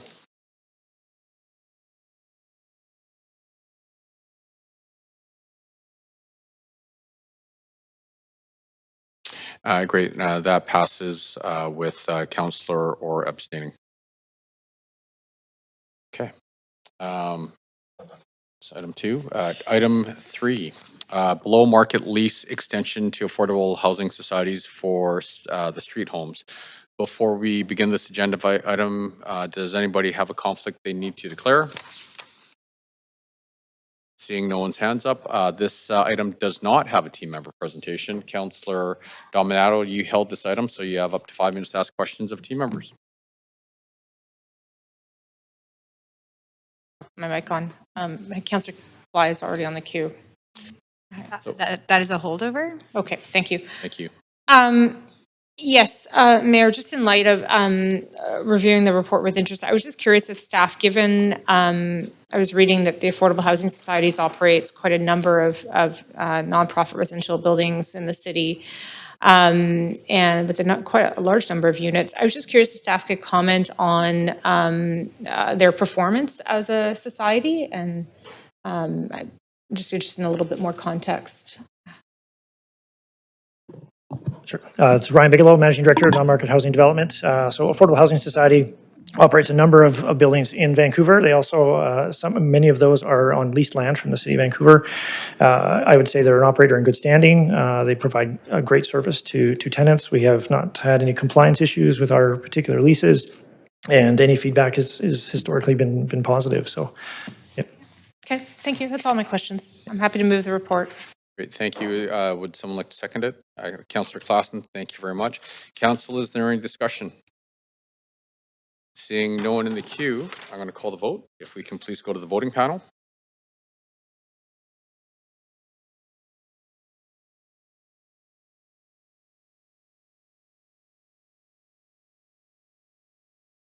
Great. And that passes unanimously. Thank you. That completes item number 3. Item number 4, short-term below market lease and grant to Northern Way Housing Cooperative at 675 East 5th Avenue. Council, are there any conflicts to declare? Okay, seeing no one's hands up, this item does not have a team member presentation. Councillor Orr, you held this item, so you have up to 5 minutes to ask questions of team members. Please go ahead. Yeah, thank you. Just a couple of questions in terms of, the term of extension. It's only 5 years. Obviously, that's pretty short. Is this essentially sort of a stopgap? You know, and you know, as a short-term stopgap, so like we can revisit to maybe look at higher and best uses of the site. Ryan Bigelow, Managing Director of Non-Market Housing Development. Yes, that's correct. It is a short-term lease while we explore redevelopment with the co-op of that particular site. This site does have significant redevelopment potential, so we're exploring all those options with them. And then, so in the meantime, the shortness of the lease extension that would enable them to sort of borrow, you know, for repairs or things like that. Is that correct? This co-op actually has pre-existing debt, and so they're focused on paying that down first rather than borrowing further. So a new mortgage would be registered on the lease, and they would focus on that rather than borrowing and use their cash reserves to fund any capital maintenance. And also, while we're exploring redevelopment, they would probably keep that at a very prudent level rather than over-investing in something that may eventually be redeveloped in the future. I see. And then, does council get to hear from the co-op? I know, I mean, I guess they could have registered to speak at some point, but I mean, is there any sort of general, you know, temperature check that this is what that they're okay with this? You know, is there something that you could, some color there you could give us? Yeah, they could have signed up to speak. We did engage through their leasing committee. They established a specific committee to work with us on this lease extension, and there ultimately was a vote by their membership in support of these terms. Right. Okay. There is a vote. Okay. That's interesting. I actually didn't know that. All right. Happy to move the recommendations. Great, thank you very much. Is there a seconder? Councillor Dominato, thank you very much. Council, is there any discussion? Okay, I'm going to call the vote. If we can please go to the voting screen.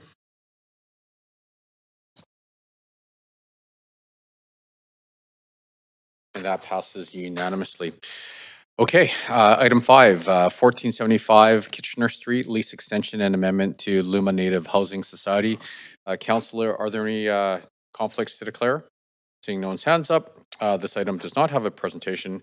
And Councillor Dominato, you held this item, so you have up to 5 minutes to... Yeah, thanks, Mayor.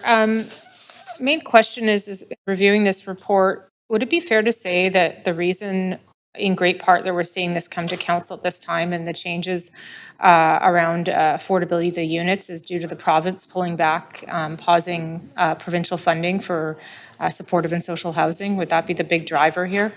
Yeah, that is correct. This is a proactive measure to help this operator and this project be financially self-sustaining in the event those operating subsidies cease, which are currently scheduled to be in 2028. So, yes. Okay, so we're really stepping up in the face of those provincial changes. Absolutely, and this is not the only lease like that. We do have others, and so we're wanting to explore with BC Housing and in this case, AMA, what other extensions or a more nuanced transition plan would work for our lessees. Thank you. That's all my questions, Mayor. Thank you very much. Councillor Orr? Yeah, similar sort of questions. I guess this is kind of you know, a short-term extension. Is that essentially in case new funding models kind of come up from either the province or the federal government? This is aligned with the remainder of their operating subsidy, and so at that point in time, we'll reassess how do we move forward together, what the lease terms might look like. Could we do longer? Do we stick with something shorter?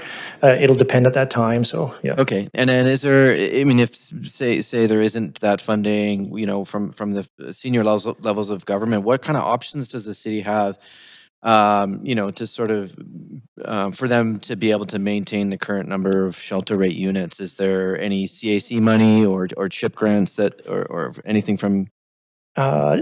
Typically, the city does not provide operating subsidies on an ongoing basis. They're just not predictable and sustainable from a local government perspective. That is the job of the province. So if it's an operating deficit that we're trying to cover, then we typically point to the province or adjust our affordability in the lease to make it viable. There may be opportunities for capital grants if there's certain capital repairs or maintenance that might be needed on the project, and we could look at that at a case-by-case basis. So more capital than the operating? That's usually been the city's role, if anything, yeah. Okay, that's good to know. Thanks. Thank you very much. Seeing no one else in the queue, would someone like to move a motion? Councillor Joe, thank you. Seconded by Councillor Dominato. Thank you very much. Council, is there any discussion? Seeing no one in the queue, I'm going to call the vote.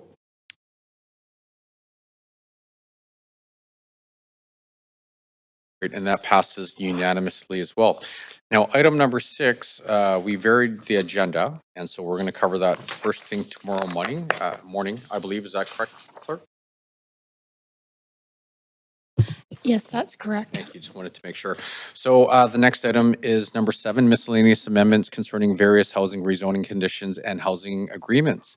Council, are there any conflicts to declare? Okay, once again, this item does not have a team member presentation, and Councillor Fry, you held this item, so you have up to 5 minutes to ask questions of team members. Item number 7, miscellaneous amendments concerning various housing rezoning conditions and housing agreements.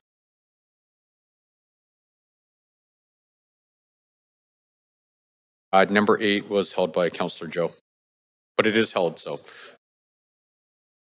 Okay, so we can, no questions then, Councillor Orr? Yeah, I do have a few questions. I think mostly I'm just looking at 58 West Hastings on this. Probably expecting that. All right. The project continues to deliver 50% of the residential floor area at shelter rates. However, the housing agreement amendment will remove the affordability requirements for the remaining 50% currently at Hills to improve the financial sustainability of the project. Notably, additional affordability requirements are defined in the ground lease. So this is a pretty big drop in affordability for a very controversial site, one which I believe the federal housing minister, who was the mayor at the time, promised 100% social housing on this site. There was this a site of an encampment for a very long time.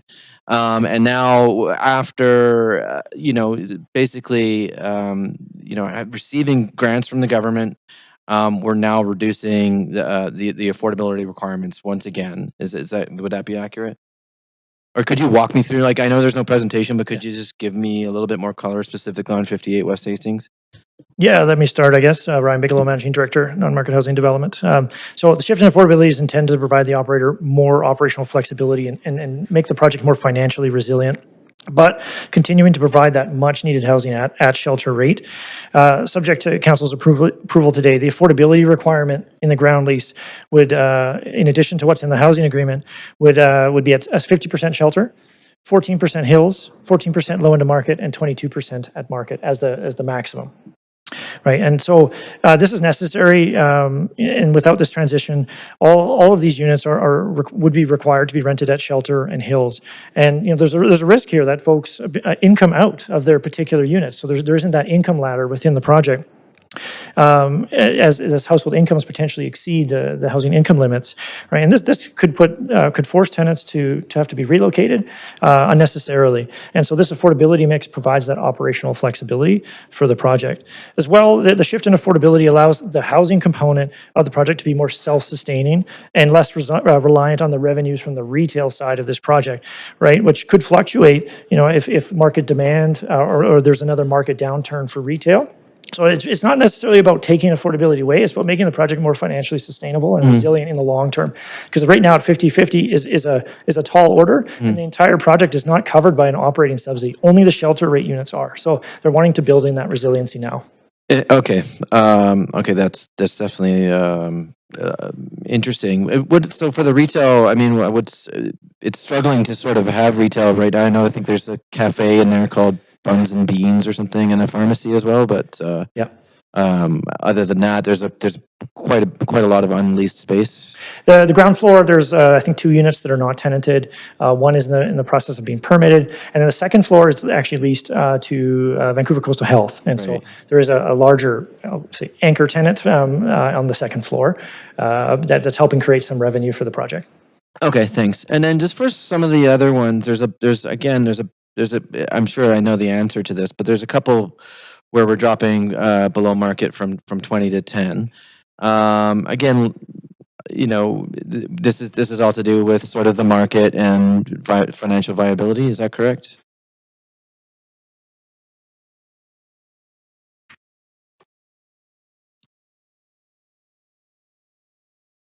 Thanks for the question, Councillor Orr. Annie Mobilis with Housing Policy Regulation. That's right. It's trying to address the financial viability challenges that these projects have. So we have a time-limited opportunity to reduce that below-market rental affordability for projects that are eligible for the Rental Development Relief Program.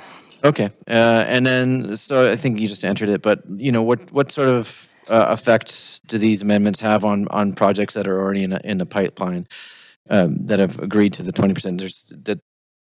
That's still on the table for them to come back and...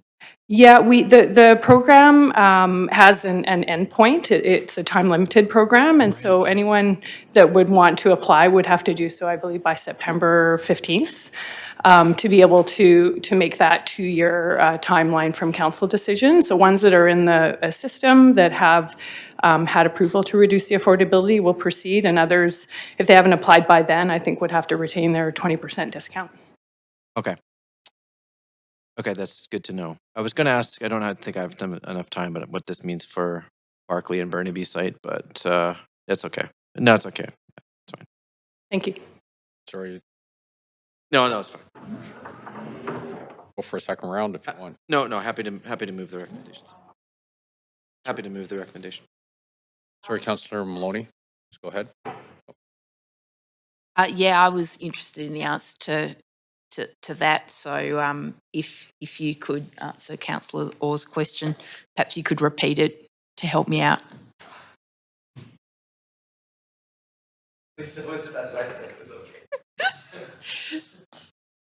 Sorry.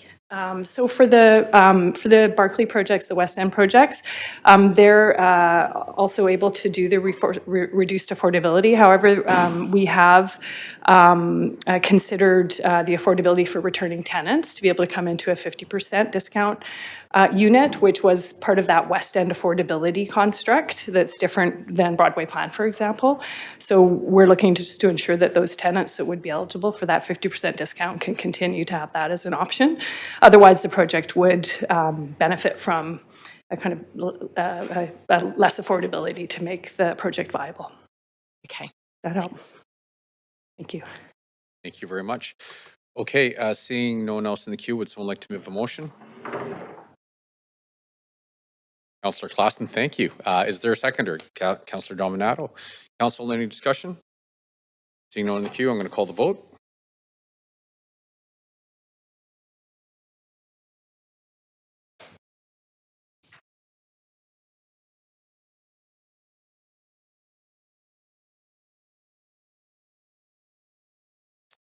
And that passes unanimously. Okay, moving along. Item number 8, 2027 business license, vehicles for hire, animal control fees. Before we begin this agenda item, any conflicts to declare? No? Okay, this item does not have a team member presentation. Councillor Joe, you held this item, so you have up to 5 minutes to ask questions of team members. Thanks, Mayor. So before I start looking at time, can we extend past 5 to finish this item? Okay, so that's the motion on the floor. Do you have a seconder? Great, thank you, Councillor Meisner. Council, any discussion? Okay, all those in favor say yay. All those opposed say nay. Great, we will complete this item as the last item today. Councillor Joe, please go ahead. Yeah, thanks, Mayor. So just have a point of information through you to the city manager about this item. So I think we heard a lot and clear from the residents and also businesses as the affordability is the #1 concern they're facing right now, especially given the uncertainties of the economic situation. Just wondering if there's any way we can, maybe reduce the, maybe not even reduce, maybe waive the increase of the license fees for this year, for 2027. Thank you for the question. I'll look to our staff to confirm, but I believe it's about a $2 million financial hit if these were not increased. That would be part of the 2027 budget. The reason we're coming to council now is I believe it's things like advertising and creating the bylaws and giving businesses ample time for any increases. But should council decide not to increase the fees and keep them flat, it's roughly a $2 million, sorry, $1.6 million hit, and that would be to the 2027 budget, which we would have those revenues offset as part of that exercise. Okay, so if there's no increase for the license fees, can city use the stability reserve to cover this additional cost? The city would certainly use that or other mechanisms as part of the 2027 budget. Okay, thanks. All right, so with that, Mayor, so I'd like to move a amendment. Okay, I'm just gonna go to the amendment queue. Councillor Joe, where are you? Please go ahead. Yeah, just circulate the amendment to everyone, so please take a look. So I'll just prepare some quick remarks on this amendment. So first, I want to recognize staff. Sorry, can we pause for 1 sec here? Yeah. I'm just gonna stop your timer. So we have to move the main motion first. Oh yeah, I'll move the main motion. Okay, just on that, we do have other councillors in the queue, so clerk, what's the procedure there? Do we hear other councillors first, or do we move the motion?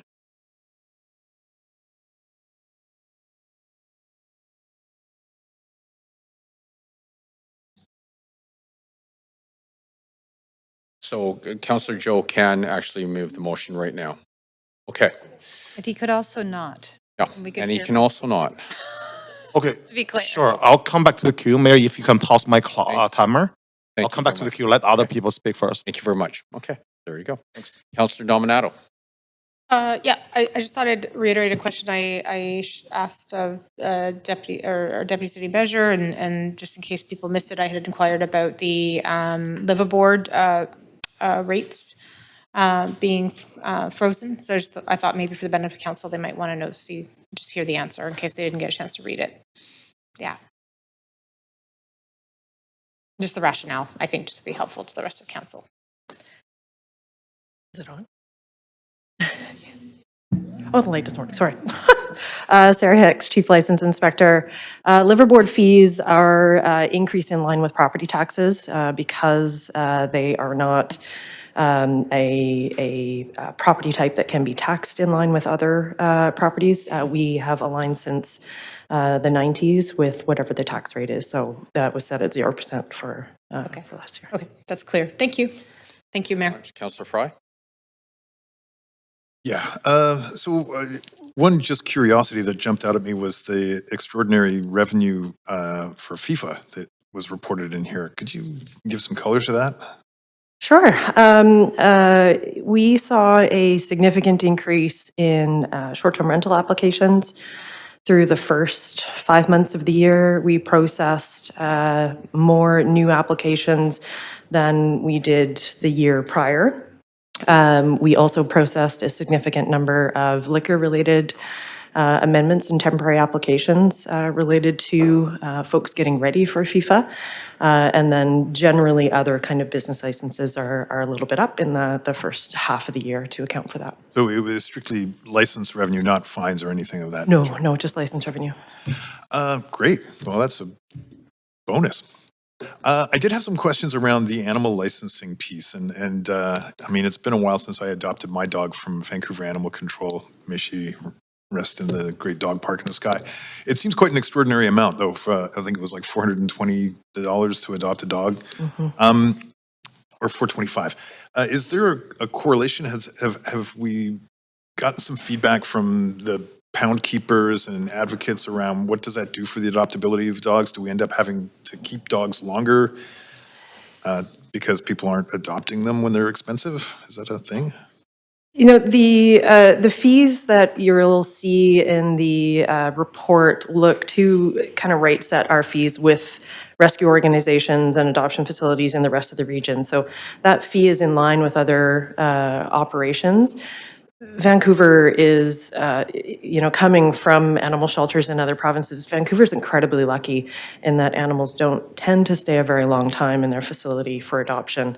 Generally in the Lower Mainland, most rescue organizations are able to find good homes for animals in a relatively short period of time. So that fee we don't see as being one that would be an impediment to adoption. It helps to look at the types of costs and responsibility that come with owning a pet. We provide spays and neuters if they're not spayed and neutered, medical treatments while they're at the facility, vaccinations, microchipping. There's a lot that goes into the care of that animal prior to adoptions, and that only recovers a portion of what that cost would be to the organization. Okay, and do we have ability to relax fees on a hardship basis, or is that? We do not. No, the fees are as they're set within the bylaw. We do have I think I saw the something different fee for animals who are going to be over the age of, I believe it's 7, and then animals who have long-term medical needs, their fees are reduced for adoption. Okay, all right, thank you. Councillor Joe. Yeah, thanks, Mayor. Now I'd like to table that amendment. Okay, I just move you to the amendment queue, please. Oh, wait, we have to move the motion. Sorry, that's. I'll move the motion. I moved already. Is there a seconder?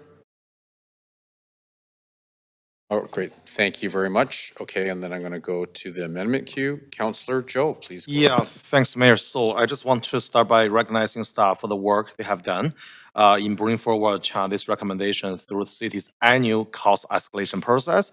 I appreciate the analysis and the effort that goes into ensuring our fees reflect the cost of delivering the services.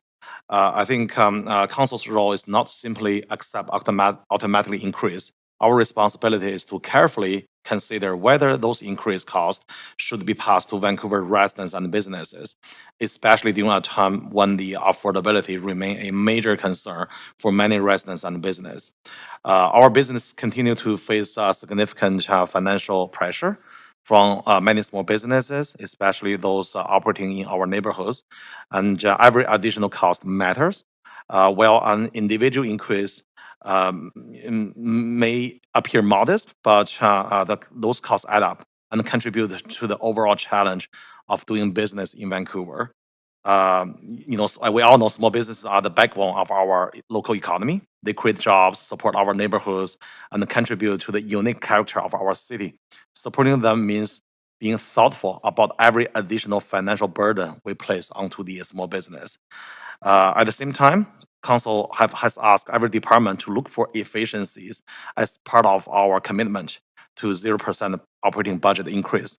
If we are asking our organization to find saving and improve how we deliver services, it is reasonable that we apply the same discipline when you're reviewing the annual user fees increase.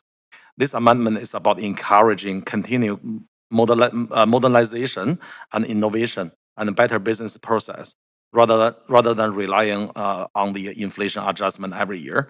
We are also asking the organization to look for opportunities to deliver service more efficiently to keep the cost down whenever possible. So this is very consistent with city's broader affordability objectives and our commitment to residents and business that will make reasonable decisions with taxpayers' dollars. It's a balanced and measured approach. I recognize the need for fiscal responsibility while also acknowledging the real pressure facing Vancouver families, workers, and the business. So that's the reason why I table this amendment. Hope to get support from council. Thanks. Thank you very much. Councillor Bly. Yeah, thanks Oh, very I thought much. you Can I said just get Councillor Montague. clarification? Sorry, Councillor. Can I pause you for 1 second? Got it. Thank you. Sorry. That's where I was a little confused. Do we have a seconder for Councillor Joe's amendment? Great. Thank you, Councillor Fry. Sorry, Councillor Bly. Please go ahead. Yeah, I'm just curious. There was a comment, and I just want to get clarification that the adoption fee for dogs older than 7 years, ongoing medical conditions, has been reduced. Is that? I'm showing in the report from 119 to 200. No, sorry, I wasn't clear on that. The fee is reduced compared to the regular adoption fee. Is it a But percentage? Sorry? Is it a percentage that's being calculated? It's the overall fee, we are asking for it to increase in line with other rescue organizations and shelters in the district. But it's lower. It is lower than the full adoption rate.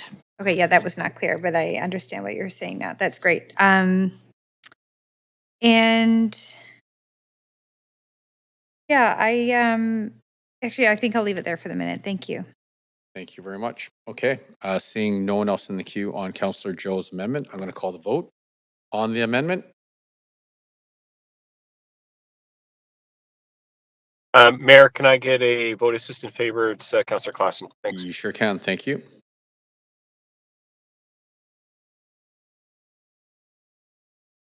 Is it getting a little glitchy? Councillor Blythe? Okay.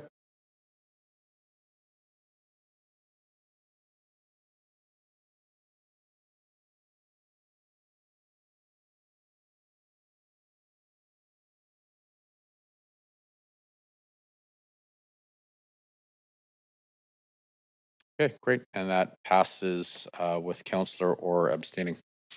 Okay, so that was the amendment. I'm going to go back to the question queue. Councillor Joe, anything else? Yeah, thanks. Thanks for the support from council. Thank you very much. Councillor Bly? As a holdover. That's a holdover. Okay. Yep. So seeing no one else in the queue, we're going to call a vote on the main motion as amended. Reminder, if you are online, please turn on your camera. I'm now going to call the vote. Mayor, can I have a vote assist in favor? It's Councillor Clausen. You sure can. Great, and that passes unanimously, and that completes item number 8. And so if we could please get a motion to recess until Wednesday, July 20. Okay, so we are going to recess until Wednesday, July the 29th, 2026 at 9:30 a.m. right here in council, in the council chambers and online. Thank you.